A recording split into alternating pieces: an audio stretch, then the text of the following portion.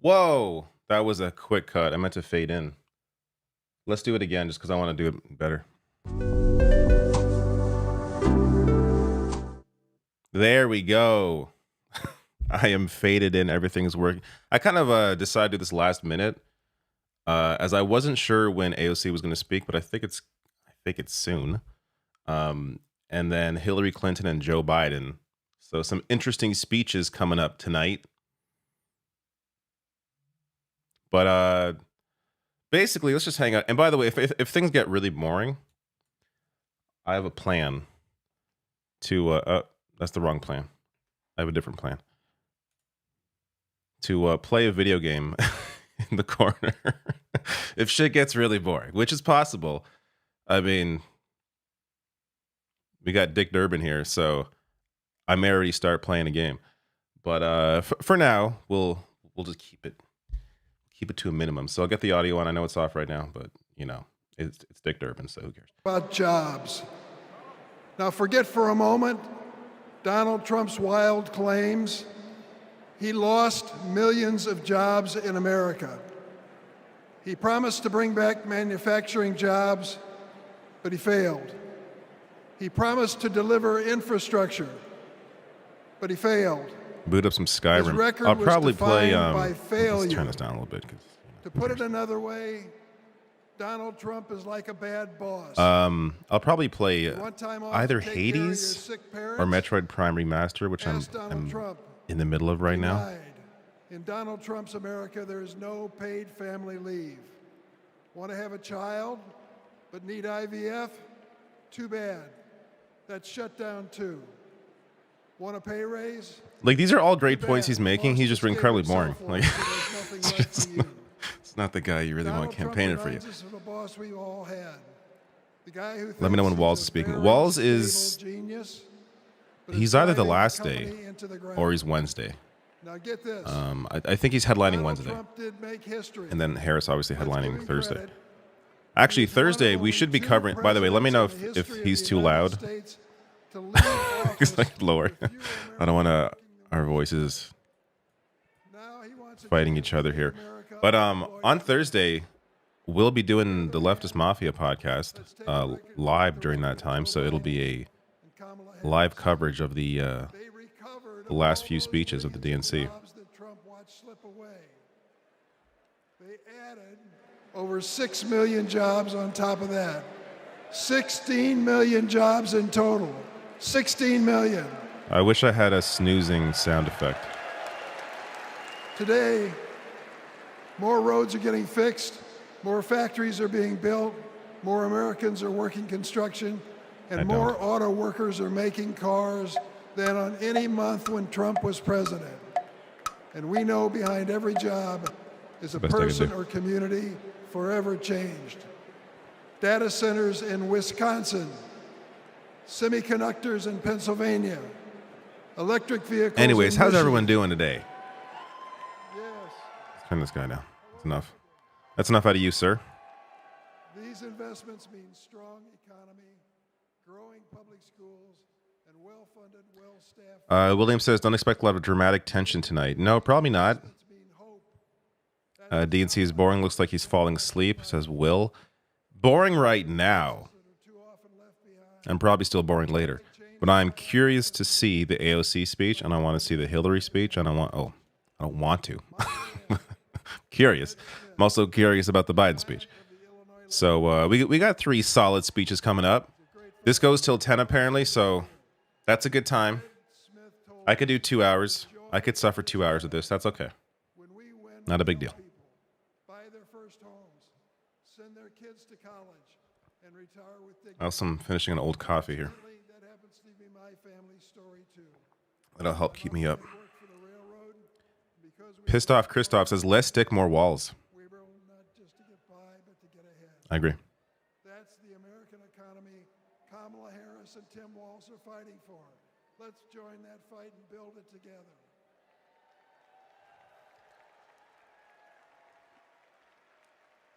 If I know how much of this is left, I can From some union workers on the ground in Arizona, show you something else I'd rather watch. this administration investment in America. Welcome to Phoenix. Okay, that's better. Donald Trump said he'd bring back American manufacturing, but Joe Biden and Kamala Harris actually did it. Thanks to them, plumbers and pipe fitters like us are building the factories, semiconductor plants, and data centers of the future. We are hard at work in Phoenix, Mesa, Goodyear, Chandler, and more. Our neighborhoods, schools, and local businesses are growing. Sometimes we have so many projects that we send fabrication out to other states. Our local union is now up to 4,800 trades members. That's up from 2,800 in 2020, thanks to Joe and Kamala. And it's an exciting time for us in the next generation. Our apprenticeship program now trains over 1,100 people a year. Every year at local high schools, when they announce what graduated seniors are doing next, more and more of these kids are joining the trades. My son is a senior in high school this year, and he plans to join us. And not just for the great career and the financial security that all us parents want for our kids, but it's because he's excited to work on the cutting edge of innovation. Kamala Harris will keep investing in American manufacturing. With her commitment, there's nothing that us American workers can't build. Please welcome Ohio Representative Joyce Beatty. I have noticed, to the Democratic Party's credit, a lot more of a focus on unions. And that's really, to be fair, kind of started by Biden. But the Obama years were not like this. Ohio in Congress. I was born in the Buckeye State, and I've never left. Now, J.D. Vance likes to talk about how he's from Ohio, but as soon as he could, he ran away to Yale and Silicon Valley, cozying up with billionaires while trashing our communities. J.D. has been our senator for 18 months. And what has he done for hardworking Americans? Nothing. He's been busy writing the foreword to the book from the Project 2025 guy. While J.D. and Donald Trump have been sharing conspiracy theories from the darkest corners of our internet, Kamala Harris and Joe Biden have been busy expanding access to the internet, while the other guys have been criticizing women without children. Joe and Kamala have been expanding the child tax credit. And let me just tell you, cutting the poverty rate for our children. No, Dick Durbin didn't open the convention. Kamala It's been going on for a and few Joe hours now, but Biden it's have been also at the same been time pretty slow up to this point. reducing the price of health care for our seniors. And yes, securing a cap of $35 on insulin. And as JD and Trump, they want to take us back to the past.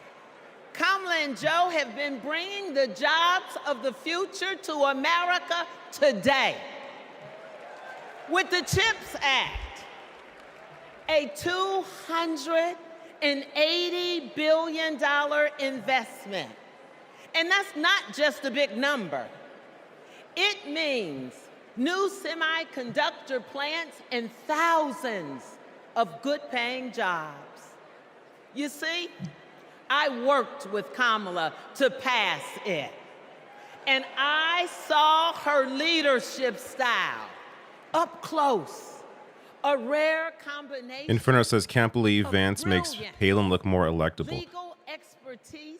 I remember at the time, I didn't follow You see, it's simple. U.S. politics closely back in 2012, but I remember at the time, even though I thought Palin was a ridiculous figure, I thought it was a good choice, simply because she just gave some bizarre diversity in a way to the ticket. I don't think McCain would have won regardless of who he chose for VP. Governor Tim Walz. America, are you ready to build on our progress? Are you ready to turn out for leaders who know that action speaks louder than words? Are you ready to vote for Kamala Harris? Are you ready to put people over politics once and for all? Well, the era of joy. Yes, Lawrence, we are and covering. freedom is up We are on covering us. DNC Day 4 on Thursday. And now, I mean, it is we haven't on talked about us it, but I assume we to are since go it's going on at the same seize time. it. Thank you. God bless you.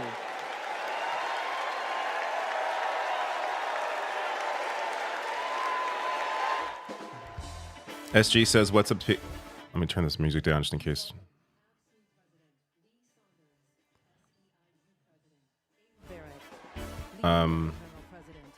SG says, "What's up, peeps?" Kirk was on TYT. I had to switch. I was watching a bit of that. It's so weird to see Charlie Kirk act normal. Like he knows what he's doing, right? He knows the audience he's speaking to. He can't be his usual jackass self. So, like, it shows you Charlie Kirk knows exactly how full of shit he is when he's able to have like a normal conversation with TYT, then go on his show and just say the most ridiculous bullshit.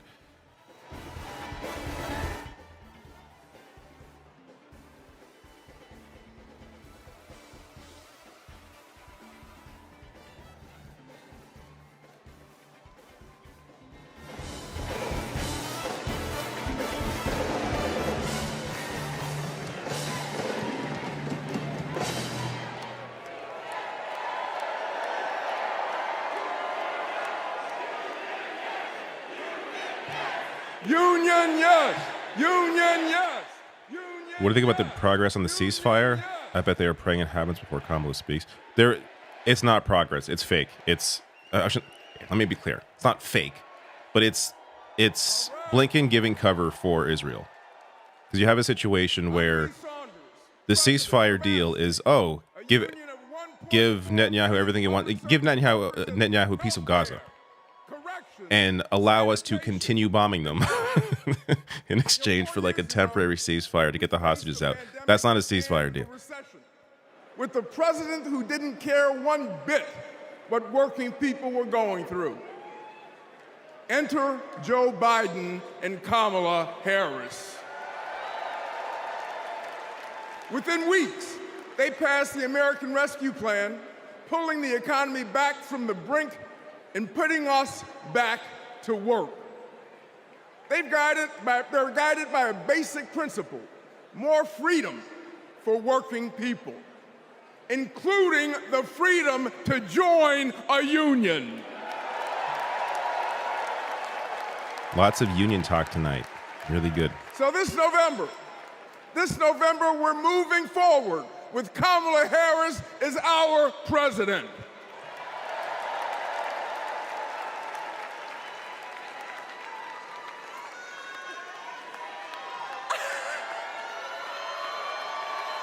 I should move where my face is. So And I am the president of SEIU, is that weird? representing 2 million service and care workers. I just keep blocking the name keys. We're all in for Kamala Harris because Kamala Harris has always been all in for us. Vice President Harris joined fast food workers on the picket line, and she walked a day in the shoes of a home care worker. She shares our vision for a modern-day labor movement, a movement that meets the needs of workers in the 21st century, and an economy that is ready for the future. It is going to be together that we write new rules to make it easier for all workers to join a union. And we are going to build a younger, darker, hipper, fresher, sneaker-wearing labor movement. A movement that is going to be more inclusive and built for the middle class. And we are going to end poverty wage work for once and for all. So let's do the work.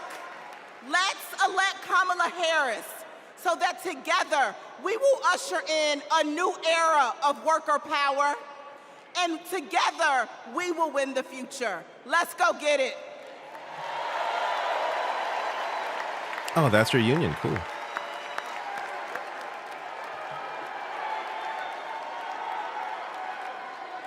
I'm Brent Booker, and I'm proud to represent LIUNA, the Laborers International Union of North America. We're construction workers, public employees, and postal mail handlers. Adam says came from MR, which couldn't get started. Decades, we've fought for more investment in our infrastructure. While Trump made empty promises, the Biden-Harris administration delivered. That's too bad for them. Now we're rebuilding highways, bridges, and tunnels, and powering a clean energy and manufacturing boom. Thanks to them, our members can buy a home, put their kids through school, retire with dignity. As president, Kamala Harris will keep fighting for workers who are building America. Ruby Red says, y'all are too negative, bye. I'm reading the comments. They're largely positive. This is pretty good for YouTube. Hello. Not sure I'm Kenny I'm Cooper, not sure what representing comment sections people are used to seeing. 840,000 IBW members, the International Brotherhood of Electrical Workers. The IBW powers America, from fire alarms to solar farms, nuclear plants to battery plants, storm restoration to power lines, and we've been doing it for over 130 years. Today, we're building a new energy future while providing great paying jobs and a stable retirement for all working families. Every step of the way, Kamala Harris has been there for us. She's bringing back American manufacturing to forgotten places throughout our country. She cast the deciding vote to save our pension plans.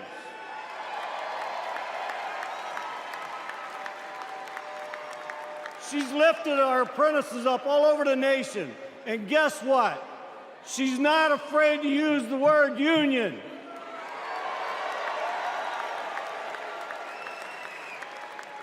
She has came through for all of us, and it's our turn to come through for her. Thank you.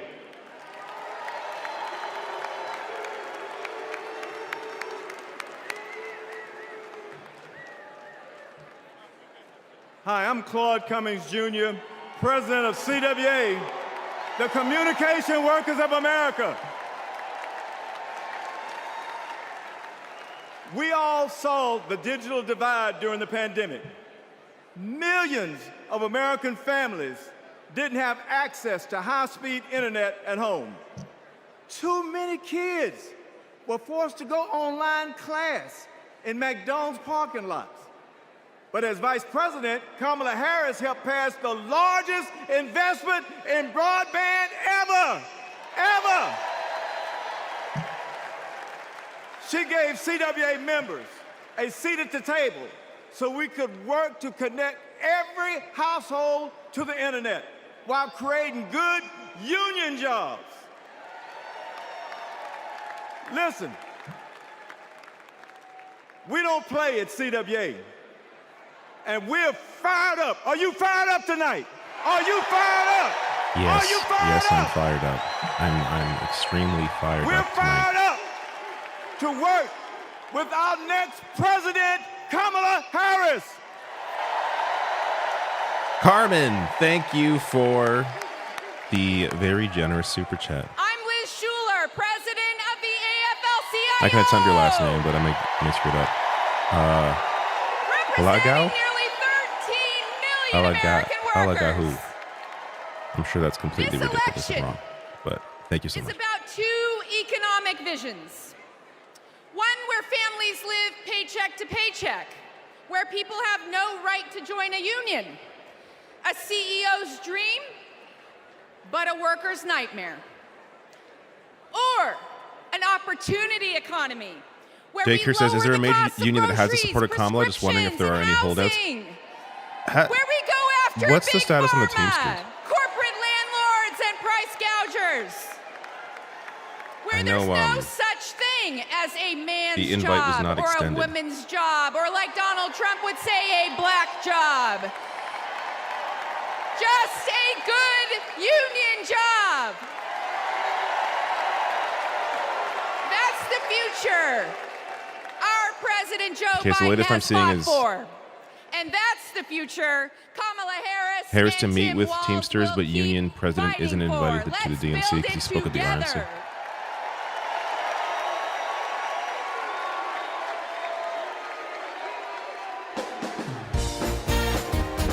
Oh God, no. Jeez, trying to get me booted off the internet. When you have rational national priorities. Okay, this is Los Angeles Mayor Karen Bass. I cannot play it until this music stops. Hello.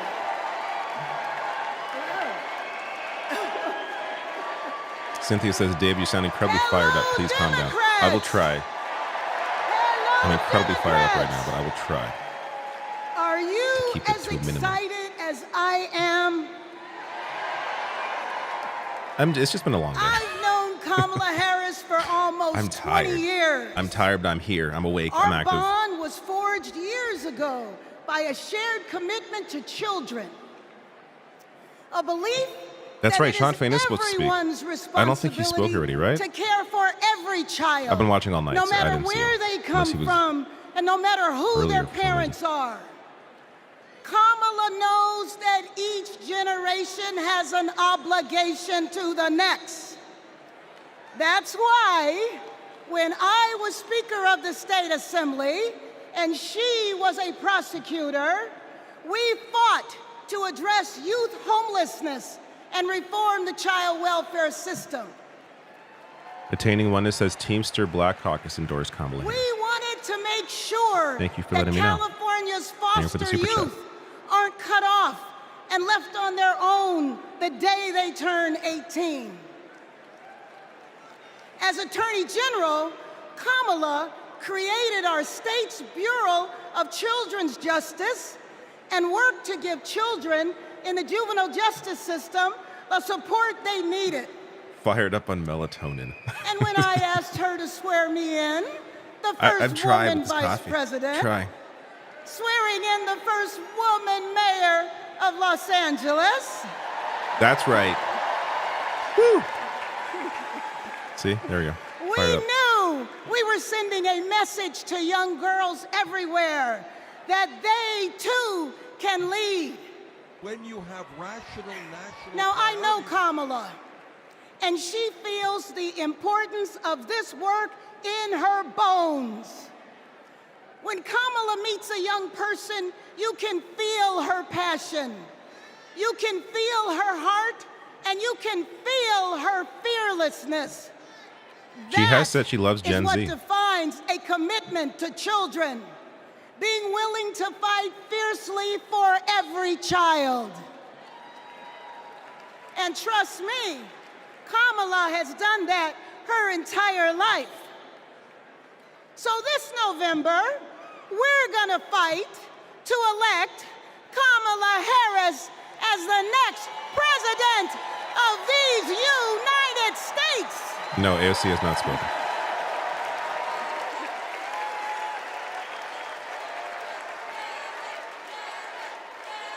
Please, no more music. Jonathan says, David, would you trade the boring but Please functional welcome Canadian politics? Grammy-nominated country music star Mickey Guyton. Okay, I gotta mute that in case some music starts. Sorry. Yeah, she's singing. All right, if you want to hear this song, we'll just chat here. If you want to hear the song, go to the official stream, obviously. I cannot play this. By the way, just confirm to me that you don't hear the music, because I have it on mute here, but it's never clear to me if it's actually muted. But let me turn my volume down. Jesus. Okay. She's fine, but I just don't want to hear it. I was answering a question, now I completely lost it. Jonathan, Would you trade the boring but functional Canadian politics for the entertaining and highly dysfunctional American politics in Canada if you had the possibility to? No, I don't need the world around me to be so up and down all the time and worried about where it's going all the time. That said, we have our issues here. Like it's not perfect here. There's lots of problems. But it's probably less dysfunctional.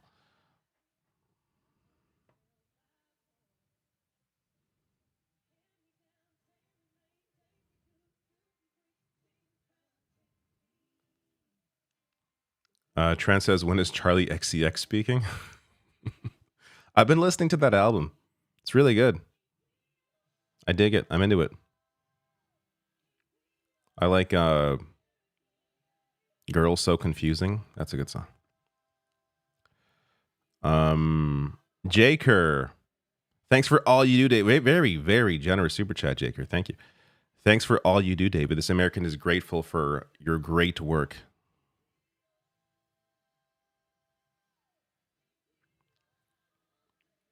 Okay, good. You can't hear the music. I'm glad. Even though the chat is delayed slightly, I'm glad I'm aware of that now.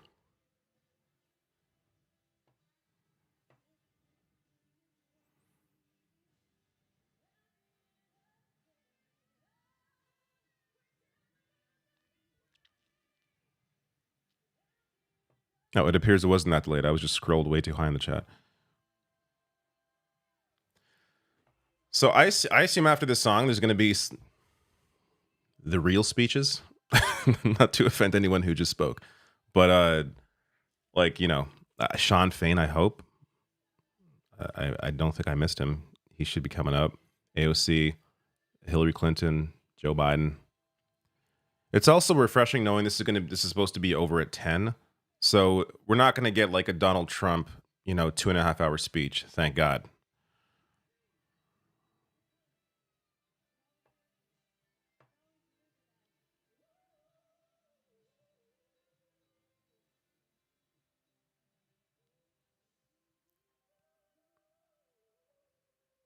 Tyler says, David, it's Brad. Well, thank you. All right, audio's back.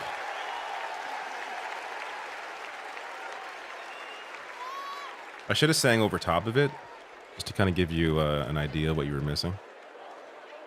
I could have just lip synced. Not lip synced. I could have performed while she was lip syncing what I was singing. Probably wouldn't have been that good though.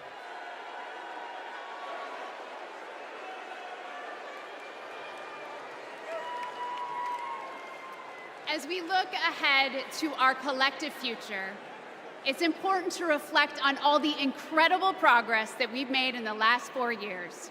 The Biden-Harris thank you for having a Rational National shirt. For a stronger, more resilient nation. They invested in critical infrastructure. I got to say, this is not just delivered relief when disaster advertise, struck, though I am advertising right now. Link is below the video in the description box. The shirts are they're well made. Cares. Like they're actually unlike comfortable Donald to wear. Trump, she has a unlike plan, a lot of not just merch for I've the next purchased where 4 the or shirts 8 are years, shit. but for These shirts are not generations bad. to come. Now, let's hear from some of my fellow state executives about how Kamala Harris and Tim Walz are investing in the long-term future for our nation. When is the Joe Manchin speech? I hope never. I haven't seen the full schedule, but I hope to God he's not giving a speech.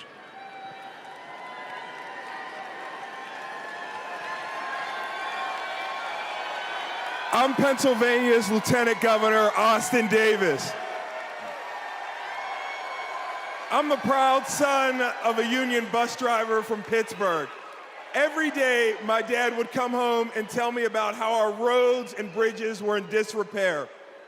President Trump promised us Infrastructure Week Link is below the video. Over again. TheRationalNational.com/merch. And it never happened. It'll but take President you to the page. Biden It's a and redirect. Vice President Harris are on our side. They brought together Democrats and Republicans to get it done. How would you react if Kamala We got shouted you out? I-95 in Philly Confused? fixed in less than 2 weeks. Like, what? Why would she shout me out? We repaired the why would Fern that Hollow happen? Bridge in Pittsburgh in record time. Right now, we're repairing roads and bridges across Pennsylvania, including in Pittsburgh, the city of bridges. And Vice President Harris is looking forward. She's committed to keeping our infrastructure safe and modern. When I think about the future, I think about my daughter Harper and all of America's children. Investing Are you in kidding them me? means investing in It our ends at 10 p.m. infrastructure. Central Time? It means No. replacing millions of lead pipes. No. It means providing clean air, No. clean water. I think you safe must be roads right, and 'cause we're already- bridges, it's not 8:30 just and for not much has us, happened. But for generations to Oh, come. God. That's I the done? legacy that President Biden is leaving our children. Let me see this. I think you're probably right. I Let's just wanna keep building confirm for bridges myself. to the future with Kamala Harris and Tim Walz. Let's work. Do you notice every single website now is paywalled? Like everything. You can't you can't read a single article without jumping around the paywall. In Wisconsin, we also need leaders by our side. Oh my God. I'm CBS News, Wisconsin's you too? Lieutenant Governor Sarah Rodriguez. But long before I took office, I was a registered nurse. I served in the Peace Corps at the height of HIV/AIDS and in Baltimore emergency room. During the COVID pandemic, Trump and Wisconsin Republicans failed to protect our health. That's why I ran for office and flipped a red district blue. Because once a nurse, always a nurse. You're right. Now Trump is promising to terminate Of the course, Affordable I was looking Care at Act, Chicago. meddling in The personal Chicago decisions website. Of between course. a woman and her Your doctor, stupid time zone is so threatening dumb. to slash Medicare. Well, whatever. It's an extra hour. Not a Vice big deal. President Harris fights for our health. She'll defend women's reproductive freedom and protect Medicare and Medicaid.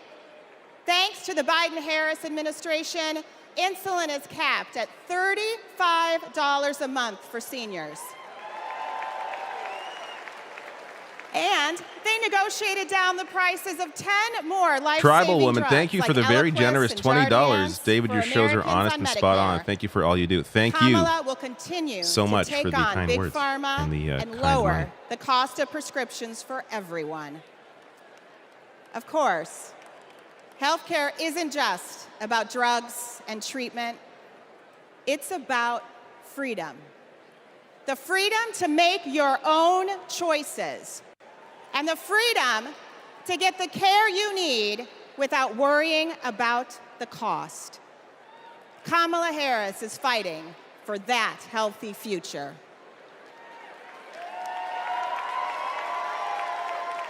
Let me tell y'all All right. about Texas leadership. What is this?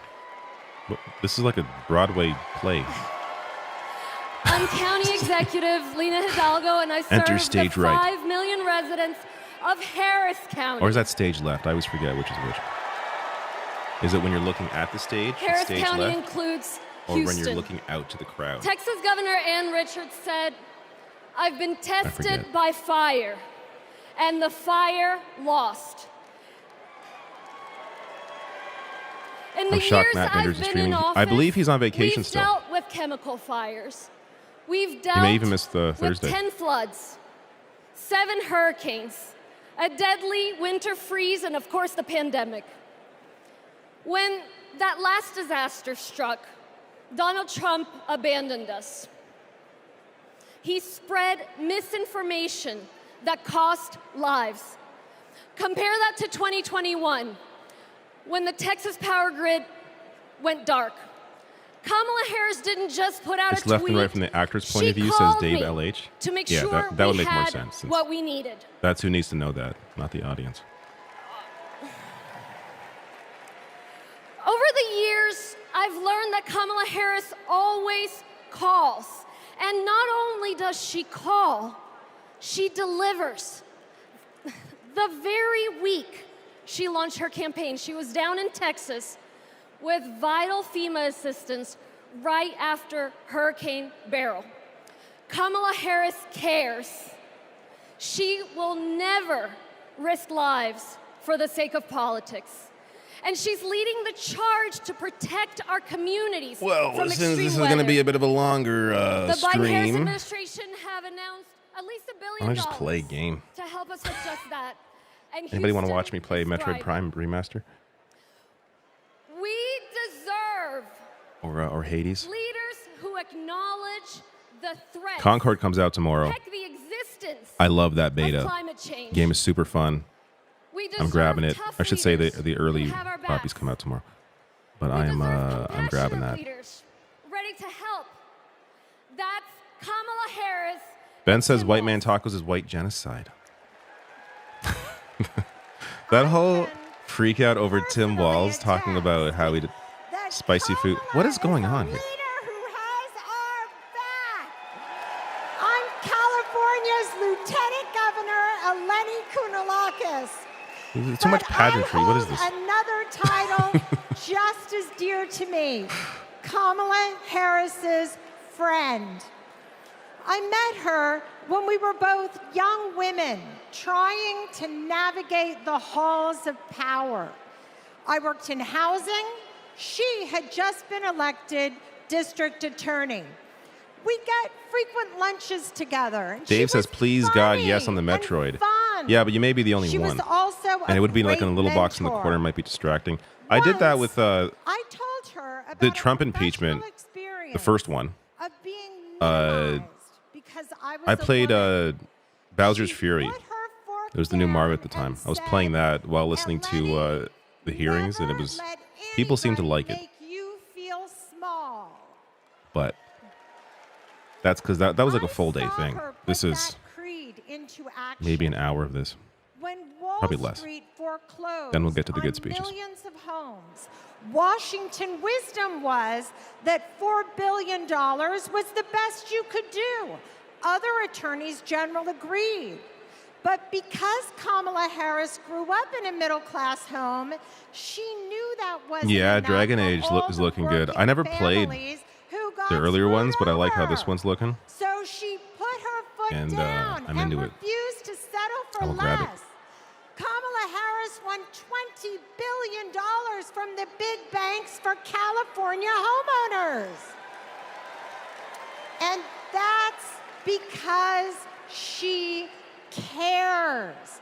She cares so much that if you're lucky enough to be her friend, she calls you A lot of on votes here her for Metroid. The only birthday, issue is it's hard to and reach chat when I'm playing a sometimes game. She sings to you.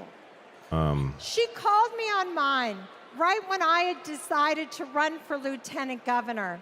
She asked tough questions. I promised I'd follow her lead and invest in the future. Together, we shattered that glass ceiling, California, and got to work. I am so glad the country is getting to see the Kamala that I've known for decades. For Dragon Age is gonna Californians a bomb. What and is that? Pennsylvanians, for Texans and Wisconsinites, for states red and blue and everything in between. President Biden and Vice President Harris have been investing in our future and are on our side, and we are not going back. all right.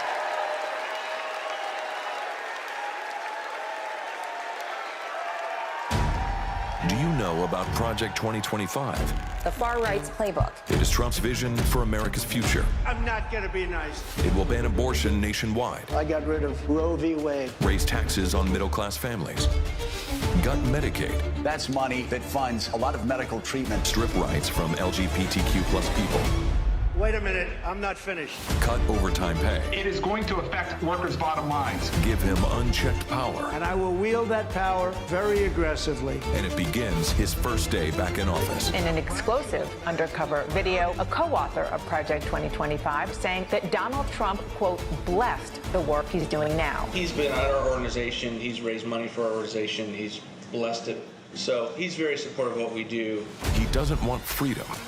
He only wants control. I know Donald Trump's type. These are the stakes. Project 2025 wants to take our country backward. This is our fight. We are not going back. That's a good little interstitial there. Please welcome Michigan State Senator Okanagan Mallory Summers, McMorrow. $25 super chat. Thank you. Says check the last 3 minutes of today's Black Caucus Day 1 through DNC closing remarks from this stuff. I probably don't have time to do that on the stream, but what happened? Hello! I'm Michigan State Senator Mallory McMorrow, and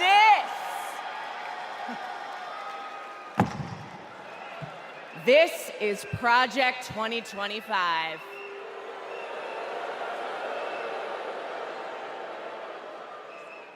Now, over the next 4 nights, you are going to hear a lot about what is in this 900-page document. Why? Because this is the Republican blueprint for a second Trump term. That's right. They went ahead and wrote down all the extreme things I'm that sorry, Donald is this a Trump rom-com wants to ad? do in the next 4 years. And And then they just bad. tweeted it out, putting it out on the internet for everybody to read. So, we read it. And whatever you think it might be, it is so much worse. Tonight, I want to tell you about just one aspect of Project 2025. It's planned to turn Donald Trump Why is it so into big? It's like a 1,000 dictator. pages. Though they probably put it on like massive font. Okay, right here on page 535, it says, quote, reissue Trump's Schedule F executive order to permit discharge of non-performing employees. Now that doesn't sound that scary, right? But here's what it actually means in plain English. If Donald Trump gets back into the White House, he's going to fire civil servants like intelligence officers, engineers, and even federal prosecutors if he decides that they don't serve his personal agenda. They're talking about replacing the entire federal government with an army of loyalists who answer only to Donald Trump. I know. All right, then. Okay. Page 873. It says, quote, conservatives have long believed in either ending law enforcement activities of independent agencies or ending their independent status. Again, that sounds pretty boring. But what it means is that under Project 2025, Donald Trump would be able to weaponize the Department of Justice to go after his political opponents. He could even turn the FBI into his own personal police force. That is not how it works in America. That's how it works in dictatorships. And that's exactly what Donald Trump and his MAGA minions have in mind. An expansion of presidential powers like no president has ever had or should ever have. Now, by the way, if you're asking if any of this is even legal, well, remember, thanks to Donald Trump's hand-picked Supreme Court, he's now completely immune from prosecution, even if he breaks the law.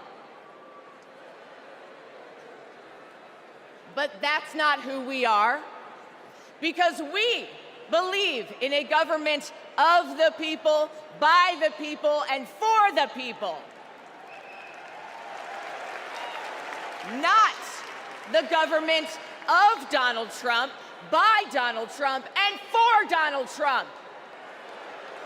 We believe in the separation of powers and the rule of law. We believe in a system built up to serve everyone, not breaking a system Some of to your comments serve are one hilarious. petty, selfish man. The truth is, there's only one way to stop him, and to stop Project 2025. How do we do it? We elect Kamala Harris this November.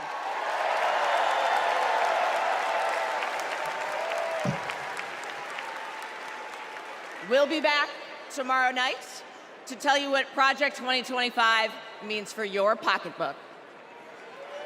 I think it's a good idea to have this segment every day, like pull out a new piece of their Please plan. welcome California highlight it. Senator LaFonza Butler. Oh. They skipped over Debbie Wasserman Schultz, who was supposed to be next. Hopefully she's not speaking at all. Hello, Democrats. California delegates, make some noise. It's great to see so many familiar faces.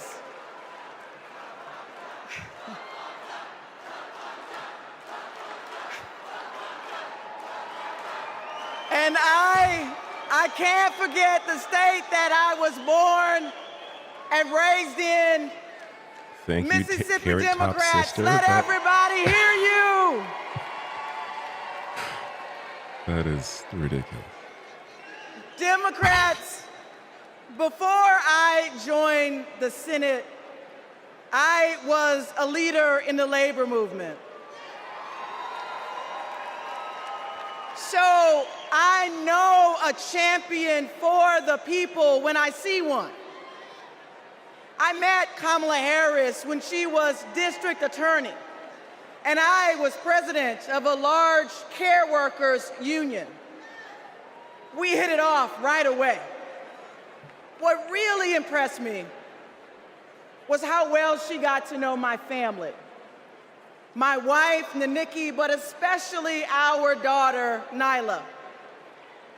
And as soon as Nyla heard that Miss Kamala was running for president, she asked if she could be vice president. So, no disrespect to Governor Walz, but Nyla put her name in first. Vice President Harris and I share a lot in common. We both graduated from historically black colleges. Me from Jackson State University. The vice president from Howard University. We were both raised by mothers who worked fiercely to provide for us. And we both believe that every single one of us has the power to change the world when we choose to do it together. You see, Kamala Harris has always understood the assignment. No matter if she were the underdog, no matter the bullying or the name calling, she never doubted that our best was still ahead. She knew a better future was possible if we stood side by side with our neighbors and we fought for it. No matter what language they spoke, no matter what country they came from, no matter the size of their bank account. And that's what she did. Steve Kerr, Sean Fain, AOC, together with Hillary law Clinton, enforcement, she Jamie prioritized Raskin. holding criminals accountable and protecting public safety. As state attorney general, together with students, she put a scam college out of business. After the mortgage crisis, together with families who lost their homes, she took on the biggest banks in the world and won a settlement 5 times what was initially offered. They should have got Jesse Ventura. I'm telling you. Every Just to time counteract, Hulk she Hogan. walked into a courtroom, she would simply say, Kamala Harris for the people. For her, it wasn't just a professional oath.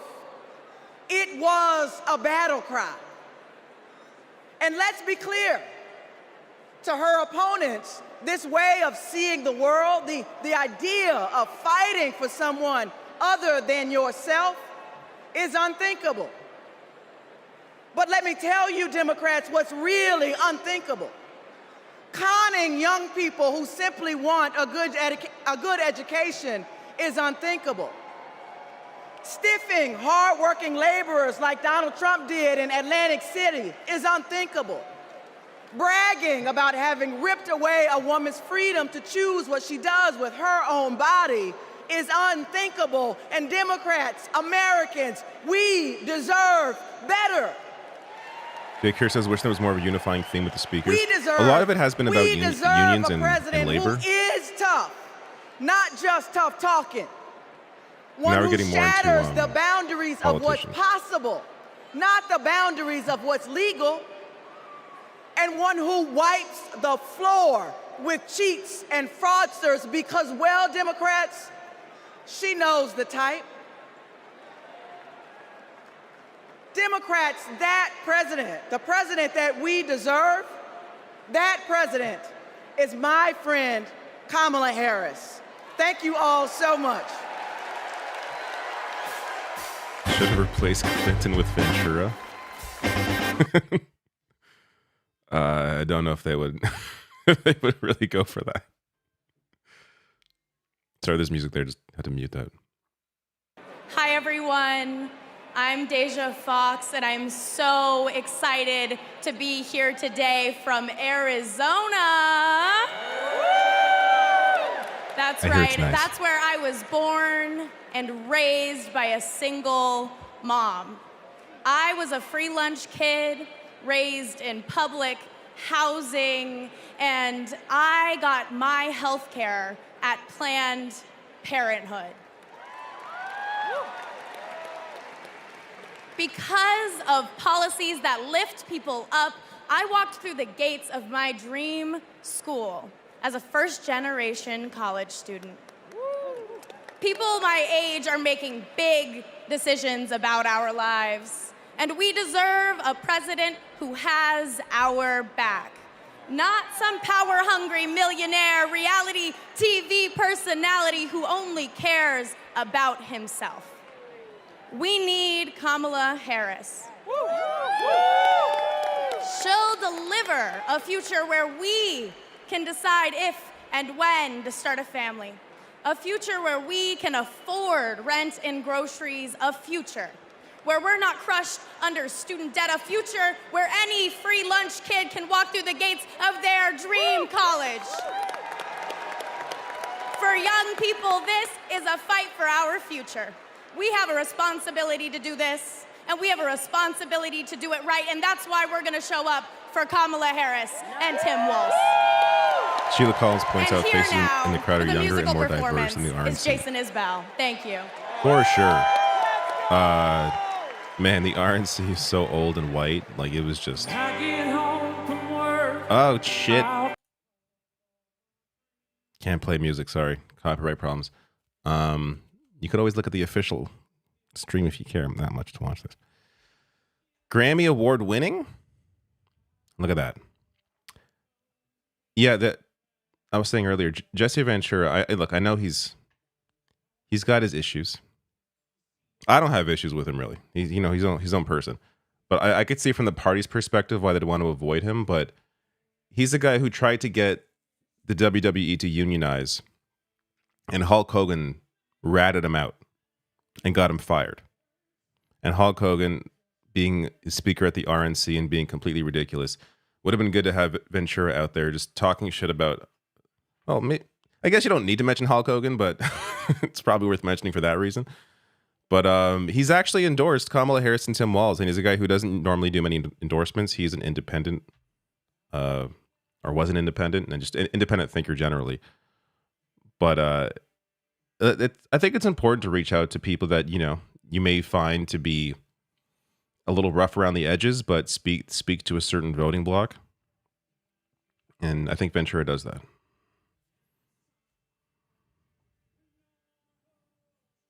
Adar says 3 minutes of Metroid. I would love to. The problem is I got to start the game, and then by the time I start it, it's like almost 9 o'clock. Once it hits 9, at least my time. So that's when the good speeches start. So in about 10 minutes, we're talking Steve Kerr. I want to see that. Sean Fain. I want to see that. AOC. I want to see that. A couple childhood friends of Kamala Harris. That'll be interesting. Then Hillary Clinton, Clyburn, Raskin, Jasmine Crockett, Grace Meng. So some good names in there. And then the following hour, which would be 10 p.m. Eastern time, we some people I don't care about, but Andy Bashir, I'm curious about that. Raphael Warnock, Chris Coons, I really don't want to hear from at all, but he's there. Jill Biden, James Taylor performing, then Ashley Biden, then President Joe Biden, and then a rabbi and a pastor come out. How about that? So some interesting speeches coming up. Eddie asks, did you watch Borderlands? Why? I barely watch movies that are good. Why would I subject myself to a movie that has been panned completely? It's something, though, I got to be honest, since it is reviewed so poorly, I'm just curious. Like, once it hits, streaming, I'd probably throw it on in the background and see what the hell it's about. I put a lot of time into Borderlands 2, but apart from that, I don't remember the story at all. I don't remember the characters, so I don't have much of an attachment to it.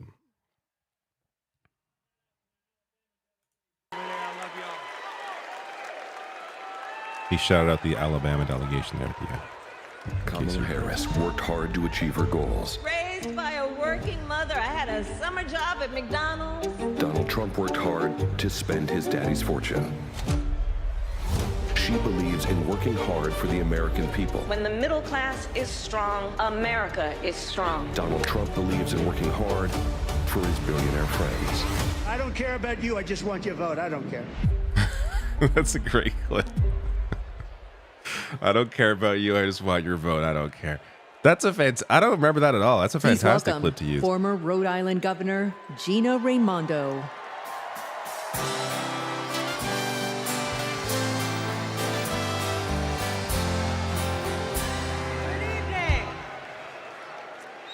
Hello, Democrats. Hello, I guess Chicago. Debbie Wasserman Schultz was kicked out because she was supposed to be speaking. It's a great and I have honor not seen for her. me to be here this evening. Long Good before things can happen.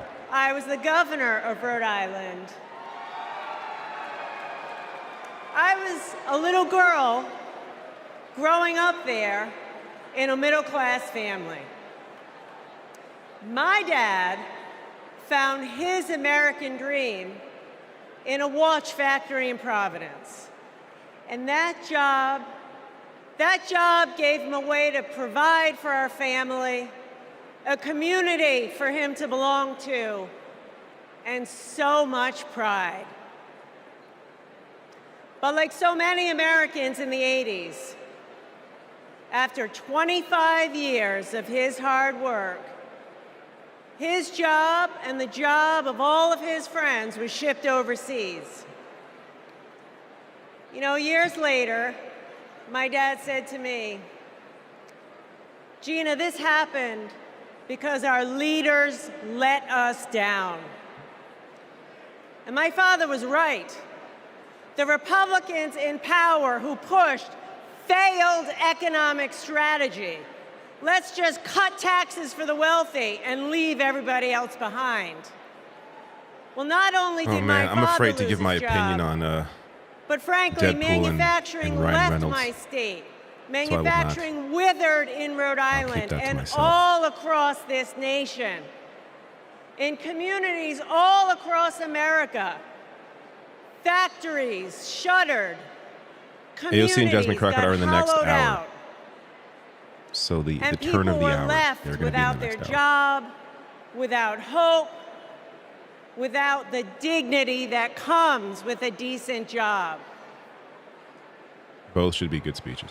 And you know, Republican economic policy failed Rhode Island. How do I know that? Because when I took office, first Democrat elected governor in a couple of decades, I inherited one of the worst economies in the country. It was a mess. But we got to work and we turned it around. We turned it Everybody around. wants my thoughts on Deadpool. With a pro-business, pro-worker agenda. I only watched the first one because Kamala Harris has that same it's just a personal agenda. taste. I don't like Ryan Reynolds. I don't like that character that he has. I don't like that. I don't like his acting at all. I can't stand it. I'm sure he's a nice guy. And opportunities And in fact, I've heard he's a nice abound. guy. But I cannot stand his whole An economy persona. where people can show up to their jobs with dignity and pride. She has a new economic vision for America. You know how she knows that? She knows it because just like me, Kamala Harris grew up in a middle-class home. Her mom worked to cure breast cancer by day and feed her family at night. And as an adult, Kamala worked to lock up sex offenders and violent criminals by day. Why are people in here complaining about she took electoral care of her politics? sick If mother you don't at care night. about the DNC, then why the fuck are you here? Kamala Harris Just gets gonna it. here. She You're just gets here to like bitch to other people who want to watch this. so Very bizarre many behavior. Americans If you're like, work if you think this is all a waste of so time, then why hard the fuck are you every watching it? day, and they're barely getting by. Weird. And that is not right. It is a fundamental economic principle. Hard work ought to pay off. Yes, it should. We believe in that. And that's why the Vice President is committed to building the opportunity economy, an economy that rewards ambition, Attaining, an actually, economy that in case I'm talking over rewards this, I'll just put on the hard work. captions so you don't miss anything here. She believes in an America where Attaining one that says, regardless of who Jesse Ventura you is are, GOAT, what calling Hulk you Hogan a scab, have, music to my where you ears. started. Absolutely. You got a Carrie chance Shaw, to thank you for your get super chat. ahead Says in Jesse this could always be a country. surprise speaker, maybe introducing walls. That would be a good surprise Kamala speaker. Harris I'd be surprised if will they did give it, more but than 100 middle-class It's cutting Americans this off. a tax cut.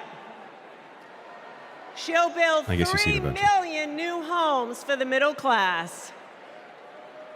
And she's going to forge an economy with fair competition, free from monopolies. Monopolies that crush workers and small businesses and startups. Kamala Harris will make building up the middle class a defining goal of her presidency. Meanwhile, Donald Trump, he's going to double down on his worst economic ideas. The same ideas that shipped my dad's job overseas. Ideas that don't work.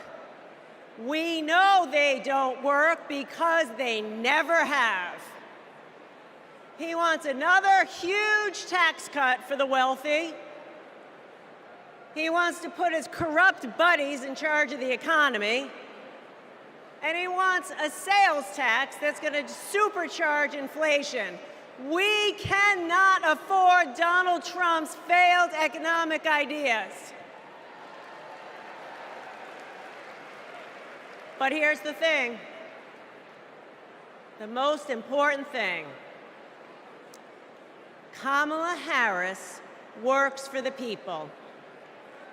Kamala Harris works for you, and Donald Trump is in it for himself.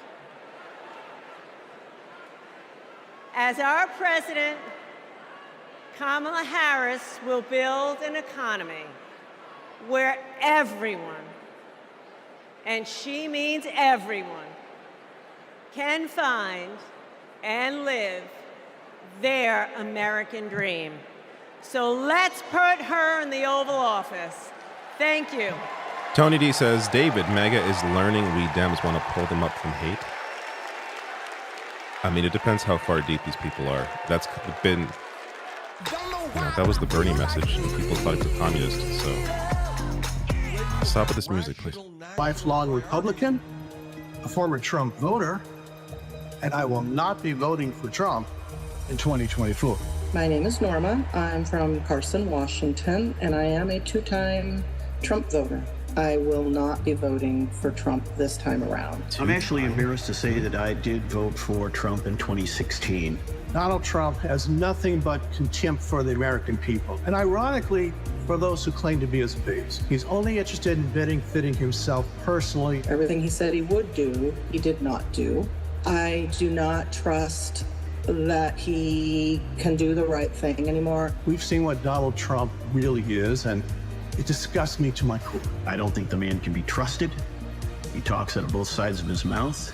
He's a very dishonest person. I hate the way he disrespects women. Voting against Trump and for Kamala Harris is the right thing to do.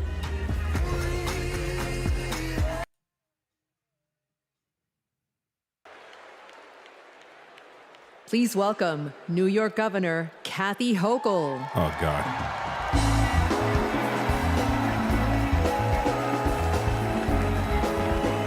Kamala Harris is offering too much to people. Hello, Democrats. She needs a more conservative agenda. Are you ready to elect Kamala Harris, the first president of the United States? Yes, you are. Yes, you are. Friends, like so many of us, my grandparents came from Ireland as teenagers with nothing but hope in their hearts and fire in their bellies. They built their lives in the promised land of Buffalo, New York. I've been to Buffalo. A union card. That's not the and promised good land. work at the steel plant. It's okay. It's nice. It's all right. The steel plant that lifted my parents from living in a trailer to the middle class. Like other families in my blue-collar community, they believed that with hard work, they could build a better future, not just for themselves, but for those with less hope and less opportunity. I'm proud of my roots and the values I learned. Grit, determination, compassion. Kamala Harris and Tim Walz grew up with those same values. And those values have always defined the people of my state. What's the vibe been like so far? It's been good. Most of us anyway. A lot of focus on union Donald labor. Trump was born a New Yorker, but ended up a fraud, a philanderer, and a felon. He wasn't raised with the New York values that I know.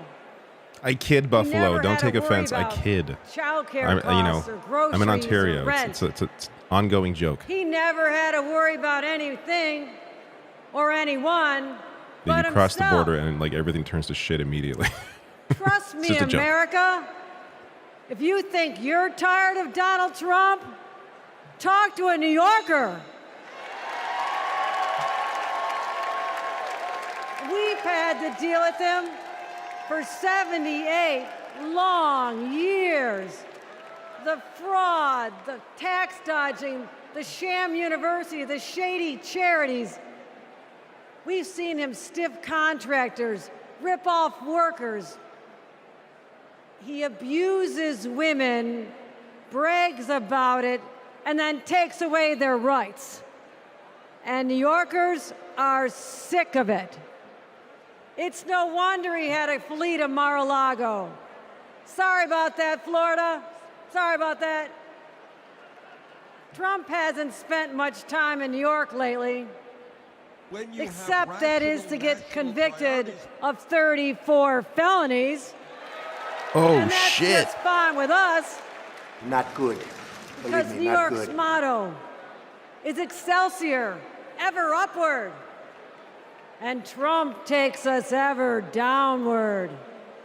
Because here's what Trump never understood. America isn't a luxury good to be bought and sold by the privileged and powerful few.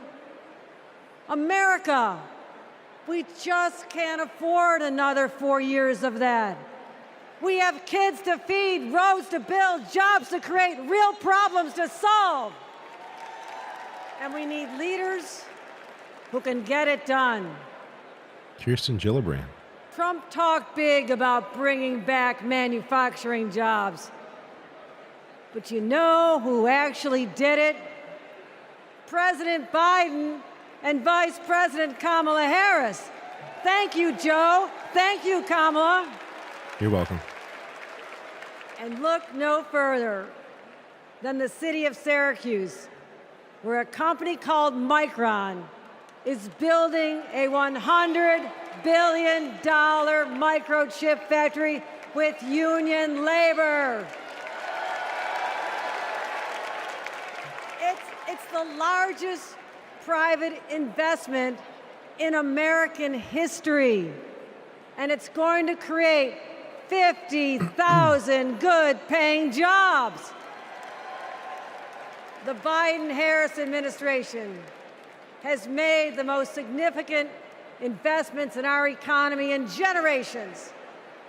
And as president, Kamala Harris will continue to build an opportunity economy for all. Attaining Oneness says, Yo, D, why are you My not friends, at the DNC streaming from there? Also, history's thank you for watching streaming. us. Also, an MR orphan tonight. LOL. Together, we must protect why would I have to abortion go there? rights. I'm right here. Together, we must I protect don't the need to go to middle the class. DNC. Together, we must protect the American dream. And together, we must elect Kamala Harris President of the United States. Thank you. Paul Reed says, like a bad Whitmer.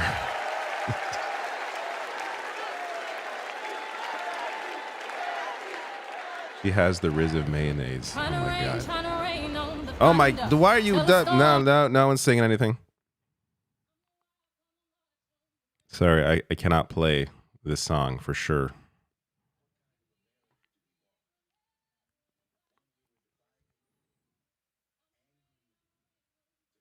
You're saying, what kind of America do you want? One where we're angry, depressed, divided? Fascism, we conquered it? Moon, we landed on it?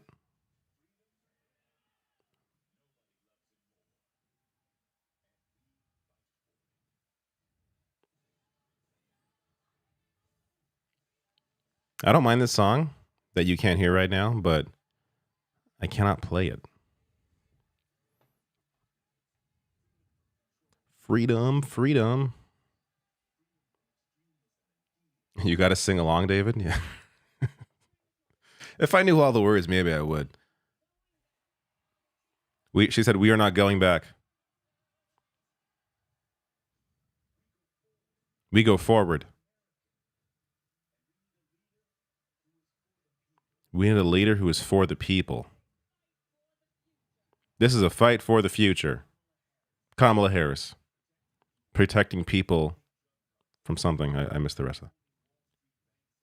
Holding Wall Street banks accountable.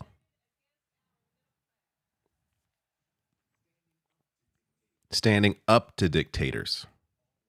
Fighting for all of us. That's our choice. A leader or a felon. They had that old clip from 2020, the dancing in the hall.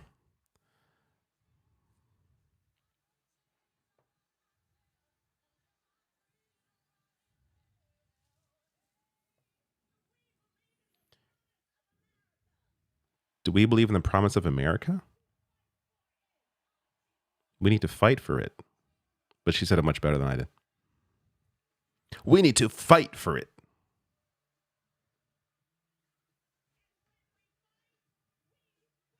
And there's like a large crowd cheering like this. Wait, that's not a large crowd. What is that? Is that a laugh? Oh, that's a laugh. When you have rational... All right, we were at the 9:10 Eastern time, which means the good... Oh my God, this is still going on. Oh, we're making an appearance.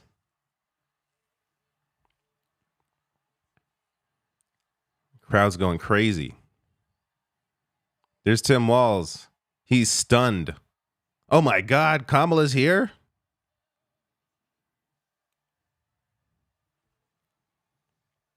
Look at this. That crowd is massive. Good evening, everyone. Please don't talk over the song. And the song. The song. Good evening. Good evening. It is so good to be with everyone this evening in this hall and everyone at home. This is going to be a great week. And I want to kick us off by celebrating our incredible President, Joe Biden, who will be speaking later tonight. Joe, thank you for your historic leadership, for your lifetime of service to our nation, and for all you will continue to do. We are forever grateful to you. When you have national priorities. Thank you, Joe. And looking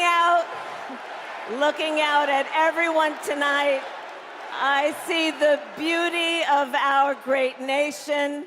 People from every corner of our country and every walk of life are here, united by our shared vision for the future of our country. And this November, we will come together and declare with one voice, as one people, we are moving forward.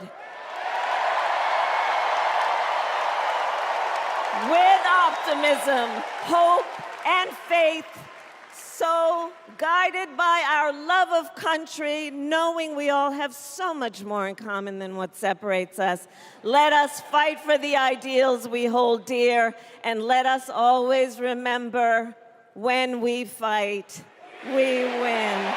God bless you. God bless the United States of America. Good night, everyone. Freedom, freedom.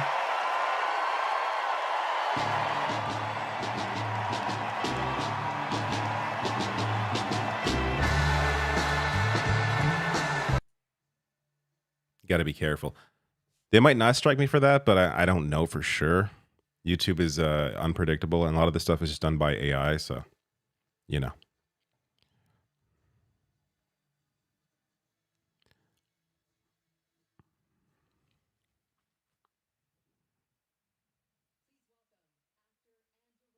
Tony Goldwyn. Actor and director. Hello, Chicago. And hello to everyone tuning in from all across America. Welcome to the first night of the Democratic National Convention. Now, how is that for an opening act? I'm just saying. Now, as our Vice President just said, over the next 4 days, we will be bringing folks together from all around the country, people from every walk of life, to talk about this nation we love and about a candidate who has devoted her life to public service, who never shies away from a righteous fight, and who always stands up for the people. We are going to talk about the choice America faces in this election. It's a choice not just between two very different candidates, but between two very different futures. We will hear from everyday Americans about what is truly at stake in this campaign. the future of our middle class, the future of reproductive rights, the future of our climate, our security, our schools, the future of our freedom, the future of our very democracy. We will see the vision of our nominee. It is a vision of No, stability, strikes don't lose super chats. security, and opportunity for everyday Americans, where we continue to grow this economy by growing the middle class. They just pulled the stream down. And where the safety of our children, our families, and our communities are a fundamental civil right. It is a future where, instead of scoffing at allies and fawning over dictators, our president stands up for our friends, faces down our adversaries, and American democracy remains a beacon of hope and inspires the world to take on our biggest challenges together. We'll learn the story of a leader who has dedicated her life to doing the work of making good on the promise of America. A leader who understands the middle class because she grew up in the middle class. A leader who has taken on powerful interests at every step of her career and fought for the rights and freedoms of all of us. And then, of course, we will hear again from the Democratic nominee herself, the next President of the United States of America, Kamala Harris. Because she has a message for us. It is a message that's joyful, not mean-spirited. A message of public service, not self-service. A message of optimism and opportunity, not chaos and division. A message that has woken us up to who we are, to who we've always been. Oh, I missed some of these. Because Tony D, why Americans is media so are timid? not a cynical people. We are not Read Trump? small-minded. And Was a whether we mass realize it import right now or a-hole? not, we I are don't know half that currently means, but thank you for already the chat. writing a new chapter Scott, has of the anyone checked on American Trump's story. Truth Social to monitor his meltdowns? That's a good idea. And we can dream as big as we want. So I just want to ask you, are you excited? Yeah? Well, good. Are you ready? Okay. Well, then I challenge you to make this the moment you get off the sidelines I'm not seeing and a into the meltdown just game. yet. So I want you to text JOIN to 30330 and get involved. Because when Attaining we Wellness, I fight, read your what chat, but thank happens? you for the super chat. JR, thank We you. win, and we are going to win this thing together. TLB. And while we're doing it, we are going to have a whole lot of fun. So I let's don't know get what the rest of your started. name is. Tau SD. Thank you for your super chat. Says appreciate you. And Tony D, thank you for the super chat. Says Steve Kerr's coming up. David, would you help Please me welcome enter Canada?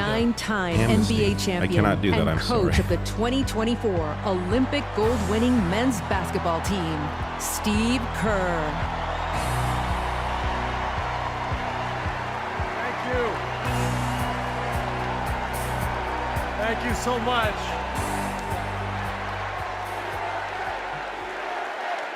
Thank you. It is so fun to be back here in the United Center. And as you guys know, a lot of good stuff has happened in this building, especially in the 90s. You young people, Google Michael Jordan and you can read all about it, okay? So there was an amazing vibe in this building back in those days, and I feel that same winning spirit here tonight. So the last time I was in a packed basketball arena was in Paris, France. 9 days ago, some of the best players on earth, 12 incredible American men, came together to win Olympic gold. And the next night, I was back in that same building watching 12 more of the best players on earth, our incredible American women, do the same thing. And I cannot think of a better metaphor for what this country is all about than the way Team USA came together at the Olympics.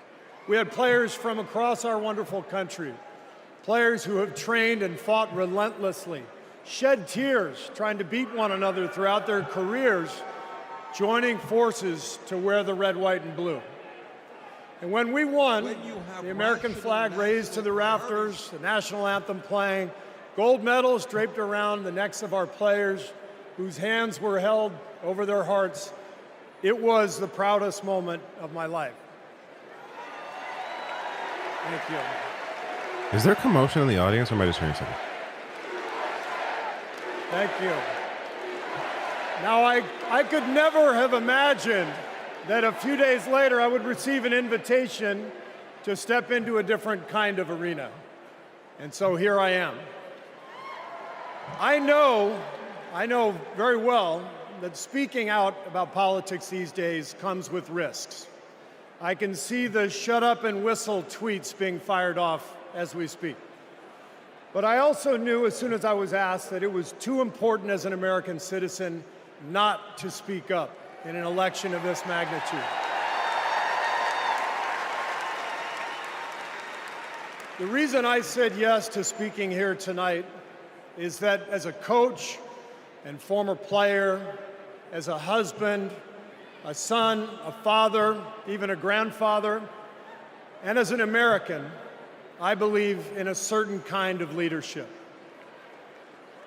I believe that leaders must display dignity.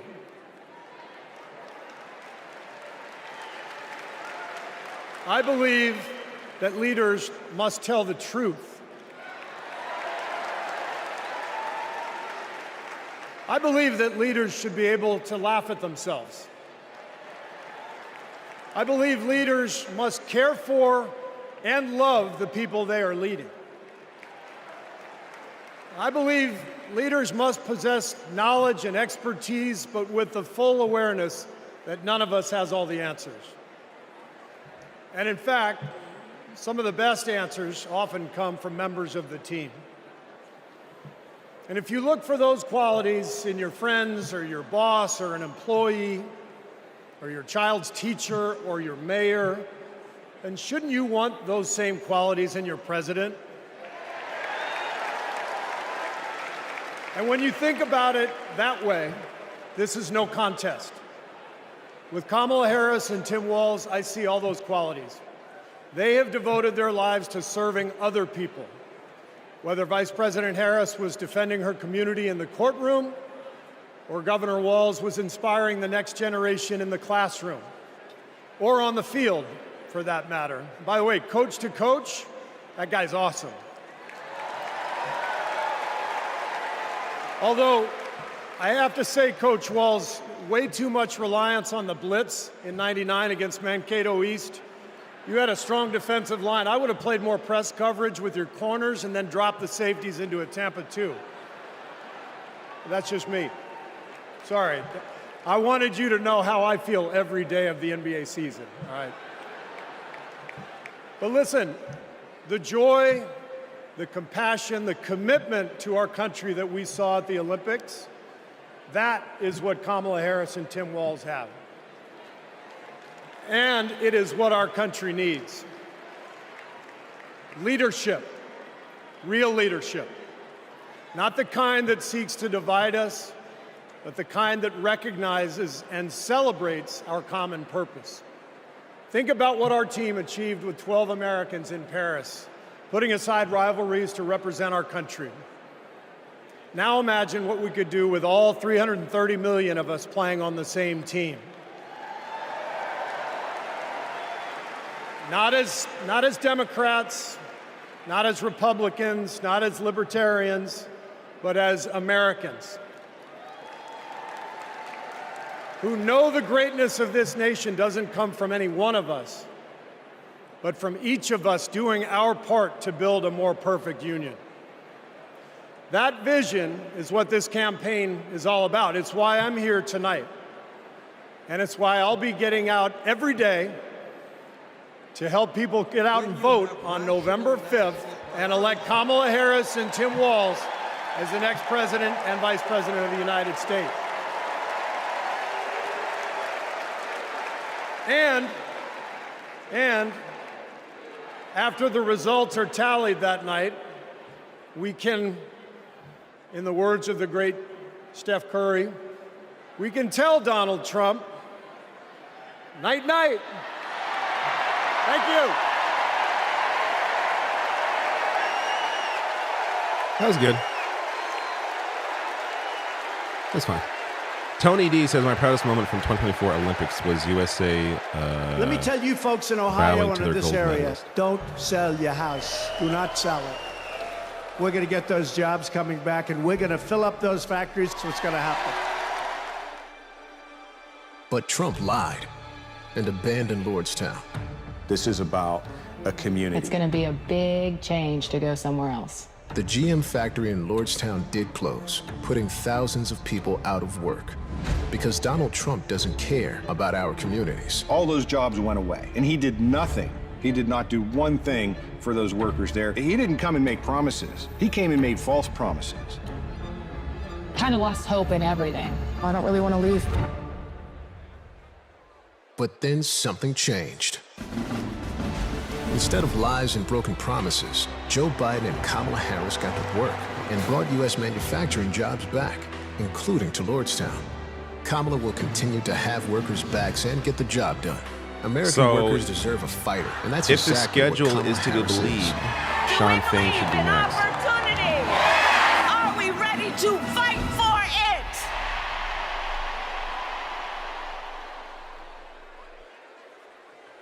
Please welcome United Auto Workers Nice. President Sean Fain.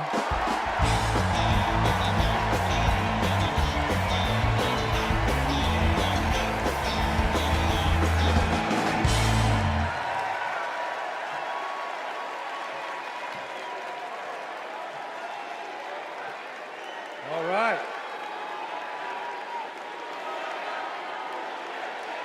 All right. Yeah.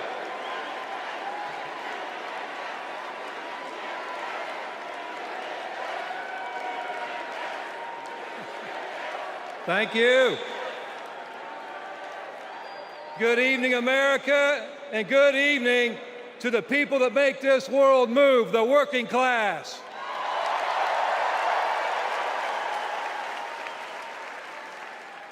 On behalf of 1 million active and retired members of the UAW, I am honored to support Kamala Harris and Tim Walz to be our next president and vice president.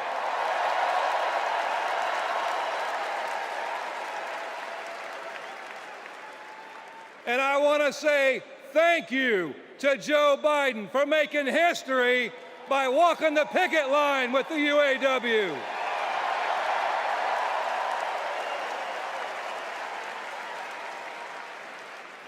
For the UAW and for working class people everywhere, this election comes down to one question. Which side are you on? Oh, I think his shirt says Trump is a scab. On one side, we have Kamala Harris and Tim Walz, who have stood shoulder to shoulder with the working class. On the other side, we have Trump and Vance. Two lapdogs for the billionaire class who only serve themselves. So for us in the labor movement, it's real simple. Kamala Harris is one of us. She's a fighter for the working class.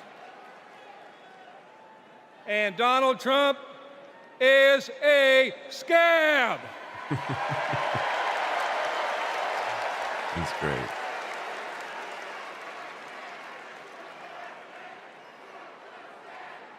Trump's a scab.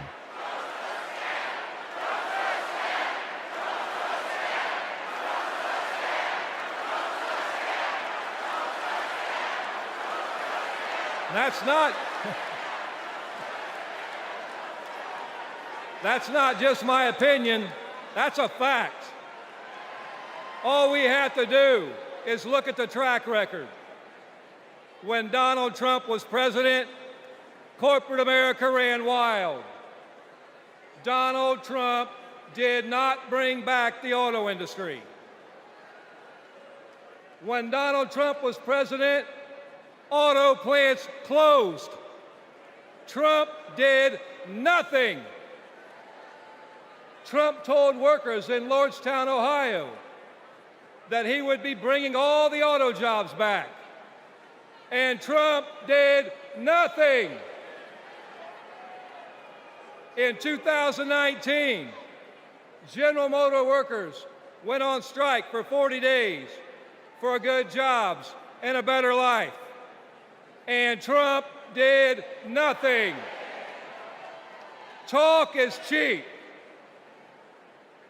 But in 2019, you know who was on the picket line standing shoulder to shoulder with auto workers? I'll give you a clue. Her initials are Kamala Harris. In 2023, who helped bring jobs back to Lordstown, Ohio? Kamala Harris. And in 2024, who will stand with the working class in our fight for justice? Kamala Harris. And that's the difference. Donald Trump is all talk, and Kamala Harris walks the walk.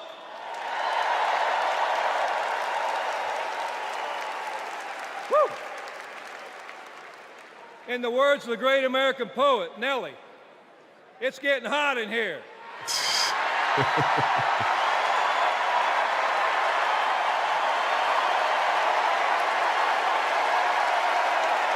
I like it. This is some pageantry I can get behind.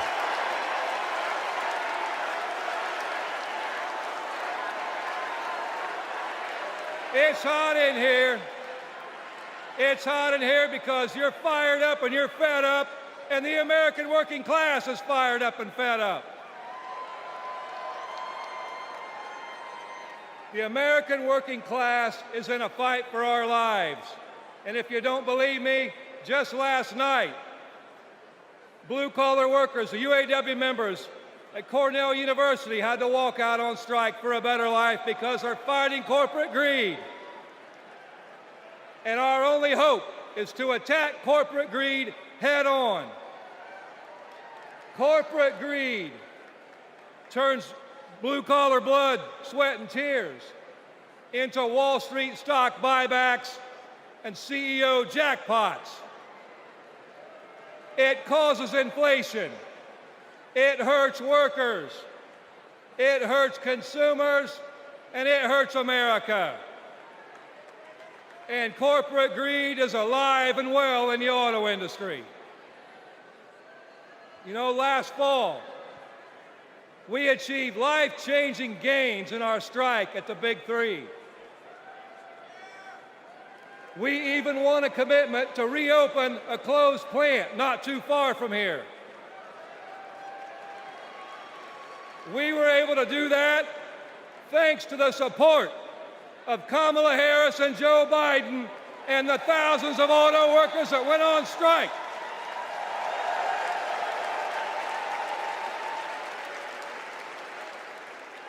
But a year later, one company wants to go back on their commitments in our contract.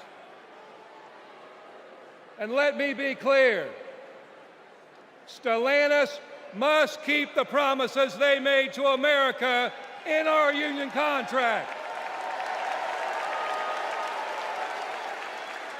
And the UAW will take whatever action necessary at Stellantis or any other corporation to stand up and hold corporate America accountable.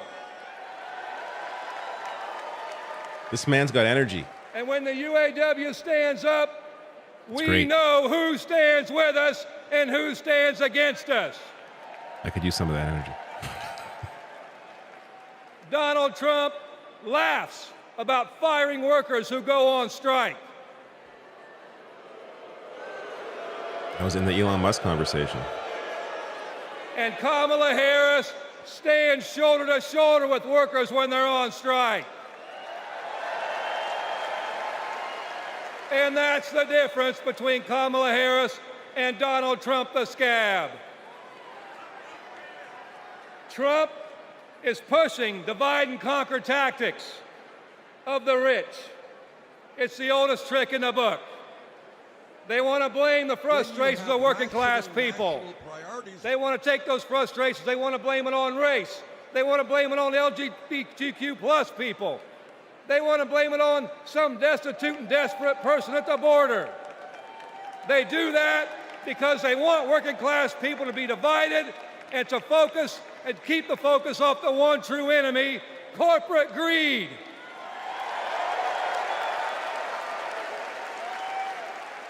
The rich think we're stupid, but working class Americans see this for what it is. This is our generation's defining moment. So I have a question for you. Are you ready to stand up, speak up, and show up and put Kamala Harris and Tim Walz in the White House?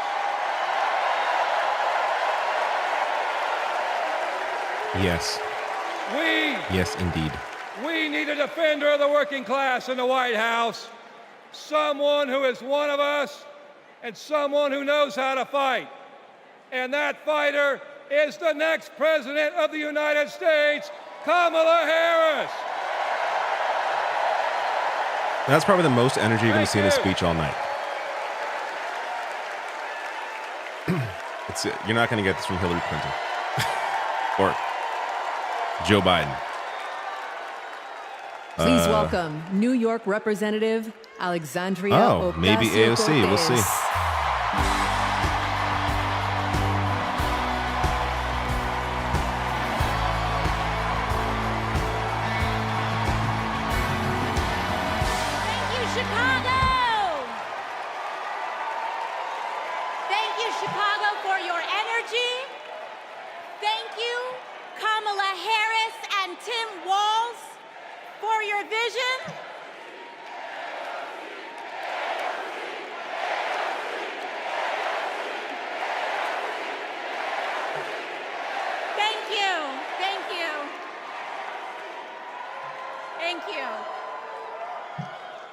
Thank you, Chicago, for your energy.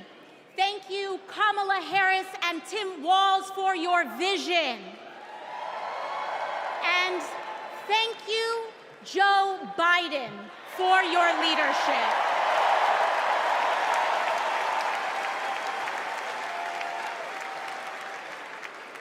You know, 6 years ago, I was taking omelet orders as a waitress in New York City. I didn't have health insurance. My family was fighting off foreclosure, and we were struggling with bills after my dad passed away unexpectedly from cancer. Like millions of Americans, we were just looking for an honest shake. And we were tired of a cynical politics that seemed blind to the realities of working people. It was then, only through the miracles of democracy and community, that the good people of the Bronx and Queens chose someone like me to elect them in Congress.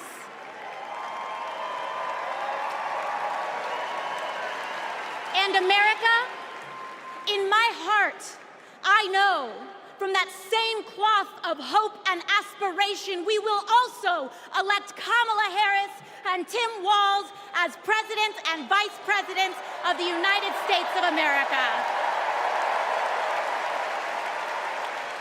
I am here tonight because America has before us a rare and precious opportunity. In Kamala Harris, we have a chance to elect a president who is for the middle class because she is from the middle class. She understands the urgency of rent checks and groceries and prescriptions. She is as committed to our reproductive and civil rights as she is to taking on corporate greed.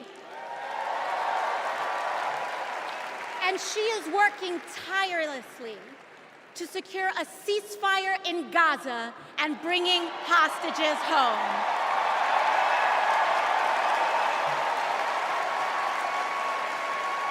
In Kamala Harris, It's good policy I and see good politics. a leader who understands.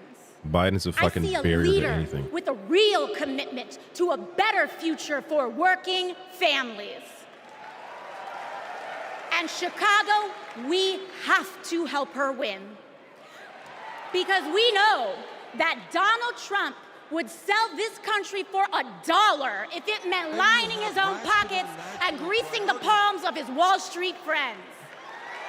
And I, for one, am tired of hearing about how a two-bit union buster thinks of himself as more of a patriot than the woman who fights every single day to lift working people out from under the boots of greed, trampling on our way of life. Some energy there. Holy shit. Is, Don, you cannot love Didn't this expect that. country if you only fight for the wealthy and big business. To love this country is to fight for its people, all people, working people, everyday Americans like bartenders and factory workers and fast food cashiers who punch a clock and are on their feet all day in some of the toughest jobs out there. You know, ever since I got elected, Republicans have attacked me by saying that I should go back to bartending. But let me tell you, I'm happy to any day of the week because there is nothing wrong with working for a living.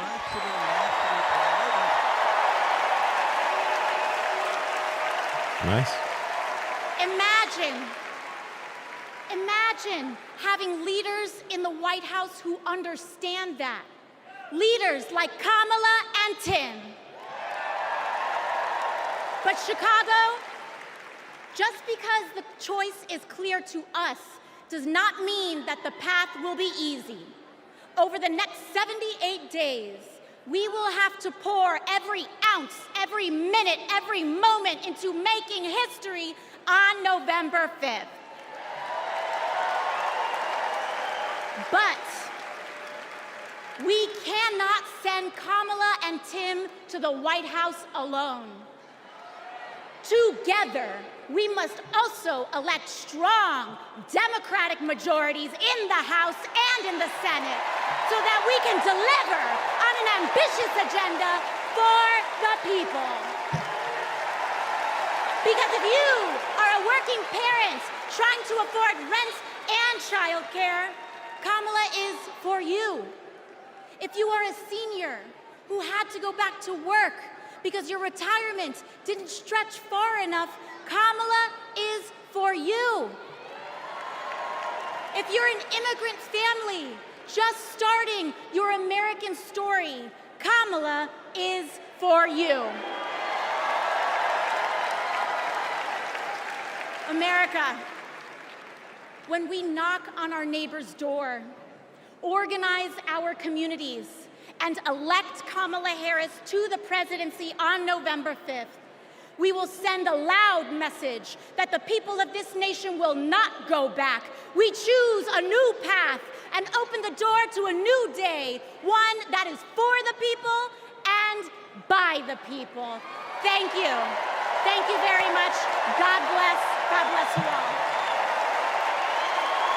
That was a good line about working people. Like that, I tweeted out how so Tim Walz, his average or his wealth is less than the average American, which is stunning considering how many millionaires are in Congress. Wow. And there are Republicans in the comments being like, "Oh, I guess he's bad at finance."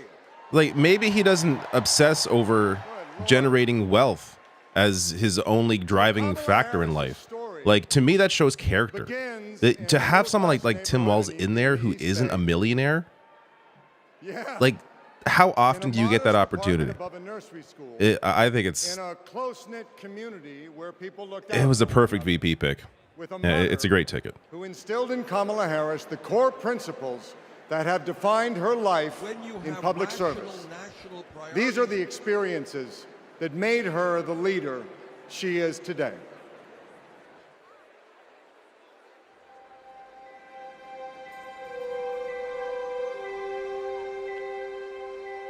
The neighborhood we grew up in was a very hardworking, middle-class, tight-knit community. Families going to church on Sunday, kids playing in the front yard. Mommy So these got are her us family these friends. bright blue matching bikes with banana seats, and we were surrounded by caring adults. This neighborhood on Bancroft Way, we've spent so much time here. Behind me is where it all began. Her mom, Shamala, rented the apartment that was above the Shelton's nursery. So in the beginning, Mrs. Shelton used to babysit the girls. Stacy and Doris. Shama was a single mom. Life was not easy for them, but she loved her daughters fiercely.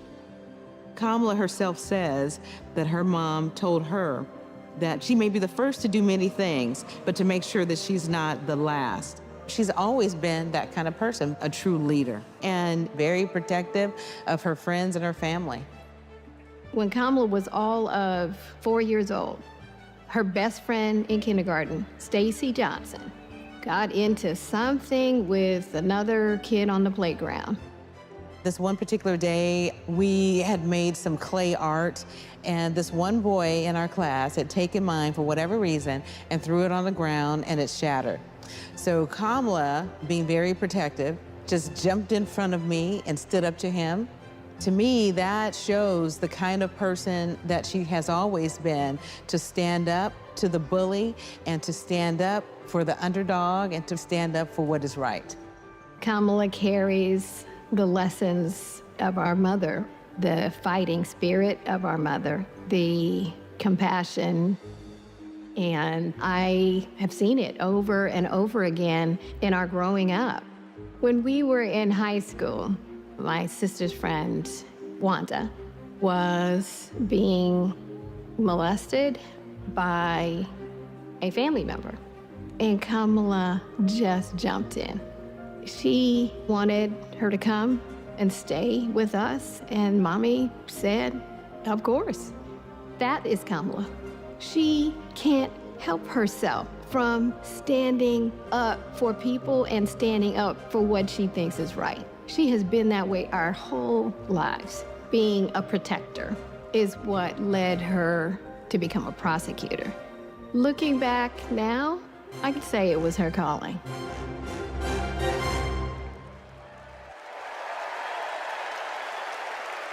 Please welcome Stacy Johnson Batiste and Doris Johnson.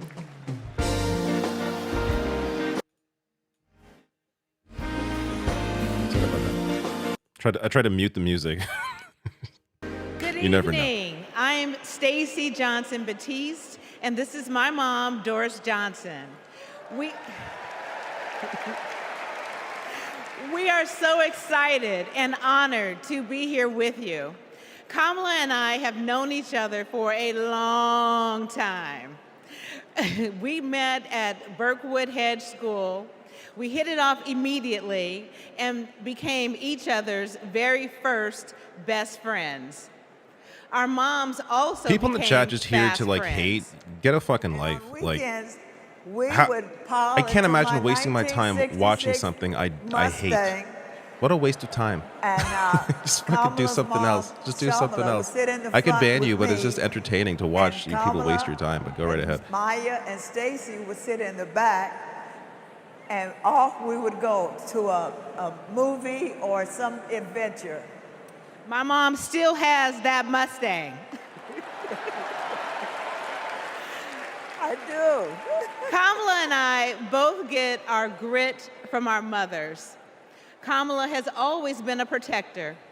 One day at school, we made clay art projects during story time when they were outside on tables to dry. For whatever reason, a boy in our class took mine, threw it on the ground, and it shattered.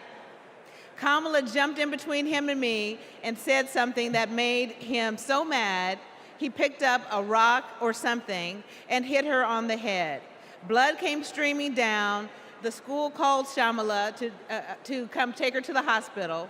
The stitches she got left a scar over one of her eyes. She still has it. That's the kind of person Kamala has always been from the very beginning. Someone who doesn't hesitate to stand up for what's right, to take up for the underdog, and to stand up to bullies.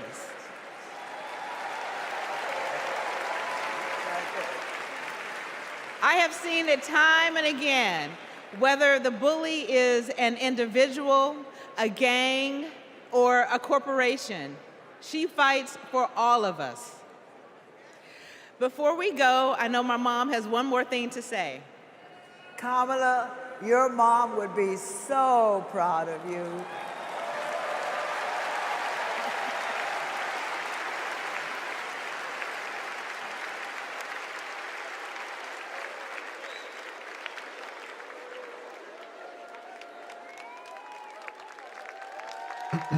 If people spam, I'll ban them, but I'm not gonna Please ban welcome people for former Secretary of State making a fool of Hillary themselves. Clinton. Really, standing ovation. You can hate now, it's okay. Oh, more music. The only person that could ever lose to Trump because you barely campaigned and you blame everybody else. I'm singing to the song that you all can't hear. I can't believe you lost. You did not campaign. Okay.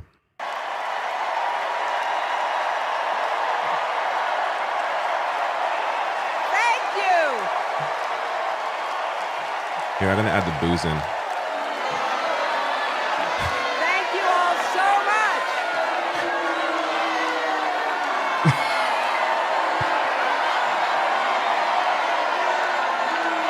Thank you.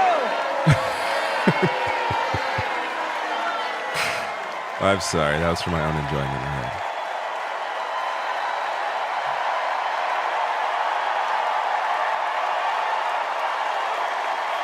Thank you. That wasn't Katy Perry. That was someone else. Thank you, my fellow Americans.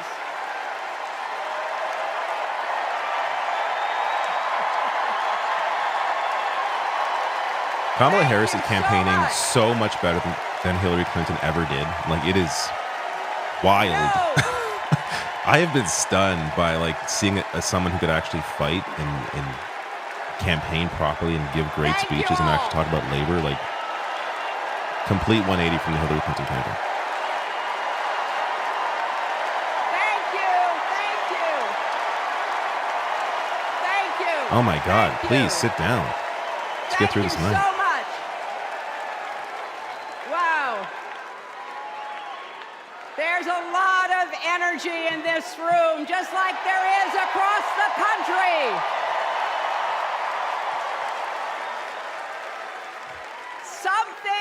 Something is happening in America.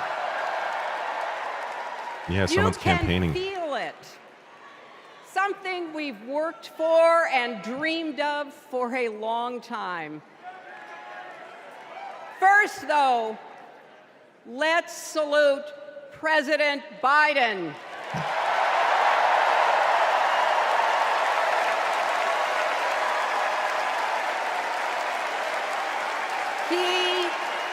He has been democracy's champion at home and abroad. Abroad? He brought dignity, really? Decency, and competence back to the White House. And he showed what it means to be a true patriot. Thank you, Joe Biden, for your lifetime of service and leadership.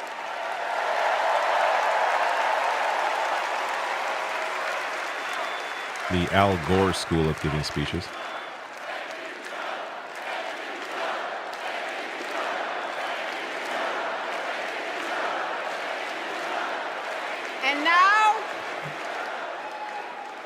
And now we are writing a new chapter in America's story. You know, my mother Dorothy was born right here in Chicago before women had the right to vote. That changed 104 years ago yesterday. Think about it. Tennessee became the final state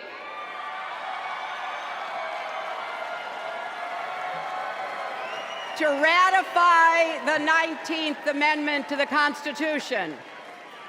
The state legislature was deadlocked until one lawmaker's mother, a widow who read 3 newspapers a day, sent a letter to her son. "No more delays," she wrote. "Give us the vote." And since that day, every generation has carried the torch forward. In 1972, a fearless Black Congresswoman named Shirley Chisholm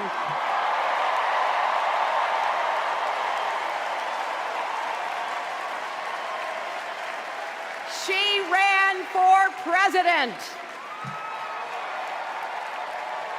And her determination let me and millions of others dream bigger, not just because of who she was, but because of who she fought for. Working parents, poor children, the last, the least, and the lost. In 1984, I brought my daughter to see Geraldine Ferraro, the first woman nominated for vice president. If we can do this, Jerry said, we can do anything. And then there was 2016, when it was the honor of my life to accept our party's nomination for president. And forget what happened. let's move on. Anyways, Kamala Harris. And nearly 66 million Americans voted for a future where there are no ceilings on our dreams.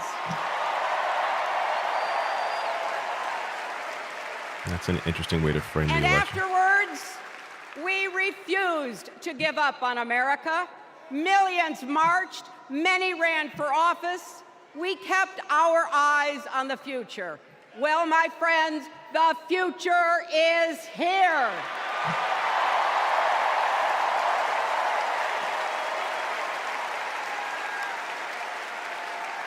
I wish my mother and Kamala's mother could see us. They would say, keep going. Shirley and Jerry would say, keep going.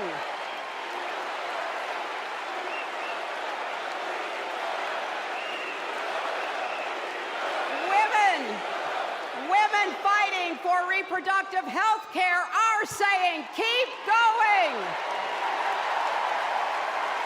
Families building better lives, parents stretching to afford child care, young people struggling to pay their rent. They're all asking us to keep going. So, with faith in each other and joy in our hearts, let's send Kamala Harris and Tim Walz to the White House.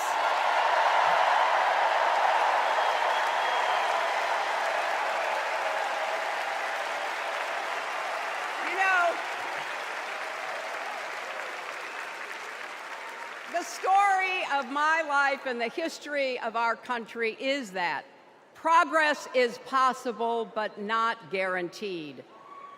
We have to fight for it and never, ever give up. There is always a choice. Do we push forward or pull back?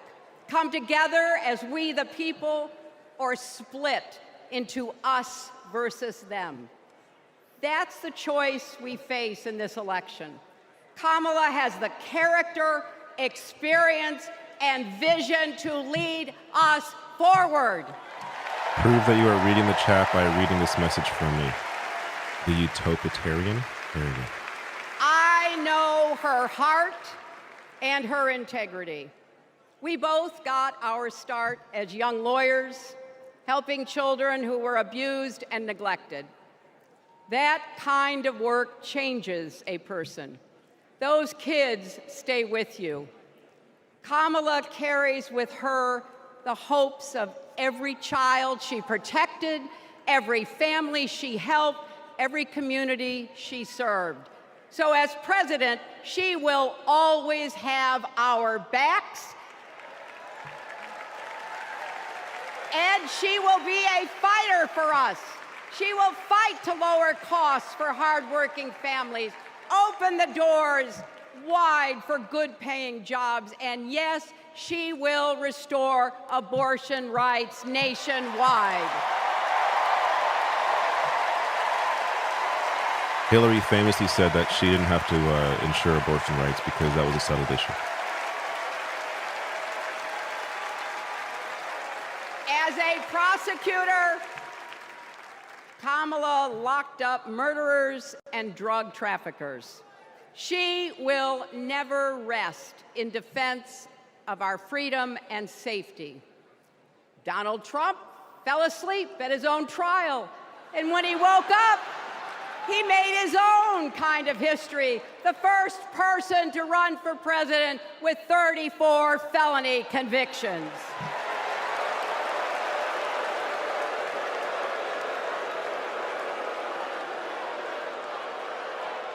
As Vice President, Kamala sat in the Situation Room.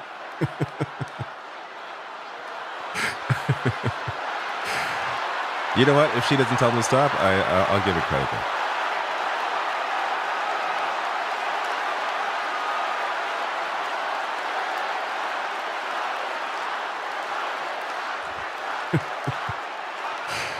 But she earns as that. Vice President, Kamala sat in the Situation Room and stood for America's values. I know what it takes, and I can tell you, as Commander-in-Chief, Kamala won't disrespect our military and our veterans.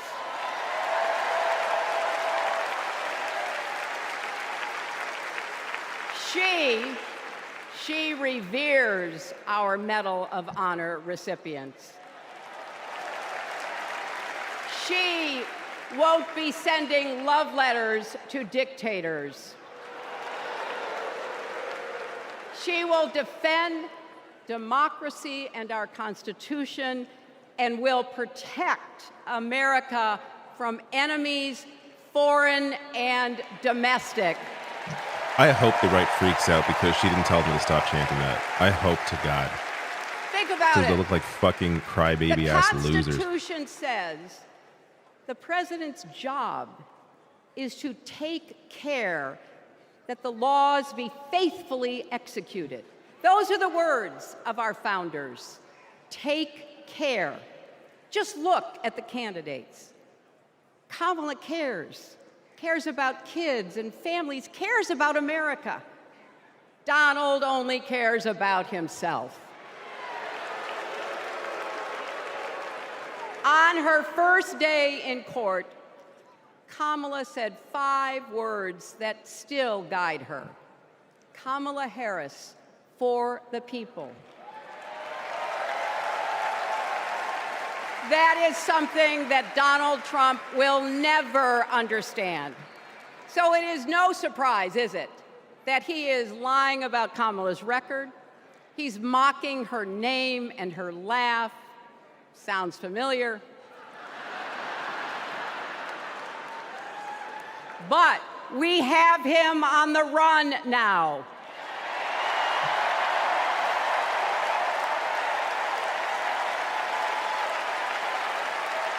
Please don't spam the chat because you will be banned instantly, please. So, No matter what the polls say, we can't let up. We can't get driven down crazy conspiracy rabbit holes. We have to fight for the truth. We have to fight for Kamala as she will fight for us. Because you know what? It still takes a village to raise a family, heal a country, and win a campaign.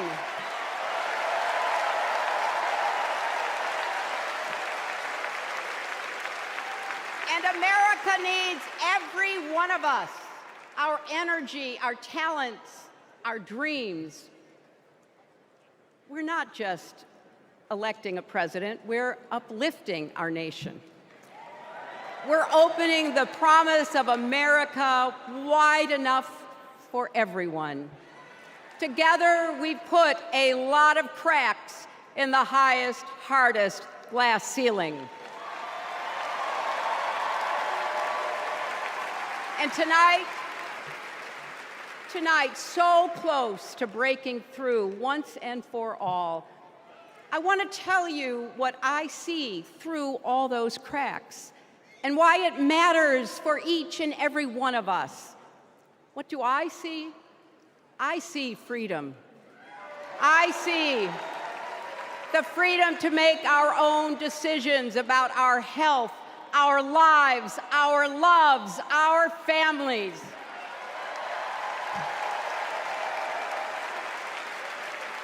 The freedom to work with dignity and prosper, to worship as we choose or not, to speak our minds freely and honestly.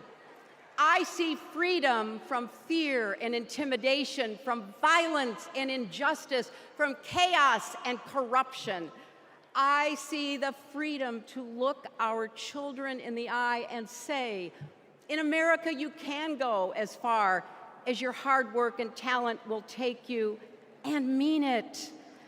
And you know what?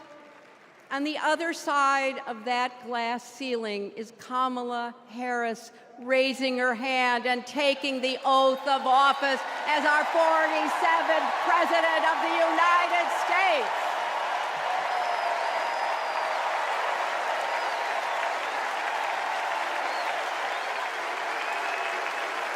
The speech is fine.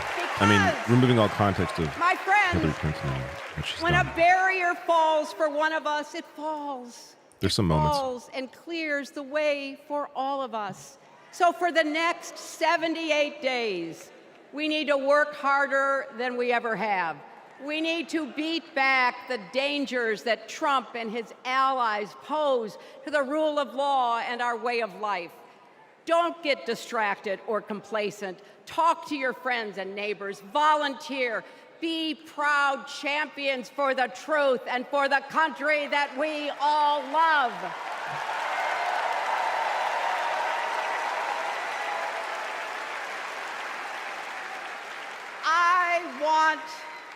I want my grandchildren and their grandchildren to know I was here at this moment, that we were here, and that we were with Kamala Harris every step of the way. This is our time, America. This is when we stand up. This is when we break through. The future is here. It's in our grasp. Let's go win it.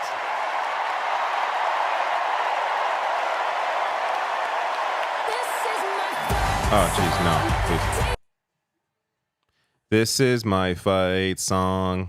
Take back my life song. That's as much as I'll do. If we were playing SingStar, I'd try a lot better or a lot harder. But let me grab some chats as this music plays. Where was I?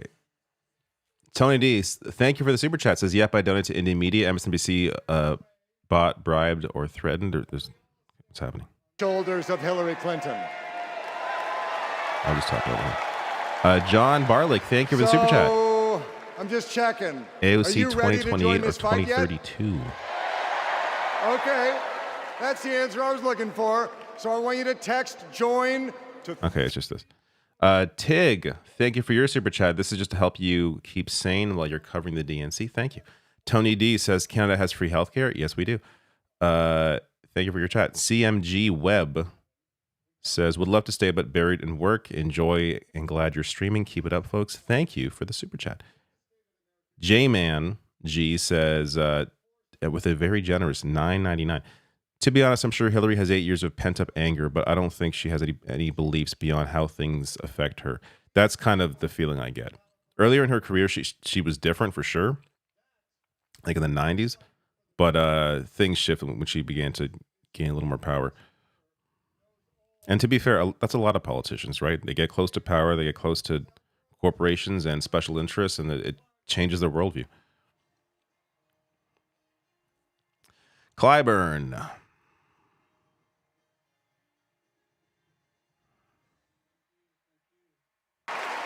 Thank you, thank you, thank you. Thank you. Thank you. Thank you. All right, bro. Thank Hillary, you and good evening. Don't pretend they're still cheering for you. Just get to the speech. Thank you, South Carolina. Thank you.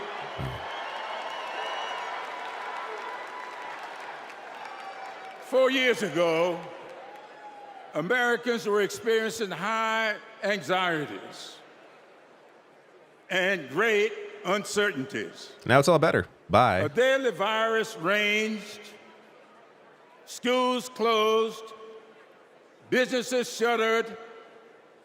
Donald Trump mismanaged the crisis from day one, looking out for himself instead of the country. The American people responded to the crisis in leadership by electing new leaders. Thanks to Joe Biden and Kamala Harris, we reopened our schools, brought back our businesses, and restored our faith in the American can-do spirit. Thanks to Joe and Kamala, we reduced the price of prescription drugs, repaired roads and bridges, water and refilled right now. replaced lead pipes. Can't imagine I'll miss too much. Thanks to Joe and Kamala, we are honoring our heroes in uniform I'll be and right back. expanded benefits to over 1 million veterans. Thanks to Joe and Kamala, Make It in America is no longer just a slogan, but a movement that is bringing millions of manufacturing jobs back to America. For President Biden's lifetime of achievement in service of his country, we owe him a great debt of gratitude.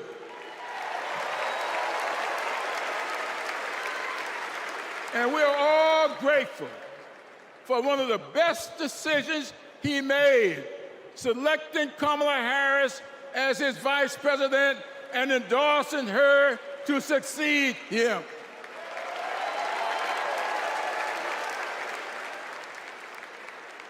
I often say that we are but the sum of our experiences. In the introduction of my memoir, I wrote, all my experiences have not been pleasant, but I consider all of them to be blessings. So has been the case with Kamala. Her experiences have prepared her for this moment. Kamala Harris is a true battle-tested leader, a district attorney, attorney general, senator, and vice president who gets things done. While Donald Trump has been bragging about how he overturned Roe, Kamala has been fiercely advocating for the respectation of reproduction freedoms. While Trump has been looking out for himself and his billionaire buddies, Kamala has been fighting to lower costs for all Americans. And while Trump falsely pleads ignorance of Project 2025, which in my opinion is Jim Crow 2.0. Kamala has been offering the American people enlightened proposals and visionary leadership. Having grown up in a parsonage, I often look to the good book for understanding and guidance. As 2 Corinthians informs, we are troubled on every side, yet not distressed. We are perplexed, but not in despair. Persecuted, but not forsaken. Cast down, but not destroyed.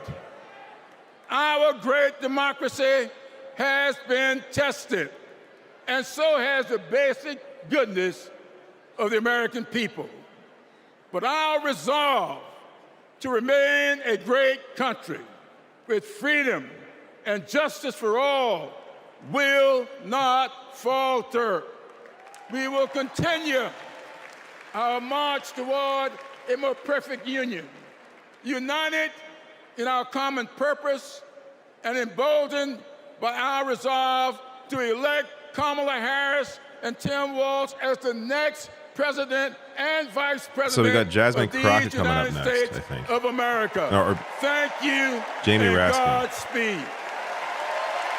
Who should be good. Then Jasmine Crockett is also good. Though they're running a bit late, I think. So are they going to bump some people? In the criminal justice system, the people are represented If by they really two do play separate on Law yet and Order. equally important groups. The police who investigate crime and the district attorneys who prosecute the offenders. This is the story of Donald Trump.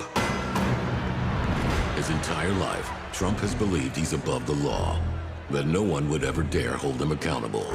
He lies, he rips off workers, he sexually abuses women. And when you're a star, they let you do it. You can do anything. He cheats in business. He cheated on his wife with a porn star and paid her off so the American people wouldn't find out during an election. But in the criminal justice system, ordinary Americans have had the courage to find him accountable, time and time again. Guilty. Guilty. Guilty. Donald Trump guilty on all 34 felony counts. For the first time in history, we have a convicted felon running for president.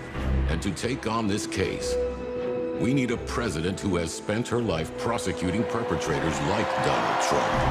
He tried overturning Georgia's free and fair election. I just want to find 11,780 votes. He's tried to escape any responsibility for instigating the January 6th attack on our Capitol. We're going to walk down to the Capitol, and I'll be there with you.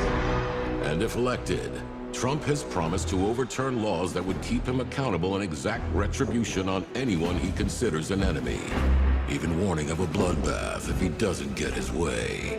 So we, the people, have a chance to render our own verdict. This is on very Donald cheesy, Trump. but whatever. This is part of the thing. We are the jury They're going to he do most stuff like that. fears. When we vote this November, we vote I do for think it's good to justice, show those clips accountability, of Trump. and the rule of law that keeps America free.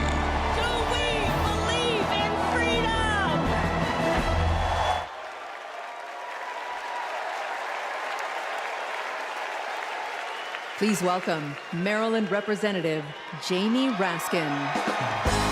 Nice.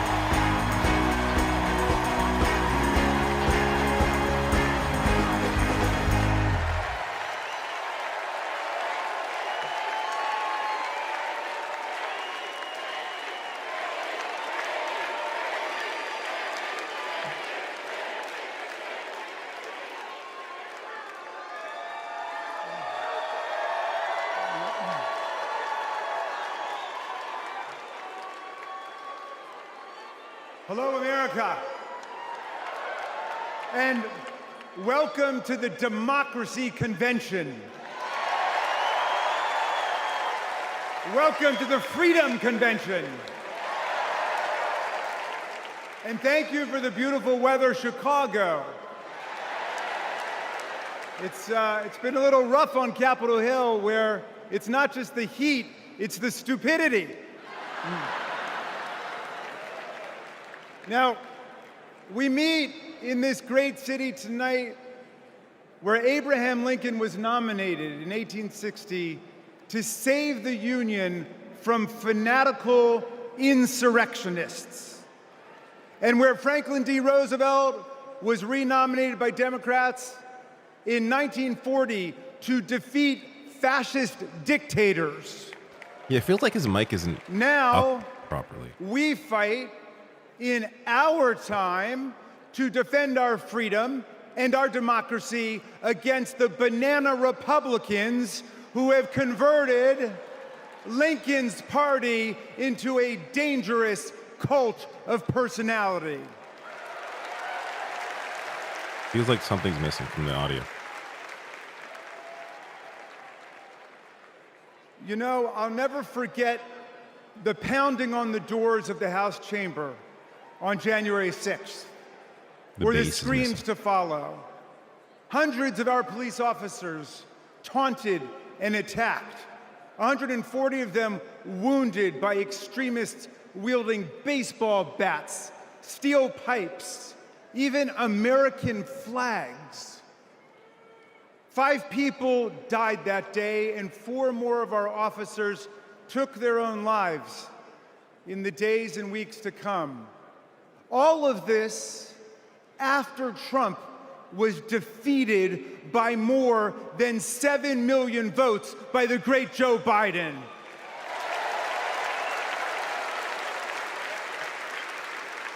It was after 80 judges rejected every ridiculous claim raised by this sore loser who does not know how to take no for an answer from American voters, American courts, or American women.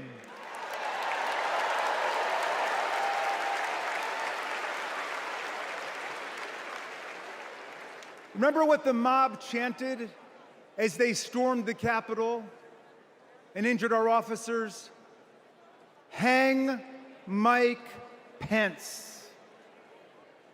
Someone should have told Donald Trump that the president's job under Article 2 of the Constitution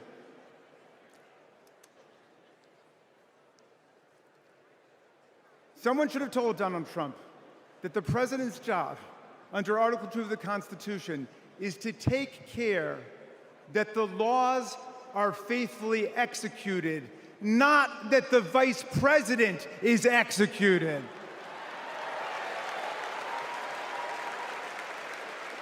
What happened? Pence has now joined more than 24 officials from Donald Trump's own administration in denouncing him, an historical record. And Pence is the first vice president in more than 2 centuries not to support the president he served with in a general election. And by the way, J.D. Vance, do you understand why there was a sudden job opening for running mate on the GOP ticket? They tried to kill your predecessor. It is kind of weird that that's like barely mentioned it now. Because he would not follow Trump's plan Pence to isn't the VP. destroy and nullify the votes of millions of Americans. Your votes, Pennsylvania. Your votes, Michigan. Your votes, Georgia, Nevada, Arizona. Are we going to go back to the days of election suppression and violent insurrection?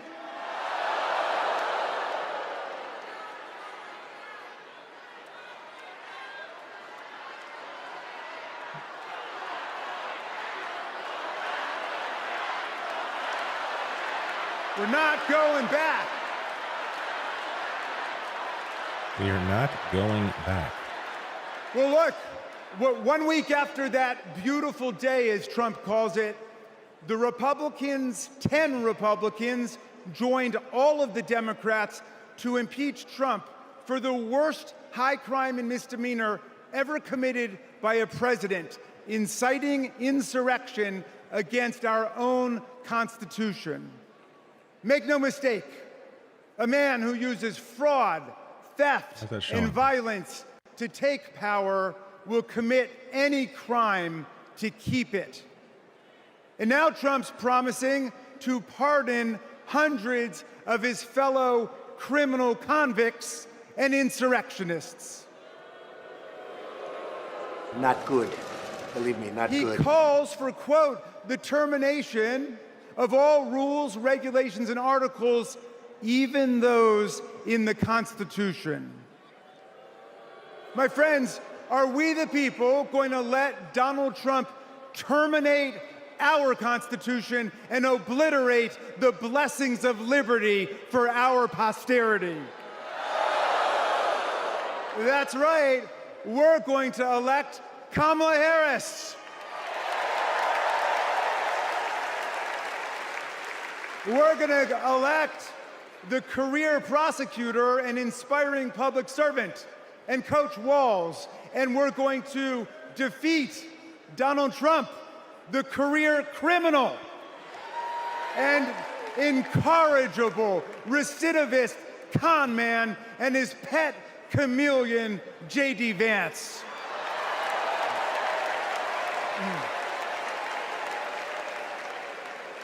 And America, let's make it a landslide so big that Donald Trump and his kangaroo court Supreme Court justices cannot even try to steal it.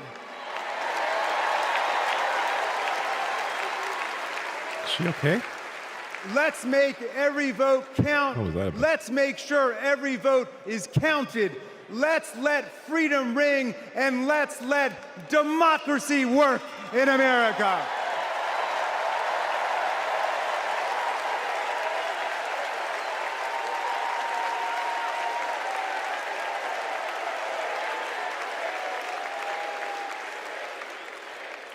Please welcome Texas Representative Jasmine Crockett.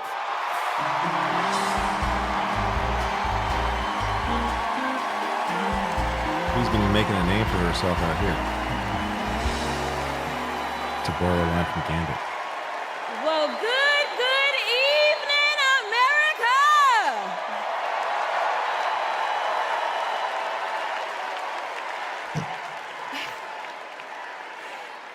On November 5th, our nation will hire a president, a commander-in-chief, and leader of the free world. So let's compare their resumes, shall we? One candidate worked at McDonald's while she was in college at an HBCU. HU. The other was born with a silver spoon in his mouth and helped his daddy in the family business. Why don't more Housing speakers use the discrimination, screen? that This is good. She became a career prosecutor while he became a career criminal.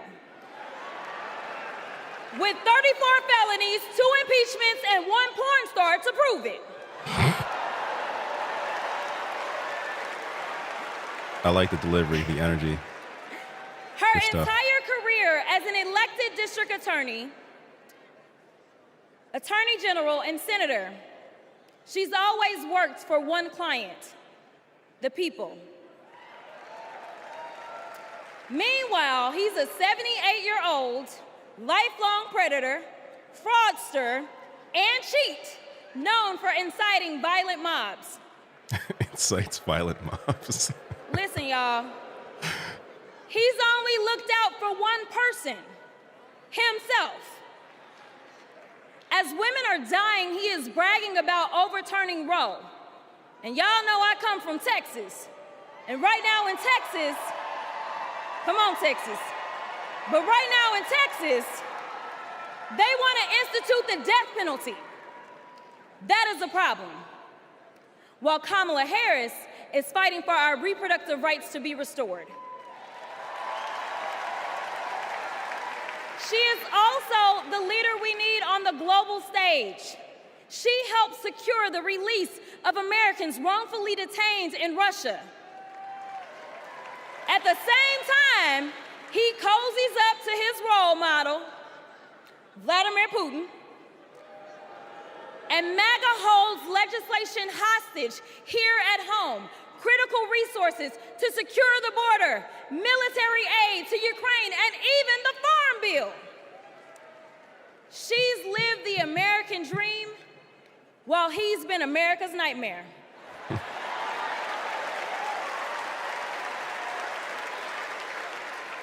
America, looking at the two choices before you, who would you hire? Donald Trump or Kamala Harris? Why would anyone hire Donald Trump to work for you, ever? Man, one interview with that guy should be Kamala clear. Harris has a resume. Donald Trump has a rap sheet. Even his supporters have to know he just cares She about himself. Like, they must presides know over the that. Senate, Know that, right? While It's so he very keeps obvious. our national secrets next to his thinking chair. Y'all know what I said that other time. In Mar-a-Lago. Well, Donald Trump wants to put our 1787 Constitution through his Project 2025 paper shredder and make every day January 6th, Kamala Harris is fighting to fulfill the promise of America. In the real world, this wouldn't even be close. But this election is. Don't make a mistake. We are the underdogs in this fight, even though there is only one person qualified, only one person who's done the work, and who has delivered the results. And she needs you. She needs your one vote this November. Can we count on you?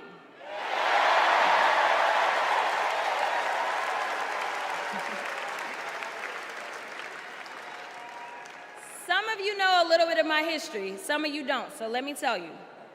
I was a public defender.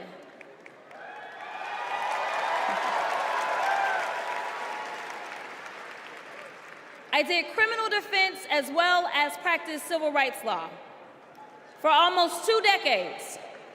I know a good prosecutor when I see one. Kamala Harris is the kind of prosecutor we long for in the cases like those of Breonna Taylor. Yeah. She was the first attorney general in the nation to order that her officers wear body cams, and she started the Back on Track program to reduce recidivism.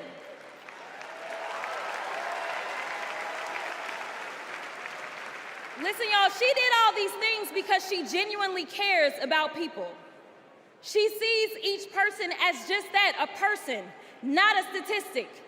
She's proven that since the first day she stepped into a courtroom and said what y'all already heard Hillary say, I did not copy off of her speech. I just want y'all to know. She walked into that courtroom and said, Kamala Harris for the people. And she meant that.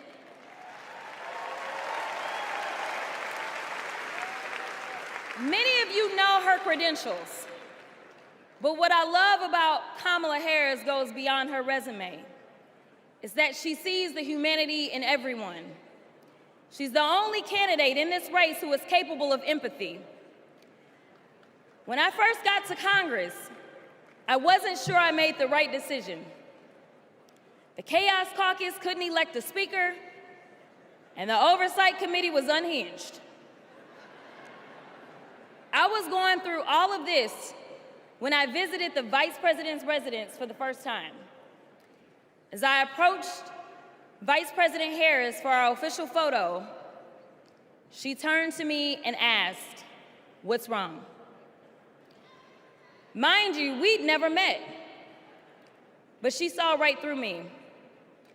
She saw the distress. I immediately began crying.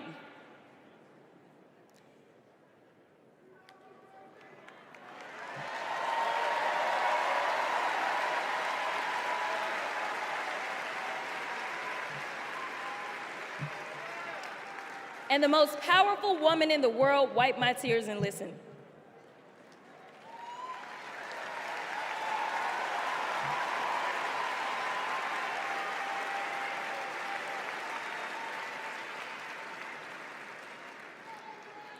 It's so hard for me to tell this story. She then said, among other things, you are exactly where God wants you.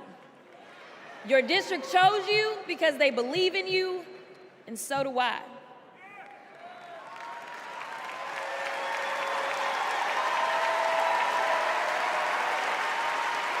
I'm gonna stop. Okay.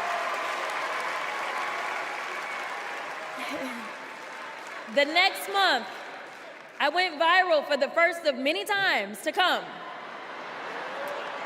for hitting Republicans with a dose of their own medicine. That brief but impactful interaction gave me my legislative legs, and I've been running ever since.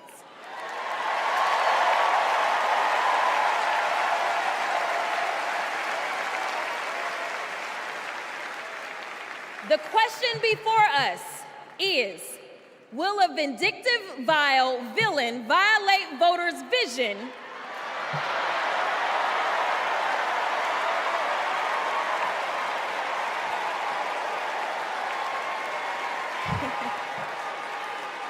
for a better America or not?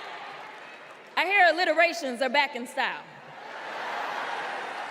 We deserve better. We deserve a president who can be a bright light in a sea of darkness. One who will pull us forward, because we won't go back. Amanda Gorman said it best. There's always light if only we are brave enough to see it. If only we are brave enough to be it. Kamala Harris showed me that light. And America, when she is our president, together we will shine as that beacon of hope and freedom around the world once more. God bless y'all. That was good. It's rare to see like authenticity, I guess, in a speech like this. Not that, you know, these people This can't be is authentic, one of our but willow boxes. giving a speech like this is a big is the moment, so you outfit typically go she in with was just sort of a gonna maybe paired, wear home from the hospital. paired line. There's her little the blanket that she was in. It's okay. No. For 54 years, they were trying to get Roe v. Wade terminated, and I did it, and I'm proud to have done it. I was punished for 3 days having to wait for either my baby to die or me to die, or both. I was stuck in this horrific hell of both wanting to hear her heartbeat and also hoping I wouldn't. There has to be some form of punishment. For the woman? Yeah, there has to be some form. I almost died because doctors were forced to follow Trump's abortion ban. He's so fucking disgusting. Kamala will protect a woman's right to choose. We trust women to make decisions about their own body and not have their government tell them what to do. I have so much faith in her. And when Congress passes a law to restore reproductive freedoms as President of the United States, I will sign it into law. We have to fight for Kamala Harris. Our rights, our freedoms, and frankly, our lives. Everything is on the line. All right, this has gone overtime. Or it is going overtime. It's almost 11. Expecting a baby, packing for the hospital should be a joyful moment. For us, it was different. We were told with 100% certainty we would lose our baby girl, Willow, and we were sent home.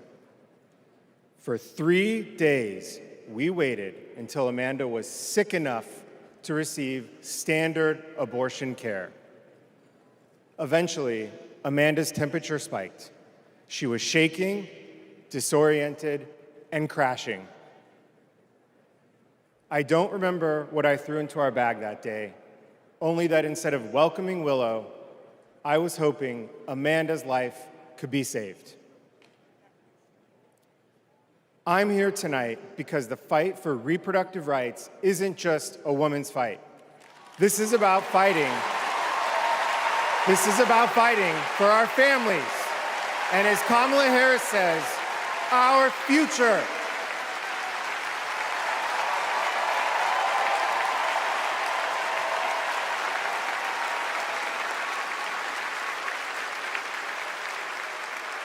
Every time I share our story, my heart breaks.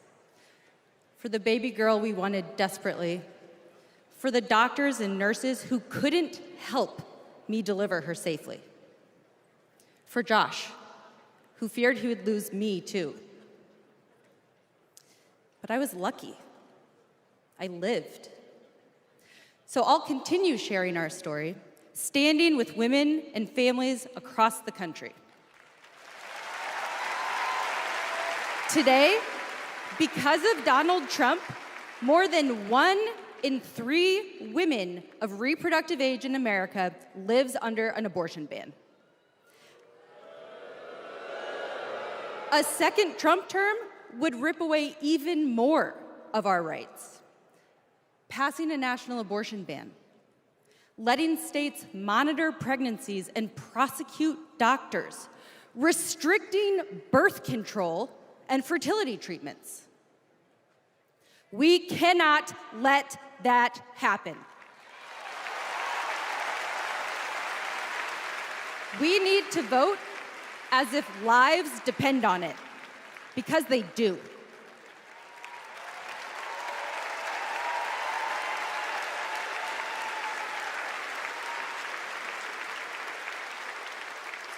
Two years ago, my husband and I were expecting our second child.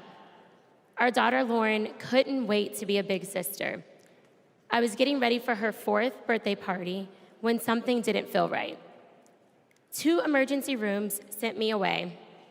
Because of Louisiana's abortion ban, no one would confirm that I was miscarrying. I was in pain, bleeding so much my husband feared for my life. No woman should experience what I endured, but too many have. They write to me saying, "What happened to you happened to me." Sometimes they're miscarrying, scared to tell anyone, even their doctors. Our daughters deserve better.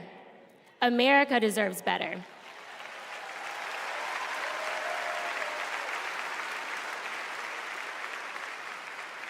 Kamala Harris and Tim Walz will fight for reproductive rights and our freedom and our shared future.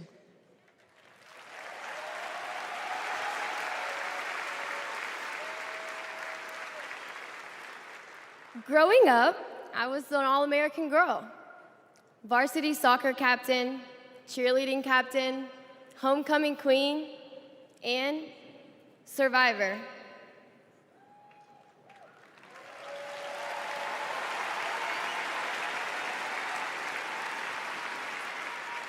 I was raped by my stepfather after years of sexual abuse. At age 12, I took my first pregnancy test, and it was positive. That was the first time I was ever told, "You have options." I can't imagine not having a choice. But today, that's the reality for many women and girls across the country because of Donald Trump's abortion bans. He calls it a beautiful thing. What is so beautiful about a child having to carry her parent's child?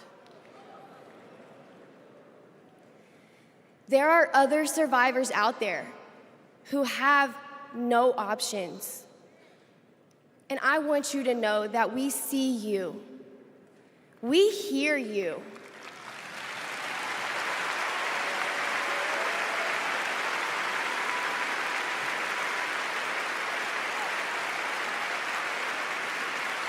Kamala Harris will sign a national law to restore the right to an abortion.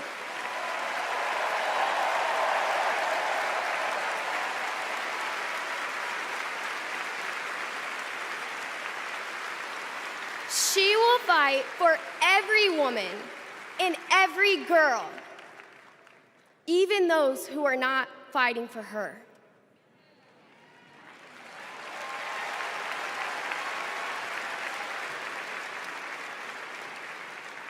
And now, I am honored to introduce another champion for women, a leader who's fought for me and for so many others, Governor Andy Beshear.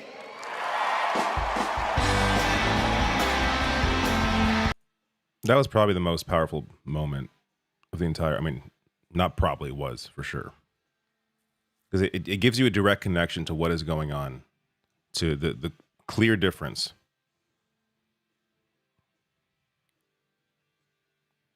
So I'm muting the music right now because I don't know what this is.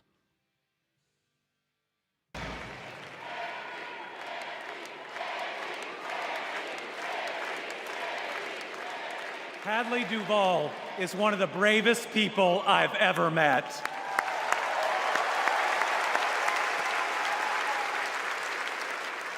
I'm amazed at the courage it takes to share her pain, to share her truth. Yet Donald Trump brags about tearing a constitutional right away from Hadley and every other woman and girl in our country. That's why we must tear away any chance he can ever be president ever again.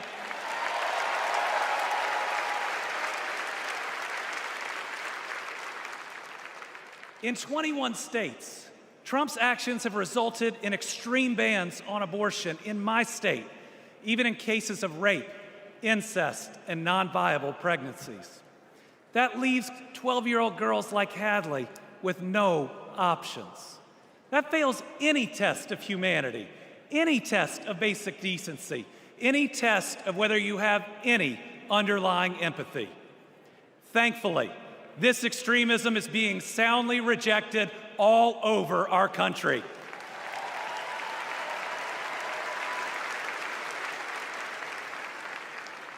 In Kentucky, we put reproductive freedom on the ballot last November, and I beat Donald Trump and Mitch McConnell's hand-picked candidate by more than 5 percentage points.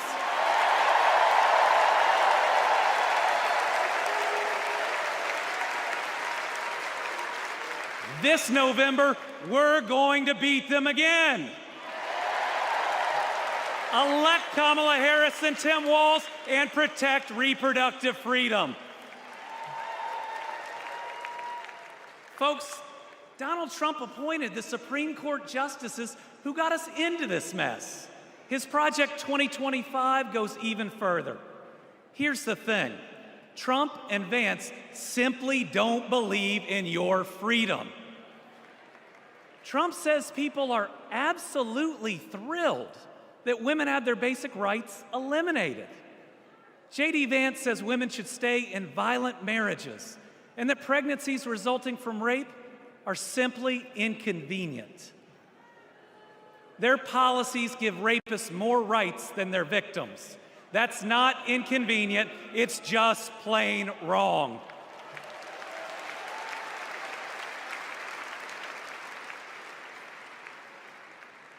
And a woman grieving a non-viable pregnancy shouldn't be required to carry it to term just to listen to her child die or to hear no sound at all. All women should have the freedom to make their own decisions. Freedom over their own bodies. Freedom about whether to pursue IVF. Freedom about whether to have children at all.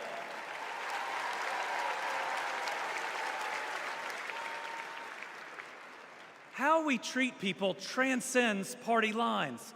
It goes right to the heart of who we are. My faith teaches me the golden rule that I am to love my neighbor as myself. And the parable of the Good Samaritan says we are all each other's neighbors. So I want anyone watching tonight, Republican, Independent, Democrat, to know that you are welcome here.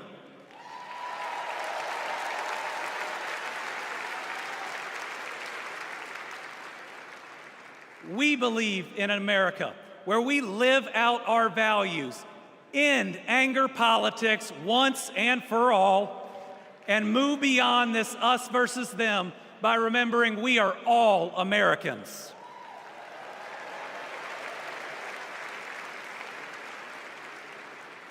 That's how Joe Biden and Kamala Harris lead. They both called to ask how they could help Kentucky in recovering from natural disasters. They helped us improve our roads, our bridges, and invested in our people. They didn't ask me who Kentuckians voted for. They asked me what Kentuckians needed, and folks, they delivered. Oh man, we still got 1, 2, 3. Okay. Kamala Harris gets it. She knows we must Free move speeches till beyond Biden. anger, extremism, and division, that everyone has dignity and deserves respect. They're going an hour late here. America, we're going to win.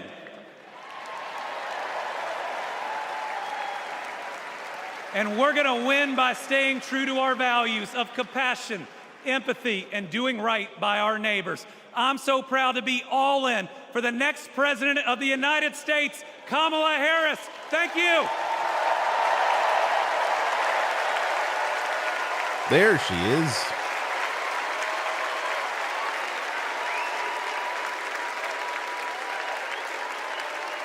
Let me grab chats quick. Where was I? HRD. I think you mean HRC. Warnock is next. Riding coattails heart. Thank you for your very generous super chat, J-Man. I'm sure Hillary's 8 years of pent up anger. Did I read this already? I may have read this, but thank you, J-Man again. Beth, thank you. Real people stories will always be the most powerful over rhetoric. Yes. Well,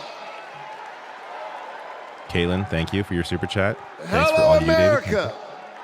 And John Jeffrey. I hope Biden had his nap today. I know this is going late for him. Thank you so very much. On January 5th, It's going late for me. 2021, the people of Georgia did an amazing thing.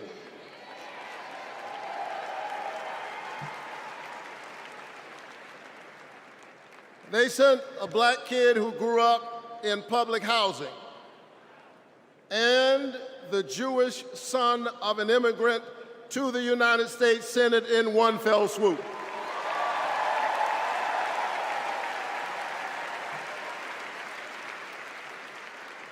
And among those They Georgians picked two people who were not excited at all. was Showed my their faces. then 82-year-old mother.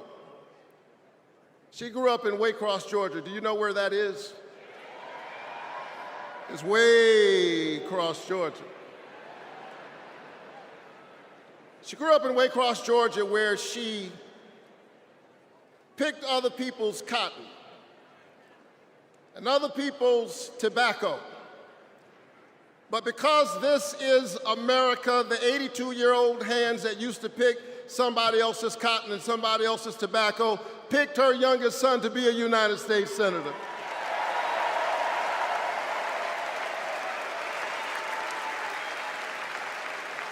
This is my America. Thank you, Mom. Thank you, Georgia. Thank you, America, for raising your voice and using your vote. A vote is a kind of prayer for the world we desire for ourselves and for our children, and our prayers are stronger when we pray together. And so together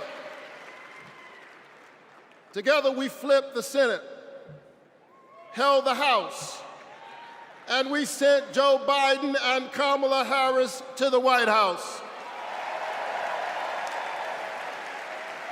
Together we vaccinated our citizens, we fortified our cities and our towns, and we stood by our small businesses. Together we set out to heal the land. Scaro, thank you for an Nation incredibly besieged generous super chat.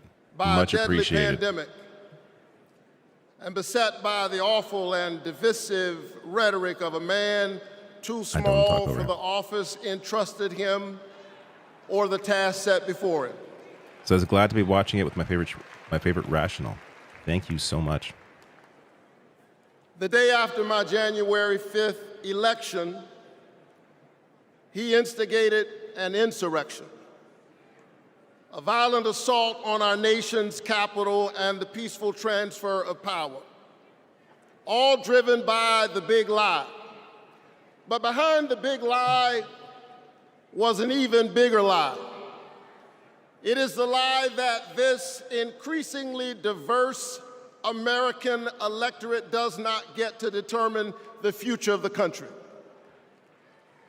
The lie and the logic of January 6th is a sickness. It is a kind of cancer that then metastasized into dozens of voter suppression laws all across our country. And we must be vigilant tonight because these anti-democratic forces are at work right now in Georgia and all across our country. And the question is, who will heal the land? And so here we are, America. Are you ready? Are you ready to stand up in this moral moment? Stand up for the best in the American covenant.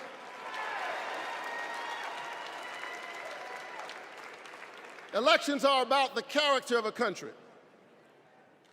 And we must decide, again, we are the latest generation of Americans who get to decide what kind of country we want to be. And we must choose between the promise of January 5th and the peril of January 6th. A nation that embraces all of us or just some of us. Donald Trump's America is the America of January 6th. People who have no vision traffic in division. He does not know how to lead us, and so he wants to divide us. America, make no mistake, Donald Trump is a plague on the American conscience.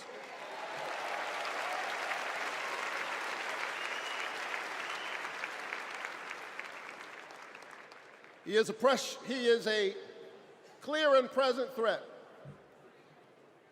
to the precious covenant we share with one another.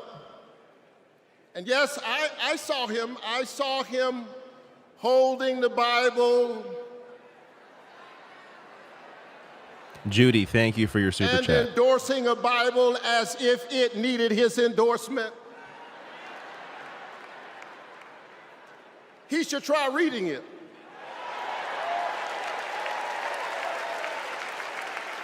I don't know if it's me or these speeches, but it's getting late now. It says, do justice, love kindness, and walk humbly with your God. He should try reading it. It says, love your neighbor as yourself. It says, inasmuch as you've done it unto the least of these, you have done it also unto me. And Chris Coons is next, which is going to be terrible. And then it's Jill Biden, and then it's a James Taylor performance, and then it's Ashley Biden, and then it's Joe Biden. The American covenant. It's coming. Pluribus unum, out of many one. I choose January 5th. I choose a nation that provides a path for ordinary people and gives every child a chance.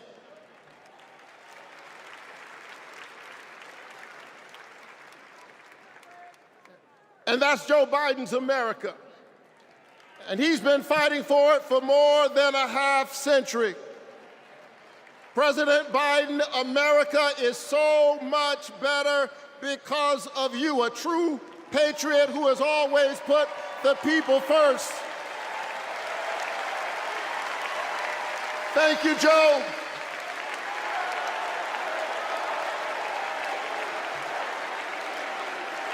Thank you, Joe. Please, we don't have to extend this night any longer. Sit down. Let's continue. Allow him to finish the speech. But I'll tell you something else.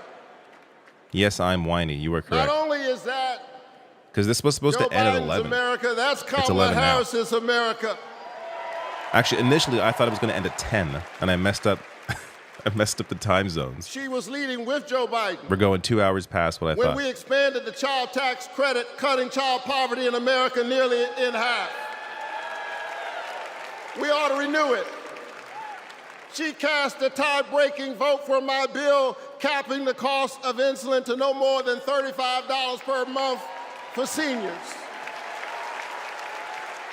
We ought to extend it to everybody. Together we passed an infrastructure bill, bolstered American manufacturing and clean energy, an investment in the house that we all share together. Cranky dada. Yes, I am. And I've got news for you. We are just getting started. No, please. Don't say that. Are you ready to win this election? We are not just getting started.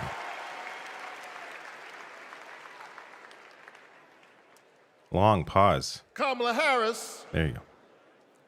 and Tim Walz represent the new way forward. We're not going back. We're not going back because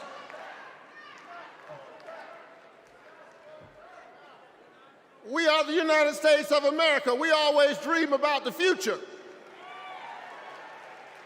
And so forward on women's reproductive rights, because we believe that a patient's room is too small and cramped a space for a woman, her doctor, and the United States government. That's too many people in the room.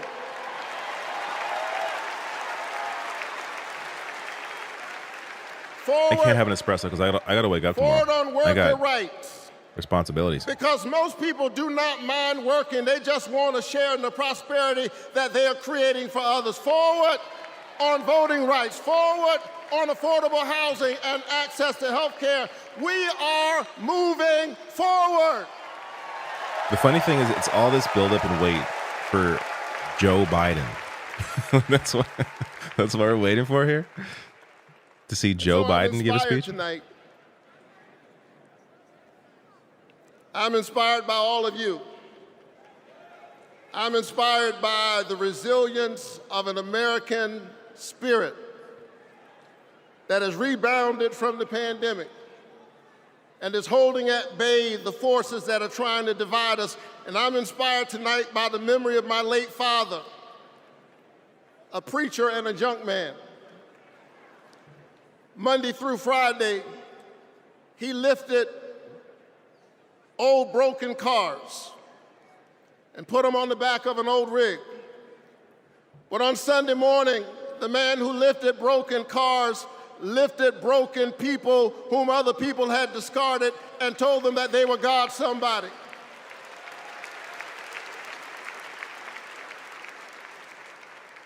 Is Obama there? My dad Yes, just not discovered today. strength in the broken places, a power made perfect in weakness. And so I'm convinced tonight that we can lift the broken even as we climb. I'm convinced tonight that we can heal sick bodies. We can heal the wounds that divide us. We can heal a planet in peril. We can heal the land. I'm convinced his speech would have hit harder an hour ago. And in a It's a good strange speech. way, He gives good speeches. in a strange way, the pandemic taught us how. It's hard to appreciate it. A contagious airborne disease means that I have a personal stake in the health of my neighbor. If she's sick, I may get sick also. Her health care is good for my health. I'm just trying to tell you that we are as close in our humanity as a cough. I need my neighbor's children to be okay so that my children will be okay. I need all of my neighbor's children to be okay. Poor inner city children in Atlanta and poor children of Appalachia. I need the poor children of Israel and the poor children of Gaza. I need Israelis and Palestinians. I need those in the Congo, those in Haiti, those in Ukraine. I need American children on both sides of the track to be okay. Because we are all God's children. And so let's stand together. Let's work together. Let's organize together. Let's pray together. Let's stand together. Let's heal the land. God bless you. Keep the faith and keep looking up.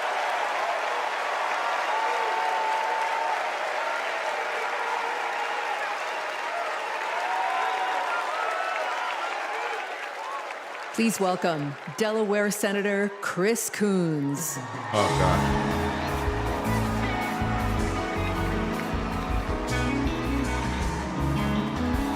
Yeah, play some smooth jazz for Chris Coons. Good evening, folks. Good evening, America. Good evening, Chicago. Are there any Democrats in the room tonight? No. Not Rock Convention. Folks, we are on the verge of making history. We are on the verge of an historic election. And I want to talk with you for just a few minutes about my dear friend, our president, Joe Biden. In case you're wondering why he's this far down the Joe list for this Biden's speech, mom had a saying. Delaware. You are defined by your courage, and you are redeemed by your loyalty. 4 years ago, I had the honor of helping in. I muted him by I accident. spoke about Joe's faith, his Had to mute love myself. of family, his determination to restore the soul of our nation. Back in 2020, America was nearly flat on our back from a deadly pandemic, an economic collapse, and then in January, I'm going to bet on our out of any democracy. point tonight, I'm going to lose the most people All now. of this. Because why all would you of stay? This, because the drama For Chris and Coons. chaos. If you're of going our to leave at former some point, you're president probably going had to knocked leave us at Chris down. Coons. But folks, But if you're committed to seeing Joe Joe Biden's Biden, courage, seeing him give that Joe fiery Biden's speech faith tonight, in us, Joe Biden's determination to heal the you will soul stick it of our through. nation gave us hope and gave us confidence. Someone who has himself been knocked down by life time and again. Joe Biden knows the grit and determination of the American people. He believed in us. Thank you, Casey Jones. I appreciate Joe it. Biden helped us get back up again. Both David and Biden will be sleeping on camera. Using There's a the chance incredible that skills he developed in many years in the U.S. Senate, Joe got passed and signed into law the most consequential legislation of any president in 60 years, helping our veterans, advancing gun safety, cutting prescription drug prices, fighting climate change, rebuilding bridges and broadband, bringing manufacturing back to America. Together, Joe and Kamala helped rebuild our economy from the middle up, from the bottom up, and the middle out, not from the top down. And they made our families safer and our country stronger at home and abroad. Yeah, okay. Right. Today, we are so much better off because they believed in us, in our democracy. And our incredible First Lady, Jill Biden, Who I think is next. our incredible First Lady, Jill Biden, They cheered already. Move on. our incredible First Lady, Jill Biden, was at Joe's side every step of the way, fighting for education, advancing the cancer moonshot, determined to improve women's health care, honoring military families. Joe and Jill, together, you have done so much for us, and there's so much more you will do and we can do together. Mr. President, thank you. Thank you for elevating a great leader in Kamala Harris. Okay, just bring me down a little bit there. Super chats. Attaining Banquet, Vice President thank you for your Harris, super chat. thank Attaining you Oneness, thank you for your super for chat. Big choosing DI, a the great Tiger, quote, running you're staying in the mate race with a to heart stream for the the middle DNC. class I wish I like had that yours. soundbite. That In Biden soundbite. Sergeant, I'm staying in the race. Congressman, Coach, Fly, chopper, fly. Governor Tim Walz. Losing my voice. Fly, chopper, fly. Valuable service, David. We appreciate you, even asleep. Well, I'm not going to sleep on camera. I'm not one of those I people. have hope. But Do you? thank you. Dominic I Esquire. have hope. Do you? Thank you for your super I have chat. hope. Do you? And Will it is in no sleepy small Joe part Biden finally take back the because of nomination? Joe Biden. Sad. I have never known That's a more what Trump compassionate predicted. man than Joe Biden. I have never known a man who I'm has taken staying in the from race. his own loss and his own faith and delivered so much for the future of so many others. Mr. President, you were my senator as a Delawarean. You are my president as an American, and you will always be my friend. On behalf of our nation, Joe, for your courage in fighting for our democracy, we thank you.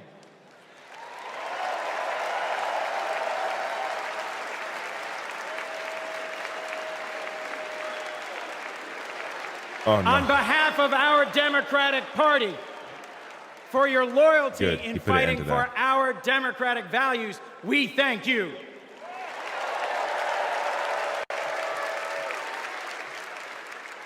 And on behalf of Delaware, thank you, Joe, and God bless you. We love you. We love Joe. Okay. We love Joe. See yourself out. We love Joe. We love Joe. Okay. Oh, my God. You love him so much. Why don't you marry him? Thank you all. We love Joe. Enough of this God shit. bless you, and thank you very much. Oh, thank God. That was the end. Good. Good. Excellent.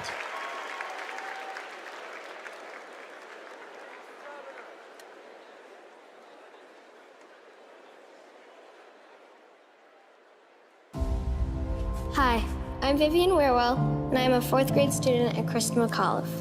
I've been bouncing around all week excited for this moment, and last night I could barely sleep. I remember the day that we heard that President Biden had won, and the whole neighborhood started celebrating. So when I heard you were coming, I really wanted to meet you. I adore you because you embrace change from my generation. And the ones to come, I look up to you.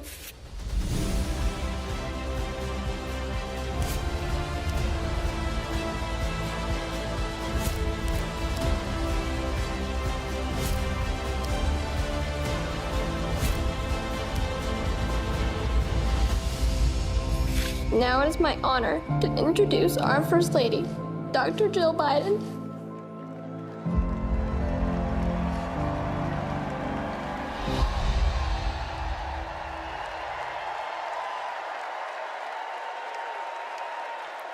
Please welcome First Lady of the United States, Jill Biden. They have Jill signs? All right. Oh, come on. The music. Good song, though.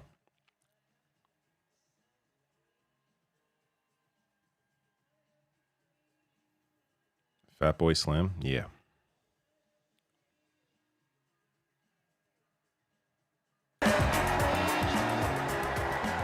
Thank you.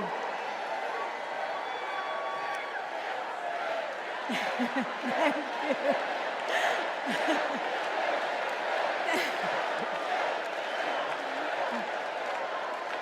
Thank you. Thank you so much. Love you too. Joe and I have been together for almost 50 years. And still, there are moments when I fall in love with him all over again. Really? Like when I handed him our baby Ashley for the first time and saw the smile that lit up his face.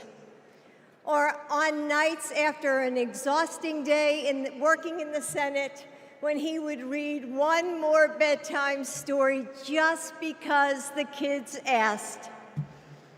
When he stops on a rope line because he sees someone grieving who needs to know that everything is going to be all right one day.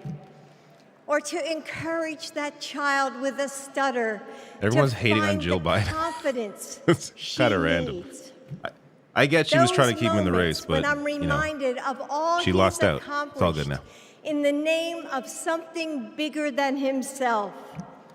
Receiving the Medal of Freedom with humility.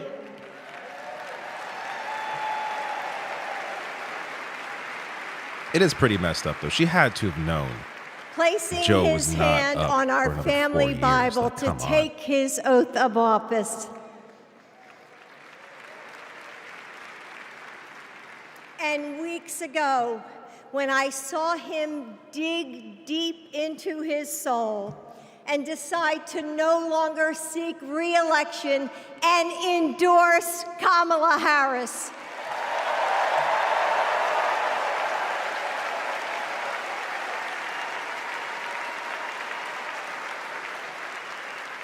With faith and conviction, Joe knows that our nation's strength doesn't come from intimidation or cruelty.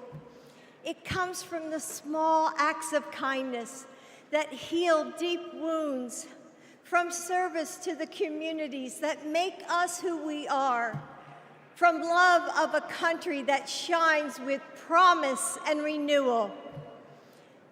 Kamala Harris knows that too.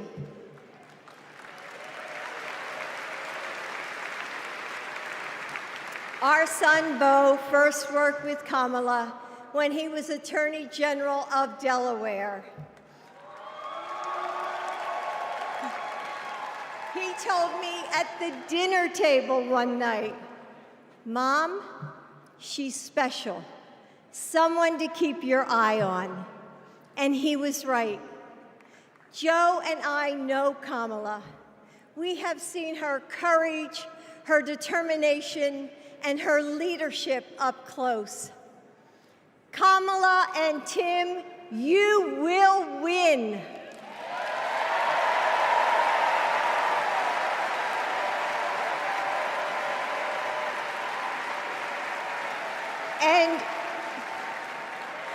And you are inspiring a new generation.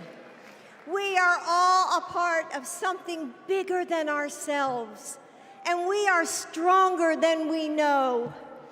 The future of our country is in the hands of those in this room and all of you watching at home. It's going to take all of us, and we can't afford to lose. With faith in each other, hope for a brighter future, and love for our country, we will fight and we will win together. Thank you. Nice. Thank you. Nice. Quick. Speedy. Didn't linger around too long. That was good. One of the best speeches of the night based on time alone. Didn't have to sit there till there's no need. Please welcome first daughter, Ashley Biden. So the list shows James Taylor before Ashley Biden, but either James Taylor's not going to perform or it's going to come after Ashley. Good evening. Oh, that was music too. Oh well. I have this memory. It's the eve of my 8th birthday. Dad is still in D.C., tending to urgent matters in the Senate. That night, as a surprise, Mom told me, Beau, and Hunter to get in the car. I remember pulling up to the Wilmington Amtrak station, riding up the escalator to the platform. The train stops, doors open, and Dad steps out. As soon as I saw him, I run down that platform and jump into his arms. Like magic, Mom brought out a cake, they sang happy birthday, and I blew out the candles. Dad hugged me, and he said that he had to get back to work. He crossed to the southbound train, and off he went to DC. That was a snapshot of one moment, of one day, on this extraordinary journey of being Joe Biden's daughter.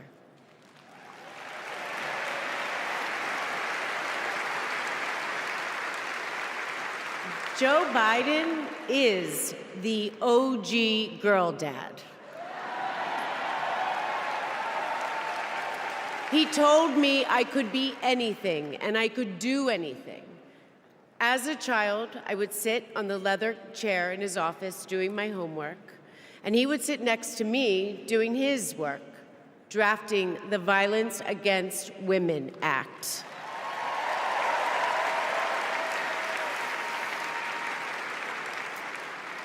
And he wasn't just a girl dad.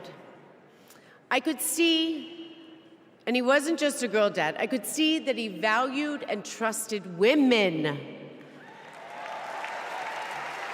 How he listened to his mother, how he believed in his sister, and most of all, how he respected my mother's career. Dad was always there, doing everything he could to be a true partner to her. Dad, you always tell us, but we don't tell you enough, that you are the love of our lives and the life of our love.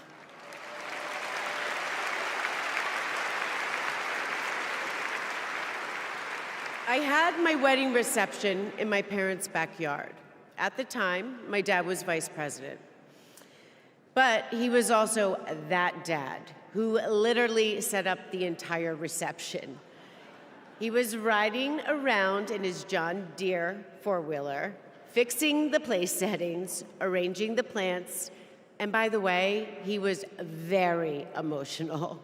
I thought that I would be a mess, but he was the one crying, and I was the one who had to comfort him. Before he walked me down the aisle, he turned to me and said that he would always be my best friend. All these years later, Dad, you are still my best friend. His example in service inspired my career. I'm a social worker in Philadelphia.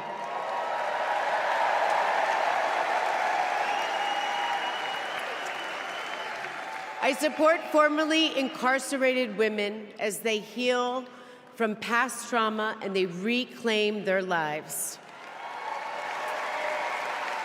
Dad always told me that I was no better than anybody else and nobody was better than me. He taught me that everyone deserves a fair shot and that we shouldn't leave anyone behind. That's what you learn from a fighter who has been underestimated his entire life.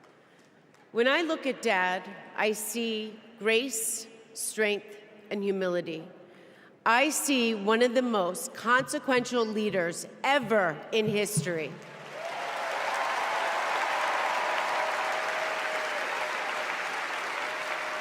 And I also know that he never stops thinking about you, about your dreams, about your dignity, about your opportunities, about your family. Dad knows that family is everything. When Hunter and I lost our brother Beau to cancer in 2015, the grief and the pain felt like it might never end. Dad had the capacity to step out of his own pain and absorb ours. And I know that Beau is here with us tonight, as he is always with us.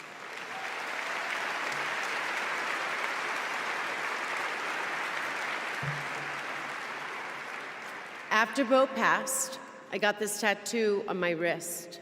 It says, "Courage, dear heart." People are asking, why are we hearing about Joe? A reminder this is his to daughter, myself and he's giving the next to keep speech. That's going, why. to get back up, like my dad has always done. He has taught me that a courageous heart is a miraculous thing, A courageous heart can heal a family. A courageous heart can heal a nation, and maybe even the world. And now, this election requires the courageous hearts of all of us. In 2020, my dad selected Kamala Harris to beat Donald Trump. And he knows in 2024, she will beat Donald Trump again.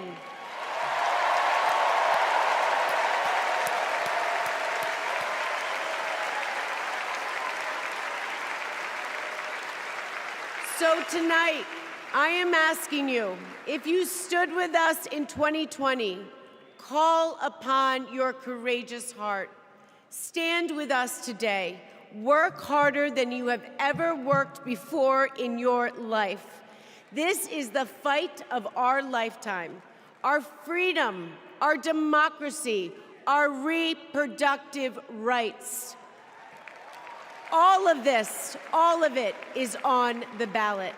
And I know together we can do this because my dad helped show us the way. Now here he is. And now I would like to introduce my father, your 46th President of the United States, Joe Biden. I guess there's no James Taylor. I'm not playing music. I should make up the song they're playing.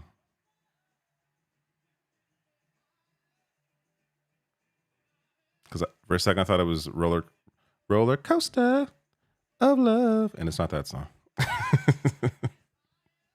But that would have been hilarious.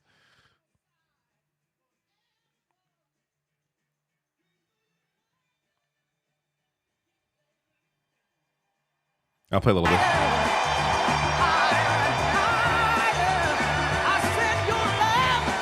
Great song.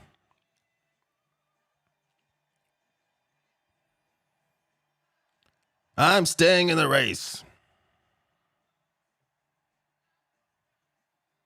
Do I have any Joe Biden sound drops? I don't think I do.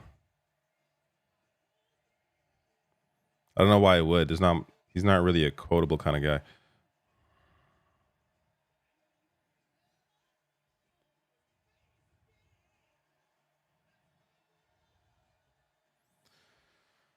Sorry, music's still going once it ends.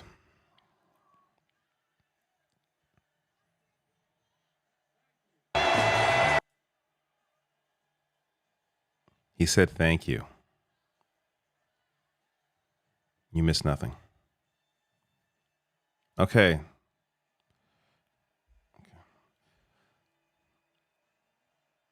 At least this applause is, I wouldn't say it's justified, but in the sense of like this party and like him deciding to actually drop out and the very narrow view and, you know, not thinking at all about the mass atrocities he's enabling. I get the applause from that perspective. Thank you.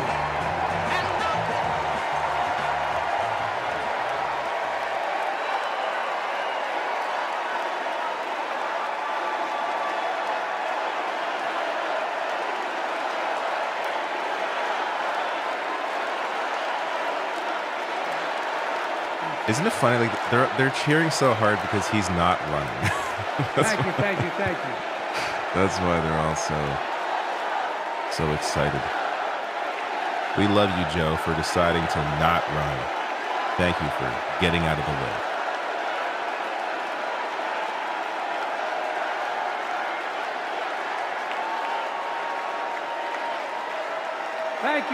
Thank you.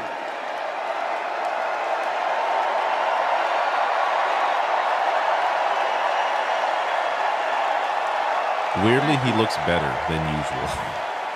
I guess because he hasn't been out and about as often.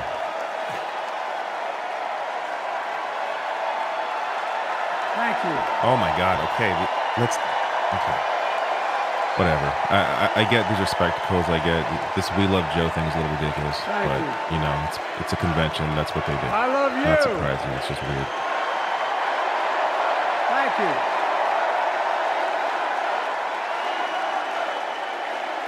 Thank you, thank you, thank you. Okay, guys, he has to give the speech. Enough. That was my daughter.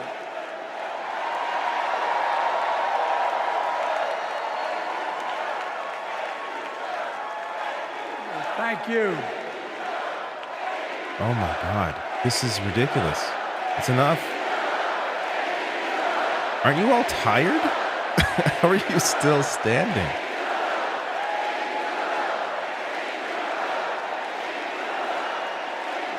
Thank you, thank you, That thank guy you. looked a little psychotic. Thank you. Thank you for so. I tell you Okay. what, I'll tell you what, I'm staying in the race. Wouldn't that be hilarious if you dropped that right now? I'm not giving it up. Change my mind. to my dearest daughter Ashley, God love you, you're incredible.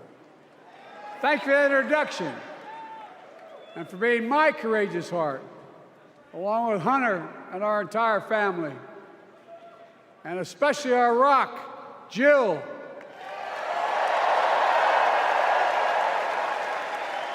Who, as those of you who know us, she still leaves me both breathless and speechless. Everybody knows her. I love her more than she loves me. She walks down the stairs and I still get that going boom, boom, boom. Y'all will know me. No, I'm not kidding. Let's give a special round of applause to our First Lady, Jill Biden.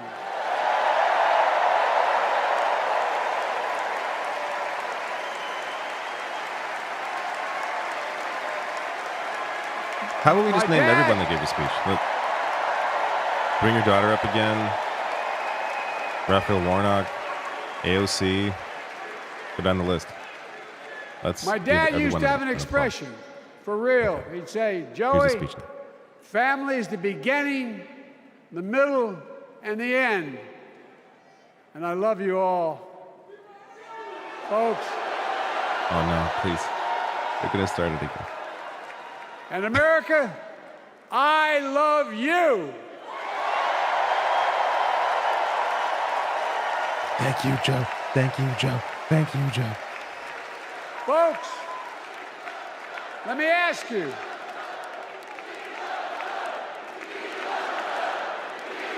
I was joking. I was joking, and they actually did it again.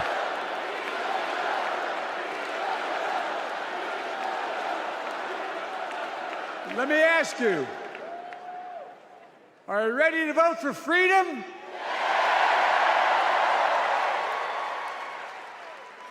Are you ready to vote for democracy and for America? Let me ask you, are you ready to elect Kamala Harris and Tim Walz, Yes. President and Vice President of the United States? Yes, they are. My fellow Democrats, my fellow Americans, nearly 4 years ago, in winter, on the steps of the Capitol, on a cold January day, I raised my right hand and I swore an oath to you and to God to preserve, protect, and defend the Constitution and to faithfully execute the office of the President of the United States. In front of me was the city surrounded by the National Guard. Behind me, a Capitol just 2 weeks before had been overrun by a violent mob. But I knew then, from the bottom of my heart, that I knew now, there is no place in America for political violence. None. You cannot say you love your country only when you win.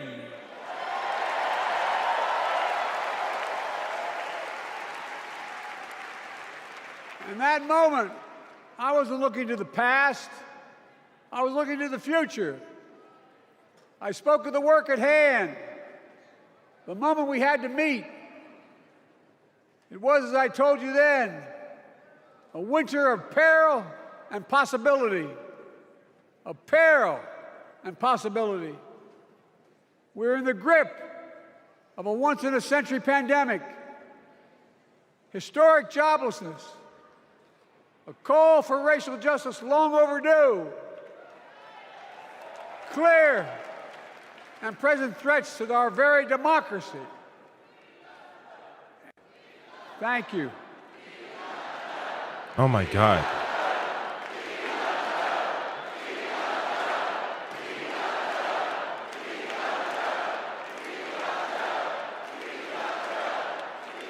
And yet I believe then, and I believe now, that progress was and is possible. Justice is achievable. And our best days are not behind us, they're before us.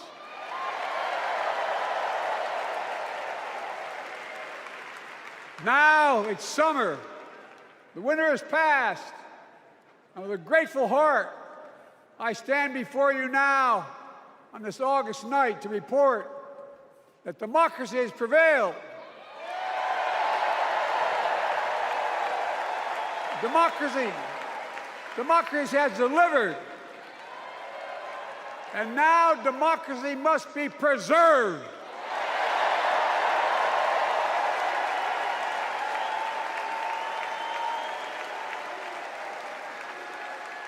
You've heard me say it before. We're facing an inflection point.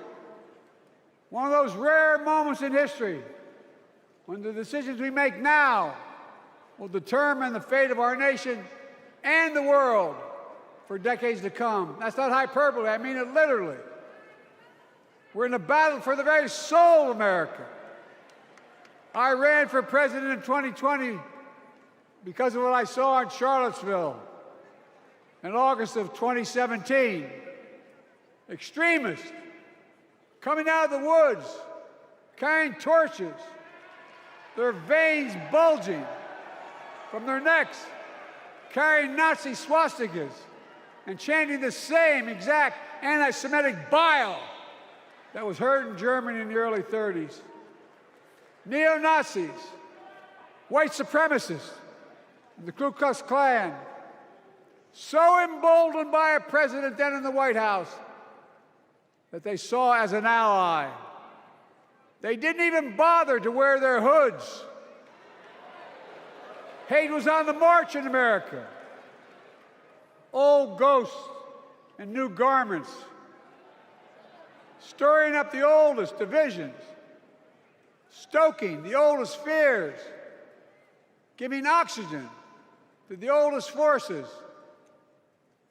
that they long sought to tear apart America.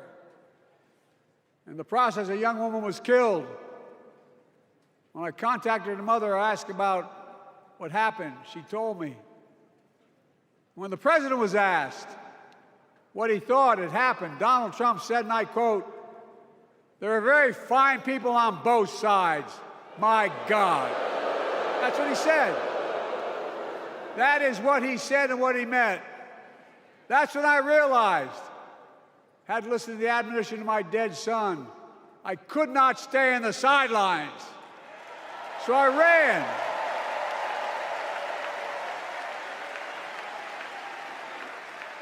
Because I had no intention of running again. I just lost part of my soul. But I ran with a deep conviction. In America, I know and believe in an America where honesty, dignity, decency still matter.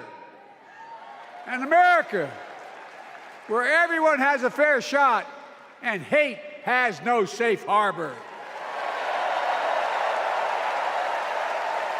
My background kind of matches the background In of America, Biden's speech. where the fundamental creed of this nation, that all of us are created equal, is still very much alive. And a broad coalition of Americans joined with me. 81 million voters voted for us, more than any time in all of history.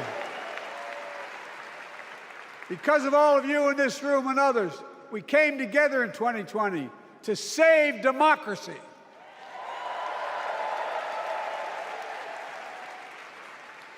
As your president, I've been determined to keep America moving forward, not going back, to stand against hate and violence in all its forms, to be a nation where we not only live with but thrive on diversity, demonizing no one, leaving no one behind, and becoming the nation that we profess to be. I also ran to rebuild the backbone of America, the middle class. Yeah, this is basically his campaign speech, as someone else mentioned. I made a commitment to you Rocco. that I be a president for all Americans, whether you voted for me or not. We have done that. Studies show the major bills we have passed actually delivered more to red states than blue, because the job of the president is to deliver to all of America. And because of you, and I'm not exaggerating, because of you, we've had one of the most extraordinary 4 years of progress ever, period. When I say we, I mean Kamala and me. Just think about it. COVID no longer controls our lives. We've gone from economic crisis to the strongest economy in the entire world.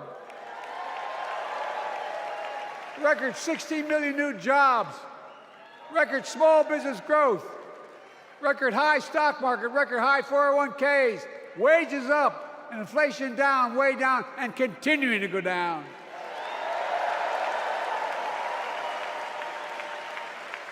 The smallest racial wealth gap in 20 years. And yes, we both know we have more to do, but we're moving in the right direction. More Americans have peace of mind that comes from having health insurance. More Americans have health insurance today than ever before in American history.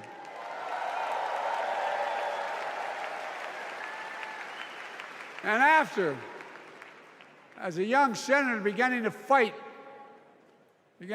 for 50 years to give Medicare the power to negotiate lower prescription drug prices, we finally beat Big Pharma. I mean, they did good work lowering some prescription drug prices. Cast the tie-breaking vote. Claiming you beat Big Pharma is a little over President Kamala Harris. the top.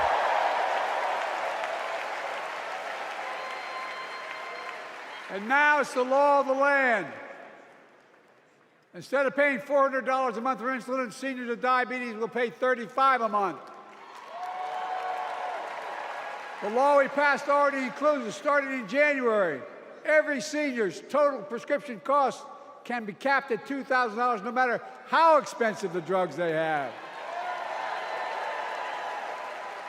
And what we don't focus on, and our Republican friends don't seem to understand, our reforms don't just save seniors money, they save the American taxpayers money.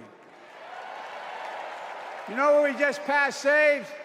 It saved $160 billion over the next decade. That's not hyperbole. It's because Medicare no longer has to pay those exorbitant prices to the big pharma. But look, well, thank you, Kamala, too.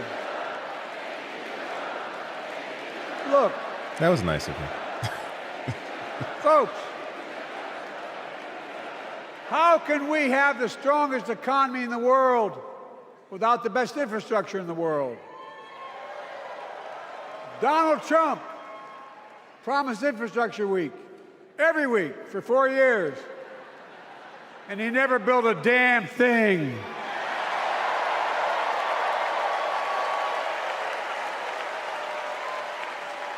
But now, because of what Kamala and I have done, remember we were told we couldn't get it done. Remember when we came into office, we couldn't get anything passed? But right now, we're giving America an infrastructure decade, not week. We're modernizing our roads, our bridges, our ports, our airports, our trains, our buses. We're removing every lead pipe from schools and homes so every child can drink clean water.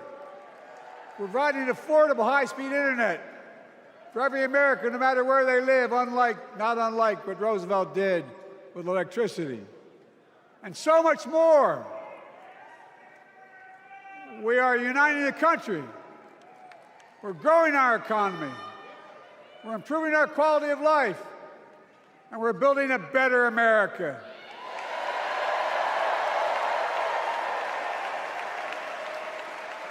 Because that's who we are. How can we be the strongest nation in the world without leading the world in science and technology?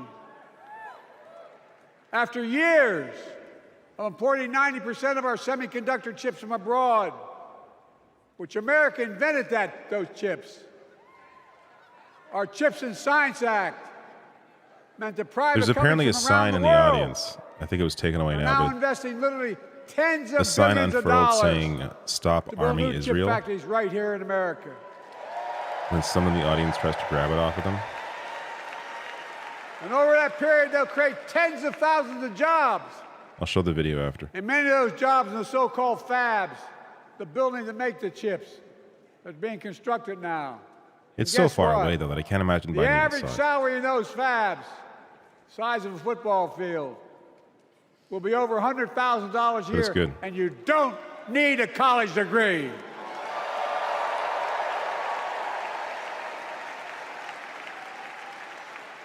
Because of you and so many electeds out there, American manufacturing is back. Where the hell to say we wouldn't lead the world in manufacturing? 800,000 new manufacturing jobs.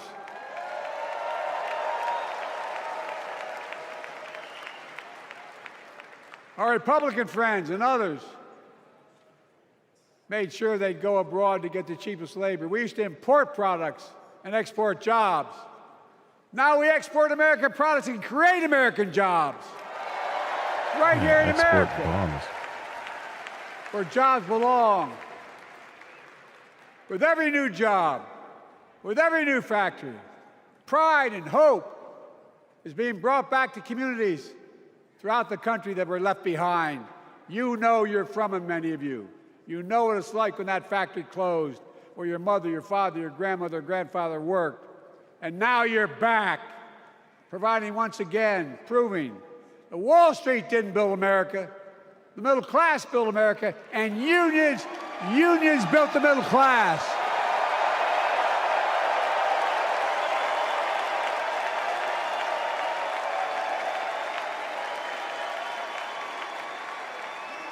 It's been my view since I came to the Senate.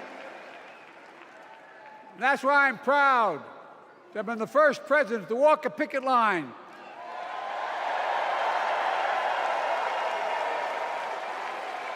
and be labeled the most pro-union president in history, and I accept it. That's a fact.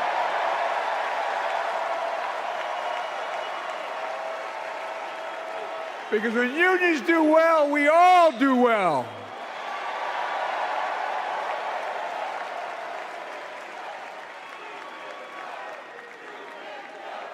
You got it, man. You got it.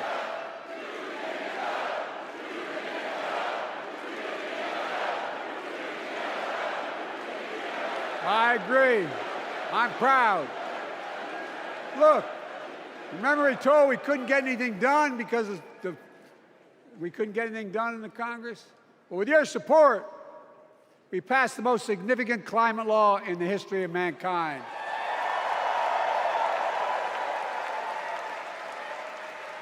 Over $370 billion. Cutting carbon emissions in half by 2030. Launching a climate Lady corps. Reverb says, and you destroyed your Similar to legacy by AmeriCorps arming a Peace genocide. Corps, Yeah, creating it's really tens of unfortunate. Like thousands of jobs for young people of the future. Just We're from, like, gonna his make sure perspective. this continues. This is a person who's actually done some shit, Creating hundreds of thousands of jobs especially in when it clean comes to the energy for NLRB, American unions, workers, labor. including the IBEW installing And 500,000 500,000. The memory of him is not charging going to be that. It's going to be the all fact that across he armed America. genocide. And in the process, reducing carbon emissions. And we're seeing it. We're seeing to it that the first beneficiaries of environmental initiatives are those fence-lined communities that have been smothered by the legacy of pollution. Louisiana and Delaware, Route 9, all the factories, all those chemical factories are right next to the poorest neighborhoods. They're the ones we're going to bring back.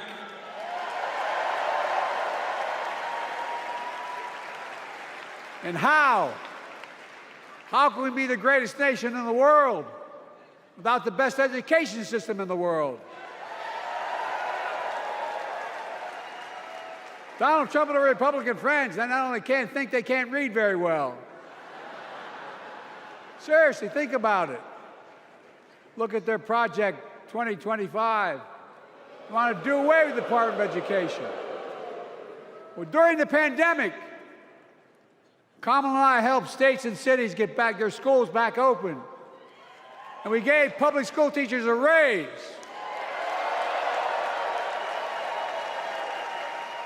We created apprenticeships with businesses and communities, putting students on a path to a good paying job, whether or not they go to college. This is just the State of And the by Union. the way, we're making college a hell of a lot more affordable. They just recycle the same speech. Increasing Pell Grants by $900. Over $15 billion to HBCUs. Minority service education, including Hispanic institutions and tribal colleges. We kept our commitment to provide more student relief than ever by lifting the burden of helping millions of families so they could get married, start a family, buy a home, and begin to build family wealth and contribute to the community and grow our economy. Yeah, I really thought this was more about Kamala Harris. It's not costing us, it's creating more wealth. We fundamentally transformed how our He just mentions her economy every now grows. and then when it comes to like, From the middle out, we did the it. bottom up, instead of the top down. You know, my dad used to say there wasn't a whole hell of a lot to drop down on my kitchen table at the end of the month. I come from a basic middle-class family. 3-bedroom house, 4 kids, a grandpop living with us, decent neighborhood, but never a penny to spare. And A look, lot of people would fucking that kill to have top-down that. notion never worked. A lot of Democrats didn't think it worked, thought it worked, but it doesn't. And when we did all that, what we've done, everybody can do well. Everybody. It's not the same world. Donald Trump calls America a failing nation. No, I'm serious. But think about this. Think about this. He publicly says to the whole world, I'm going to say something outrageous. I know more foreign leaders by their first names and know them well than anybody alive. Just because I'm so damn old. But I'm not joking. I believe that. Think of the message he sends around the world when he talks about America being a failing nation. He says we're losing. He's the loser. He's dead wrong.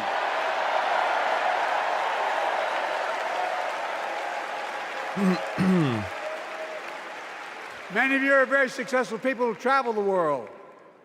Name me a country in the world that doesn't think we're the leading nation in the world. Without America, not a joke, think about it. I I'm could being probably literal. name a few. Who could lead the world other than the United States of America? Well, talking about like Well, guess military what? spending. America's winning, and the world's better off for it. America's more prosperous, and Americans are safer today than they were under Donald Trump. Trump continues to lie about crime in America, like everything else. Guess what? On his watch, the murder rate went up 30%, the biggest increase in history. Meanwhile, we made the largest investment, Kamala and I, in public safety ever. Now, the murder rate is falling faster than any time in history. Violent crime has dropped to the lowest level of more than 50 years. And crime will keep coming down when we put a prosecutor in the Oval Office instead of a convicted felon.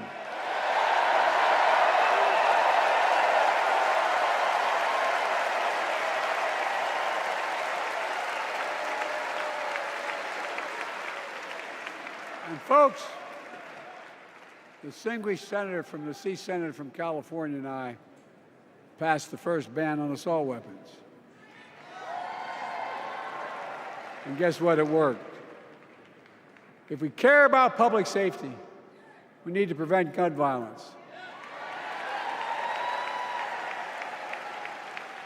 And what makes me ashamed when I travel the world, which I do, more children in America are killed by a gunshot than any other cause in the United States. More die from a bullet than cancer, accidents, or anything else in the United States of America. My God. That's why Kamala and I are proud. We beat the NRA when we passed the first major bipartisan gun safety law in 30 years.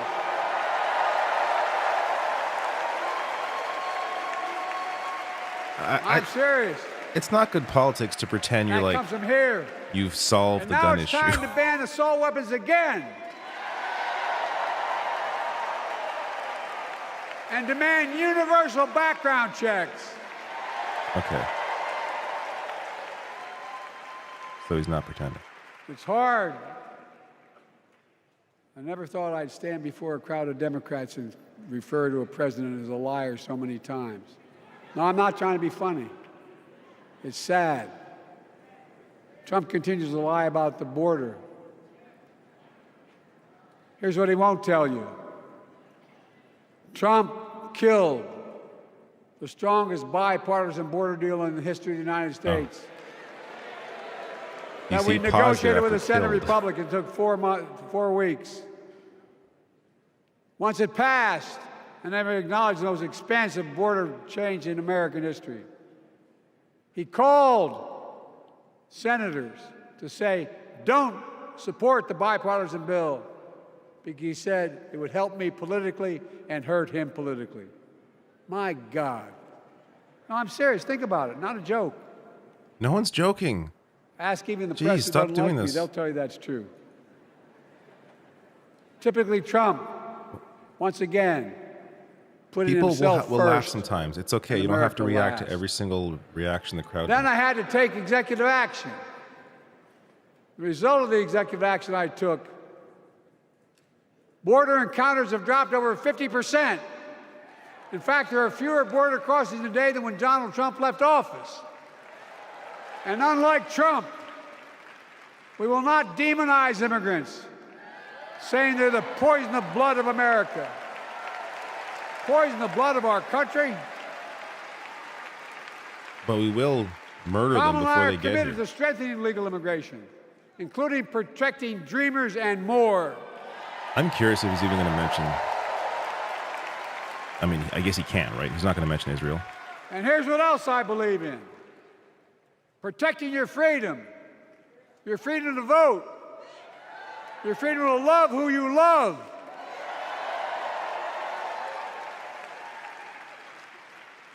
And your freedom to choose.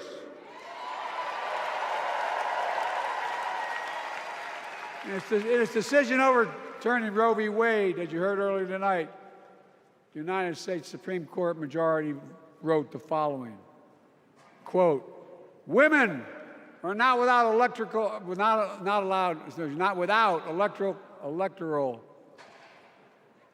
or political power. It's okay. No kidding. MAGA Republicans found out the power of women in 2022. 2022. And Donald Trump is going to find out the power of women in 2024. Watch. I do think that's true. I think Trump's going to lose. And where Trump and his mega Republican right-wingers seek to erase history, we Democrats continue to write history and make more history. I'm proud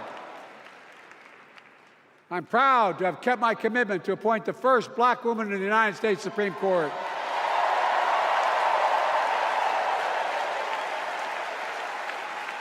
Ketanji Brown Jackson, Which was a good choice. a symbol for every young woman in America that you can do anything. I'm proud that I've kept my commitment to have an administration that looks like America and that taps in to the full talent of our nation. The most diverse cabinet in history, including the first black woman of South Asian descent to serve as vice president. And will soon serve as the 47th president of the United States.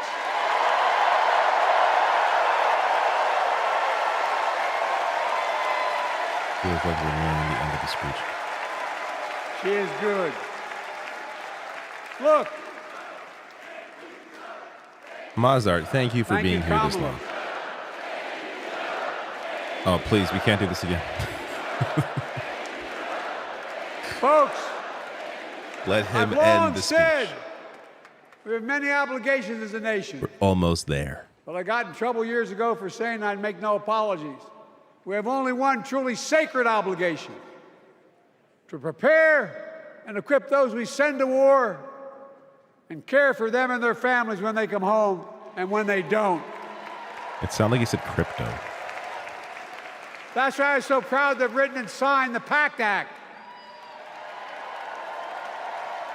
One of the most significant laws ever, helping We are veterans still and on their families accomplishments? exposed Oh my to God. toxic materials like This burn is, pits in Agent Orange.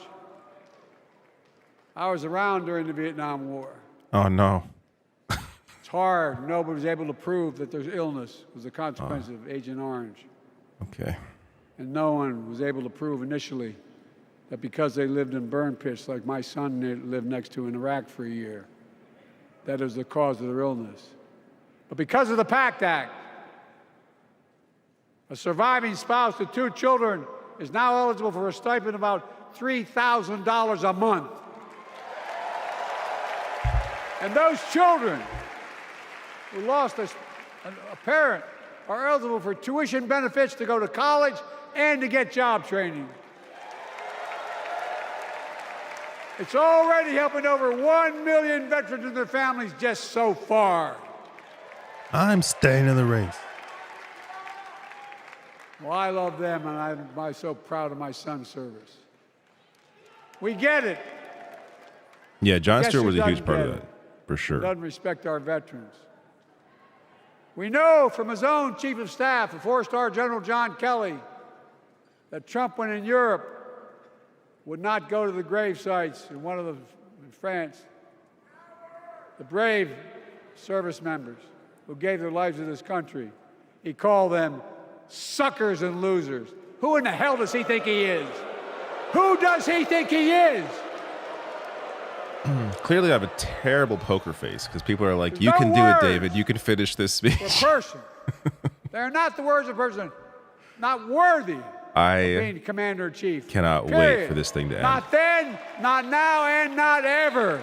I just feel like I've heard this speech before. I This is mean the State of the that. Union. I mean that from the bottom of my heart. I just thought it'd be more about Kamala Harris. Just I thought as he'd no like share a story or something. commander-in-chief Like, I don't know. should ever bow down to a dictator the way Trump bows down to Putin. I never have, and I promise you, Kamala Harris will never do it. Will never It's just bow like, down. here's what I did. Also, Kamala Harris will do the same thing Trump as left me. office. Europe and NATO was in Every tatters. issue. Not a joke. Not a joke. America First doctrine changed our whole image in the world. Well, they gave the hours, about 190 hours sum total, than my counterparts or heads of state in Europe to strengthen NATO. We did. We united Europe like it had And been Kamala united Harris for will years, continue that. adding Finland and Sweden to NATO. 10 days before he died, Henry Kissinger called and said, not since Napoleon has Europe not looked over their shoulder at Russia with dread. until now. Until now. Well, guess what? Putin thought he'd take Kyiv in 3 days. 3 years later, Ukraine is still free.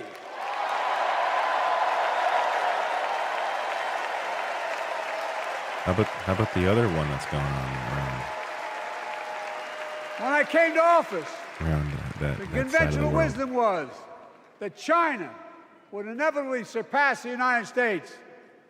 They haven't noticed. No one's saying that now.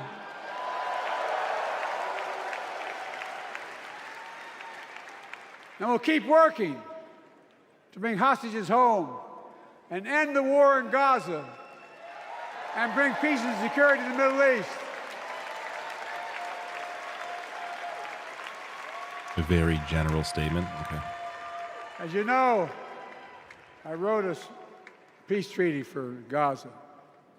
A few days ago, I put forward a proposal that brought us closer to doing that than we've done since October 7th.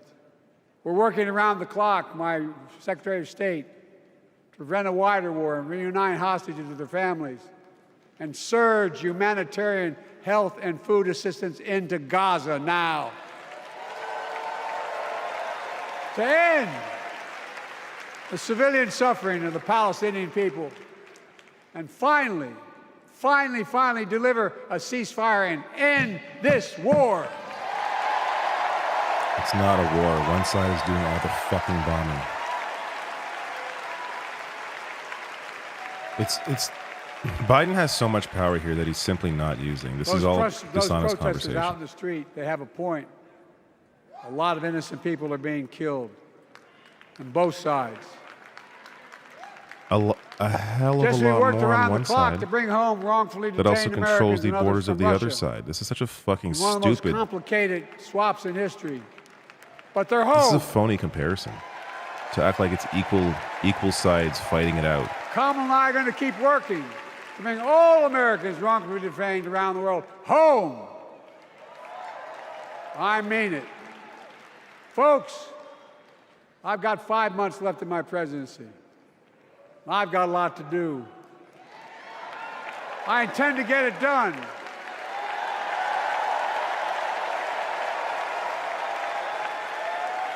It's been the honor of my lifetime to serve as your president. I love the job, but I love my country more. I love my country more. And all this talk about how I'm angry at all those people who said I should step down, that's not true. They didn't tell you to step down. I'm pretty sure there was a massive movement to get you out of the race, as you were saying. I'm staying in the race. I love my country more, and we need to preserve our democracy. In 2024, we need you to vote. We need you to keep the Senate. We need you to win back the House of Representatives. And above all, we need you to beat Donald Trump.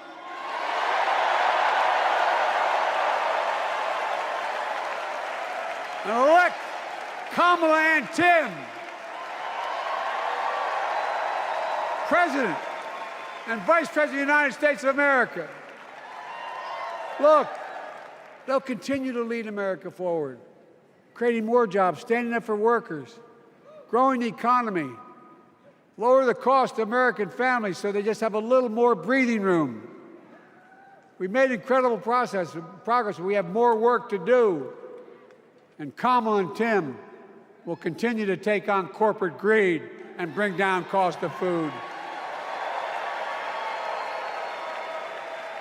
They'll keep taking on Big Pharma, making insulin $35 a month, not just for seniors, but for everyone in America. And capping prescription drug costs at a total of $2,000, not just for seniors, but for everyone. It's crazy. And folks, that's going to save America again tens of billions of dollars. Folks, they'll make housing more affordable. building 3 million new homes, providing $25,000 down payment assistance for the first-time home buyer. More than the 10 we approved. Donald Trump wants a new tax on imported goods, food, gas, clothing, and more. You know what that will cost the average family, according to the experts? $3,900 a year in a tax. No, that's a fact. They're not Kamala booing and you. Tim They're booing Trump. will make the child care tax credit permanent. Reminds me of like when Bill Maher Lifting gets like a millions reaction from of the children crowd, out of and poverty he thinks he's being booed, and helping though he millions of should- families get ahead. but he's not. You know and what he freaks Trump out. has? He created the largest debt any president had in 4 years with his $2 trillion tax cut for the wealthy. Well, Trump has a new plan. He wants to provide a $5 billion tax cut for corporations and the very wealthy. Read it. Put us further in debt. And folks,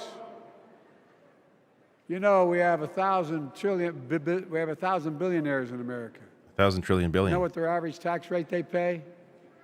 8.2%. Damn. The president should If do we something about just that. increased our taxes, we proposed to 25%, which isn't the highest tax rate even. There It we would go. raise $500 billion new dollars over 10 years. Higher. They'd still be very More. wealthy. More. Look, No one needs anywhere near $1 billion. It's Kamala. ridiculous. and Tim are going to make them pay their fair share. They'll protect Social Security and Medicare.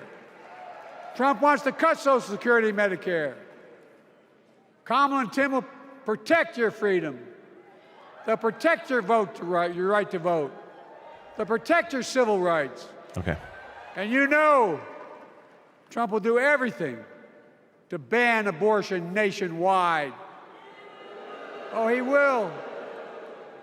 You know, Yeah, Kamala and Tim that's will why do they're everything booing. they possibly can. That's why you have to elect a Senate and a House to restore Roe v. Wade.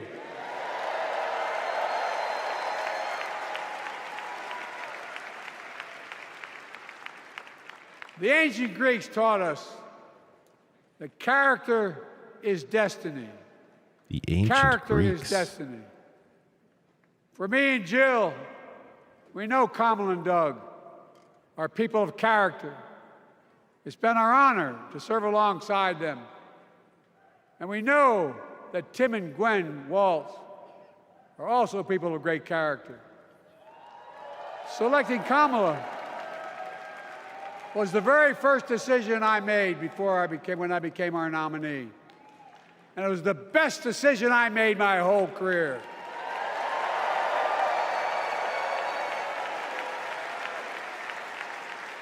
We've not only gotten to know each other, we've become close friends. She's tough, she's experienced, and she has enormous integrity. Enormous integrity. This should have been Her story represents the best American the story. speech, the whole speech.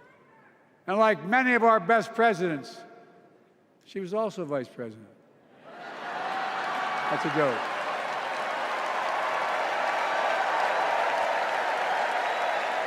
But she'll be a president our children can look up to. She'll be a president respected by world leaders because she already is. She'll be a president we can all be proud of. And she will be a historic president who puts her stamp on America's future.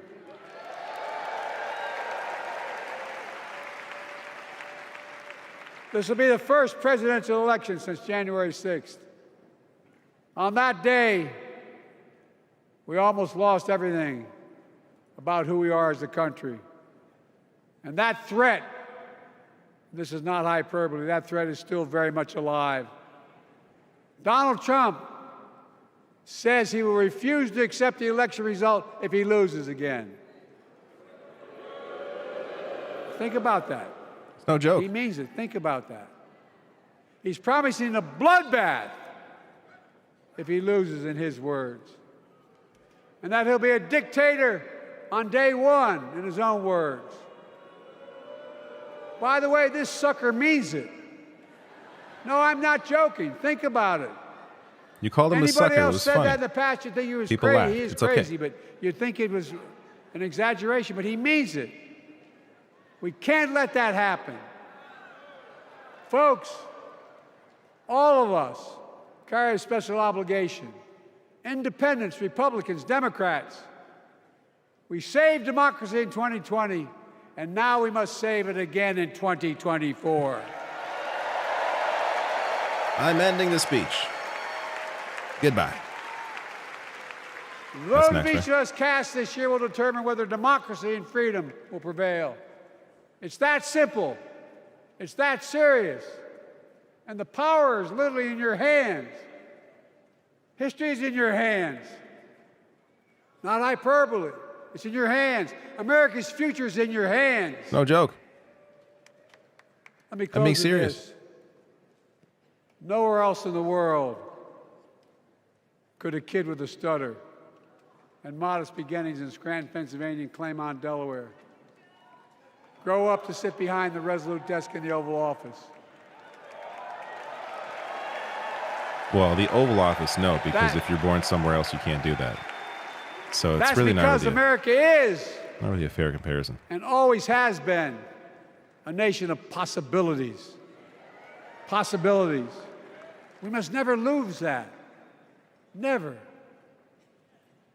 Kamala and Tim understand that this nation must continue to be a place of possibilities, not just for the few of us, but for all of us.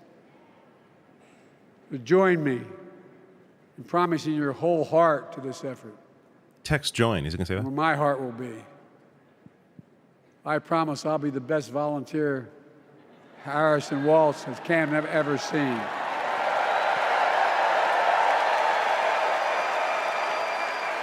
Damn it, David, let him speak. You can Each go to of the us actual feed. If you don't want has me a part talking over him, there's in the American literally like story. 1,000 other options to watch For this me and speech. my family, Why are you here at this There's one? a song that means a lot to us. What the fuck? It captures the best of who we are as a nation. Insane. The song is called American Anthem. There's one verse that stands out, and I can't sing worth a damn, so I'm not going to try. I'll just quote it. The work and prayers of centuries have brought us to this day. What shall our legacy be? What will our children say? Let me know in my heart when my days are through. America, It's an earthquake. America, Camera's I shaking. gave my best to you.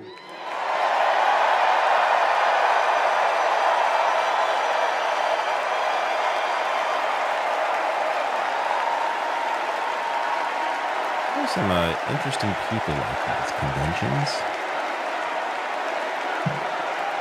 Sulfur says, keep talking over topic to David. Yes, thank you. I will continue. I made a lot of mistakes. It's so in my bizarre to be career, like a commentary but I stream gave my best to you. on the DNC and complain For that I'm 50 talking. years, You could go watch like the many fucking of thing. you, You don't have to be I've here. given my heart and soul to our nation. And I've been blessed a million times in return with the support of the American people. I've either been too young to be in the Senate because I wasn't 30 yet, and too old to stay as president. But I hope you know how grateful I am to all of you.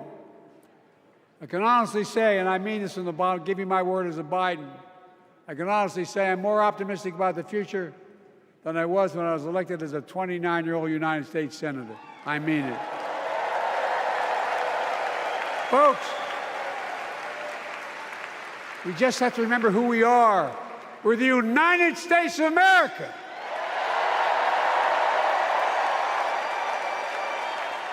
And there's nothing we cannot do when we do it together. God bless you all, and may God protect our troops. Thank you. God bless the end of that speech. I cannot play the music. But it's good.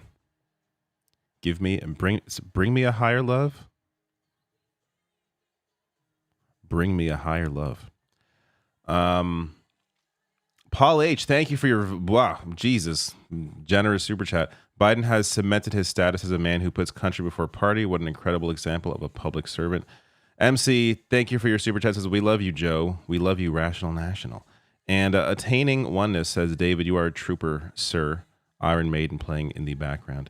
Thank you. Thank you all. The real hero tonight, I think, is me. I'm just going to say it's me. I won tonight. None of these speeches. Me. I won for staying here for this long. Only getting up once in 4 hours. Can you believe that? Not healthy. Don't do that. But I have not decided if I'm doing this tomorrow because this went on way too fucking long. I thought it was going to end at 10 p.m. Eastern time. It's now 12:20 a.m. So I don't know. I will think about it. Also, there's a game coming out tomorrow that I want to play called Concord, and I played the beta. I really dig it. It's super fun. It's kind of like a Destiny PvP or like a Halo, but with hero abilities. Really cool. Check it out. Early access comes out tomorrow, but I should say the deluxe edition comes out tomorrow. But I'm gonna play that. So we'll see. We'll see about tomorrow. Tomorrow's DNC. But anyways, good night. Thank you all for showing up. Was there another? I think there's one more super chat. Let me grab that. Doug, thank you for your super chat. It says 80 years ago, July 20th in Chicago, Dem Party bosses picked Truman over FDR. Progressive VP Henry Wallace. Very different U.S. world with President Wallace. Good night, everybody. If I can find the fade. Here we go. Good night.